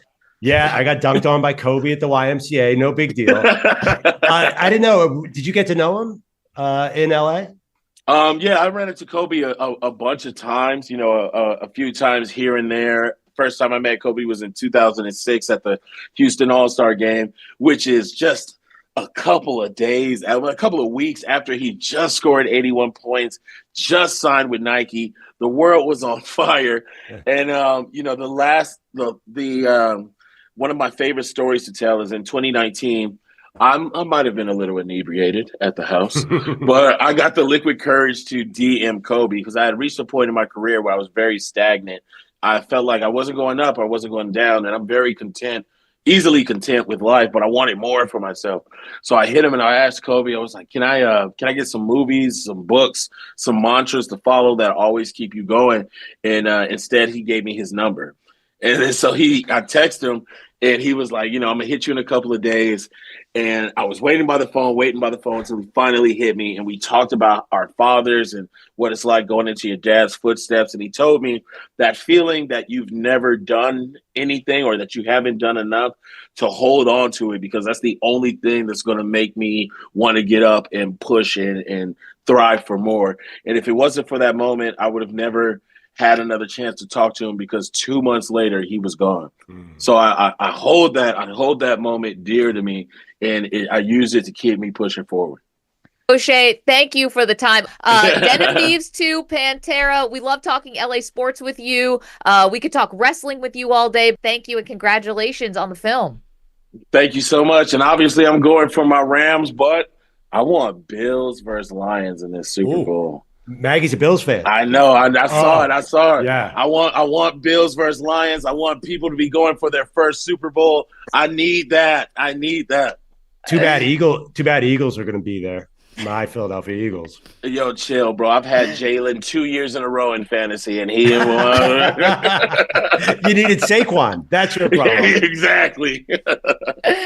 O'Shea Jackson Jr., Den of Thieves 2, Pantera. Thank you so much. Thank you. It's a really interesting question. Let's say we get there, Pearl. Just, entertain this with me for a moment. Say it is Bills-Lions in the Super Bowl. Yeah. Both are the underdog. Like, both are the franchises that have been sorry, that have been, associated more with losing than winning up until pretty recently. Maybe had some glory in the past, in the 90s with Barry, obviously, for the Lions, and for my K-Gun offense and Bruce Smith and all of them. Who gets to be the lovable favorite if it's Lions-Bills? Lions. Bills have been to multiple Super Bowls. Lions. 35 years ago. 100% Lions. I disagree. Bogusch is here with headlines. What's up, Bogusch? Guys, one more. But as O'Shea would say, chill, brah. Sounds better when he says it. That's so cool that he said that to me. I'm going to carry that all day. Go ahead, Bogusch. They were down 10-0, up 17-10, down 24-17, and then they were 27-24 winners. Notre Dame surviving Penn State in the Orange Bowl because Drew Aller threw a pick with 33 seconds left, and Riley Leonard turned it into Mitch Jeter's 41-yard tie-breaking field goal. Irish head coach Marcus Freeman. They executed it flawlessly. Nobody panicked. It was great communication. Riley kept everybody under control, and we knew we were in range where Mitch could make that field goal. Freeman is now the first black head coach, the first head coach of Asian descent to reach the FBS title game. Notre Dame trying to win its first title now since 1988. It is technically another top 10 loss for Penn State head coach James Franklin, but no regrets. We played our tails off tonight and really played our tails off all season. Obviously, we need to give Notre Dame and Marcus a ton of credit. They did a great job. We knew it was going to be a fourth quarter game and come down to a possession, and that's exactly what happened. But his team on the wrong side of that final score. Now, the morning after the loss, Penn State defensive end Abdul Carter, a likely top 5 pick, declares for the draft. Here is some news from the NFL. The Jets and Browns will join the Jaguars in hosting games in London next season. Lions offensive coordinator Ben Johnson scheduled an interview with the Patriots this morning, the Raiders this afternoon, then the Bears and Jaguars tomorrow. His coworker Aaron Glenn met about the Jets vacancy last night, the Saints and Raiders today, the Jags and Bears tomorrow. The night after taking their showdown with the Thunder, the Cavaliers fought off the Hornets last night, 132-126. Their win streak is now 12.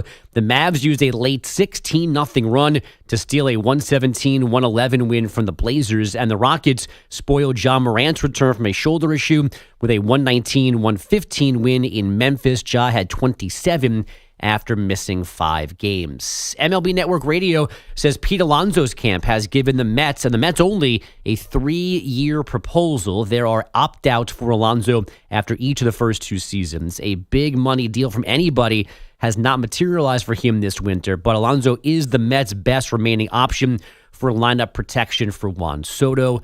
No deal is considered imminent at the moment. And since I've been taking shots at Manny all morning, let me finish with something positive. Meyer sending it back out for Jack Hughes. Stripped of the puck. Here come the Rangers. They have numbers. Riley Smith, Carrick on his left. Smith moving in across. Carrick scores!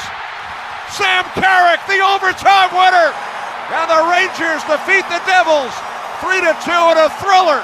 Manny Pucks is happy. Kenny Albert on Rangers radio. That was nice of you. Manny's been crying all morning because Penn State lost to Notre Dame last night. We've been feeling bad for him.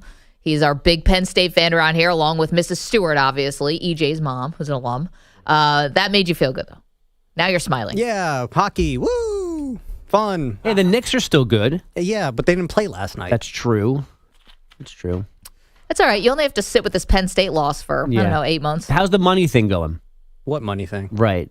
And the girl. Oh, my God.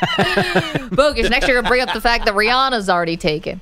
Oh, damn it. There's also that. I know. Manny can't catch a break. I mean, you're more likely to have James Franklin win a big game than you ever talk to Rihanna. Are you sure about that one? What happens first?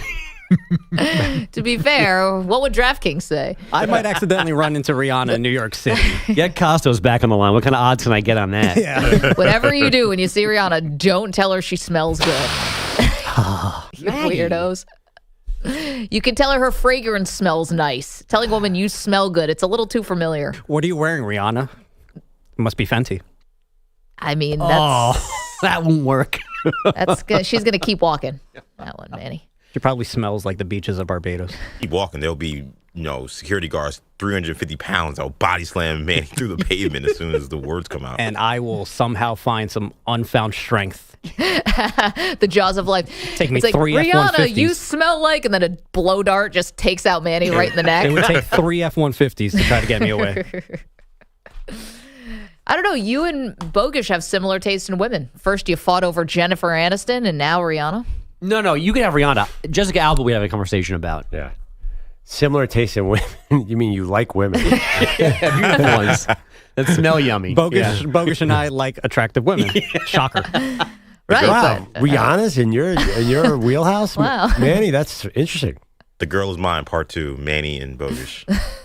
I do think it's surprising that 27-year-old Manny and 44-year-old me are fighting over Jennifer Aniston. That's a compliment to her that she... Multi-generational. Yeah. Yeah. Classic. Yeah, that's the power of friends. That Manny is watching for the first time on Netflix. That Bogusch saw first run. Yeah. On a TV with commercials. And I had to wait till the next Thursday to find out what happened with Rachel Ross. Was that before or after you parked your dinosaur? I was still on my dinosaur watching. Comfortable seat. Streaming? Yeah. By the way, what happened at the end of Rachel Ross? I saw them. She got on the plane. Did they end up getting married? She got off the plane. They got married, right? We don't know that, but she got off the plane. They got married more than once on the show. At the very, very end, they end up together, right? Were they just like actually don't hurting even for know. material? I'm not a Friends person. Yeah, it didn't end well. Yeah, the ending was Paul Rudd showed up in the last episode. I know that. He was in the last year of the cast. Yes.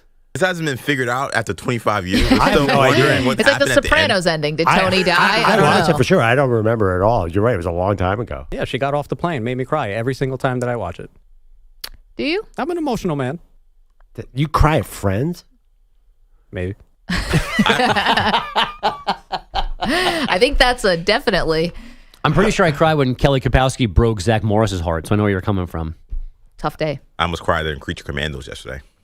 Oh, my God. You should say things to yourself sometime. Very emotional show. That went out over the air. I also cried last night after watching Drew Aller throw the interception in the fourth quarter. You weren't the only one. James Franklin, at least he's rich. I mean, Nick Kostos was saying, he joined us. He's like, I don't feel bad criticizing Drew Aller. He's a young guy, but he's filthy rich. Yeah. Has this changed now with NIL? Thank God for NIL and Drew Aller. So that's a great point by Nick. Like, don't feel too bad. The guy's got $10 million in the bank. Coming up, we will make our picks for NFL Wild Card Weekend, folks. Thank you. Do not move. M&P in moments. You're in a 5-minute break.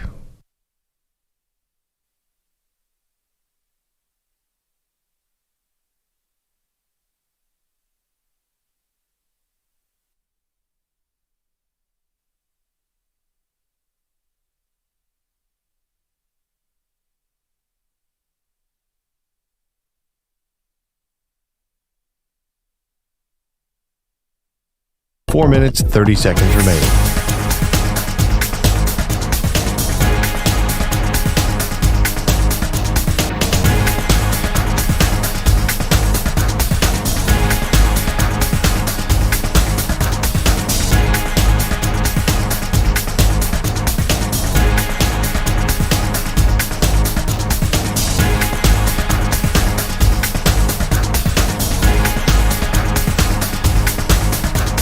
4 minutes remaining.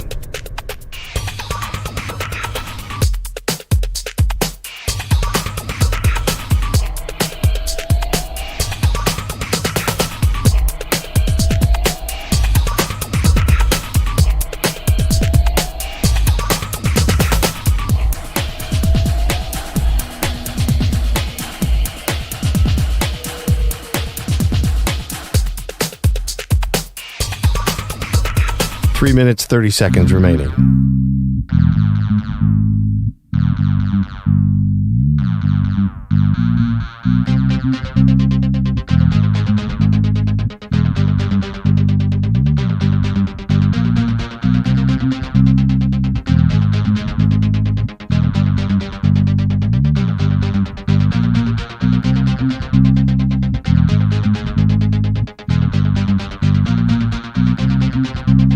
Three minutes remaining.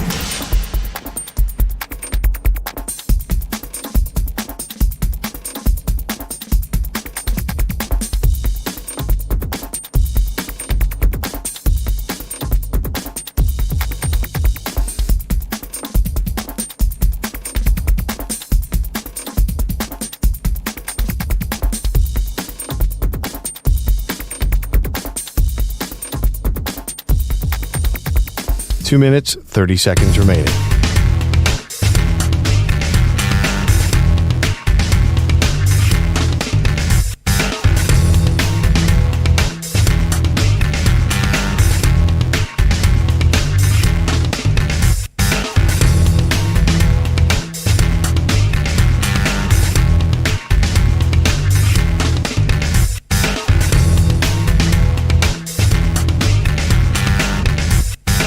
Two minutes remaining.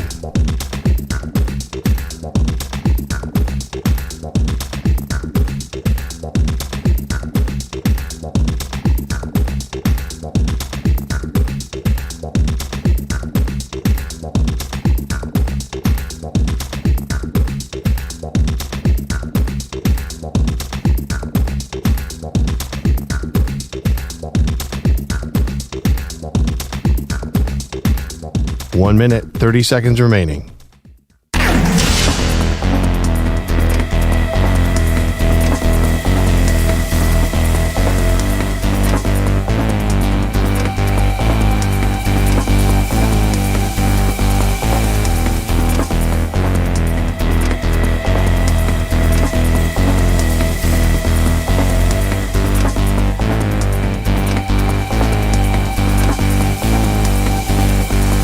One minute remaining.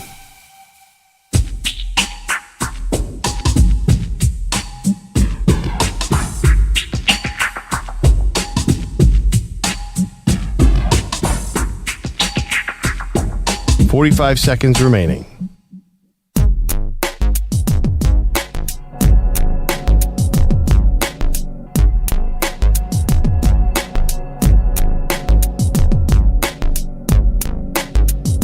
.30 seconds remaining.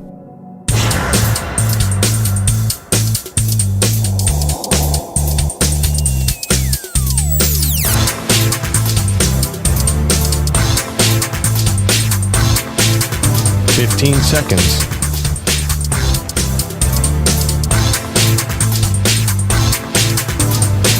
Break ends in 5 seconds.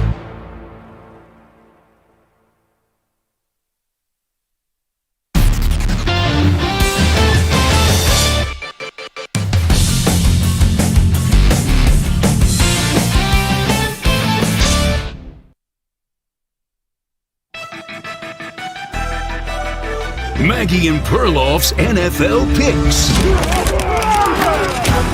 Welcome back.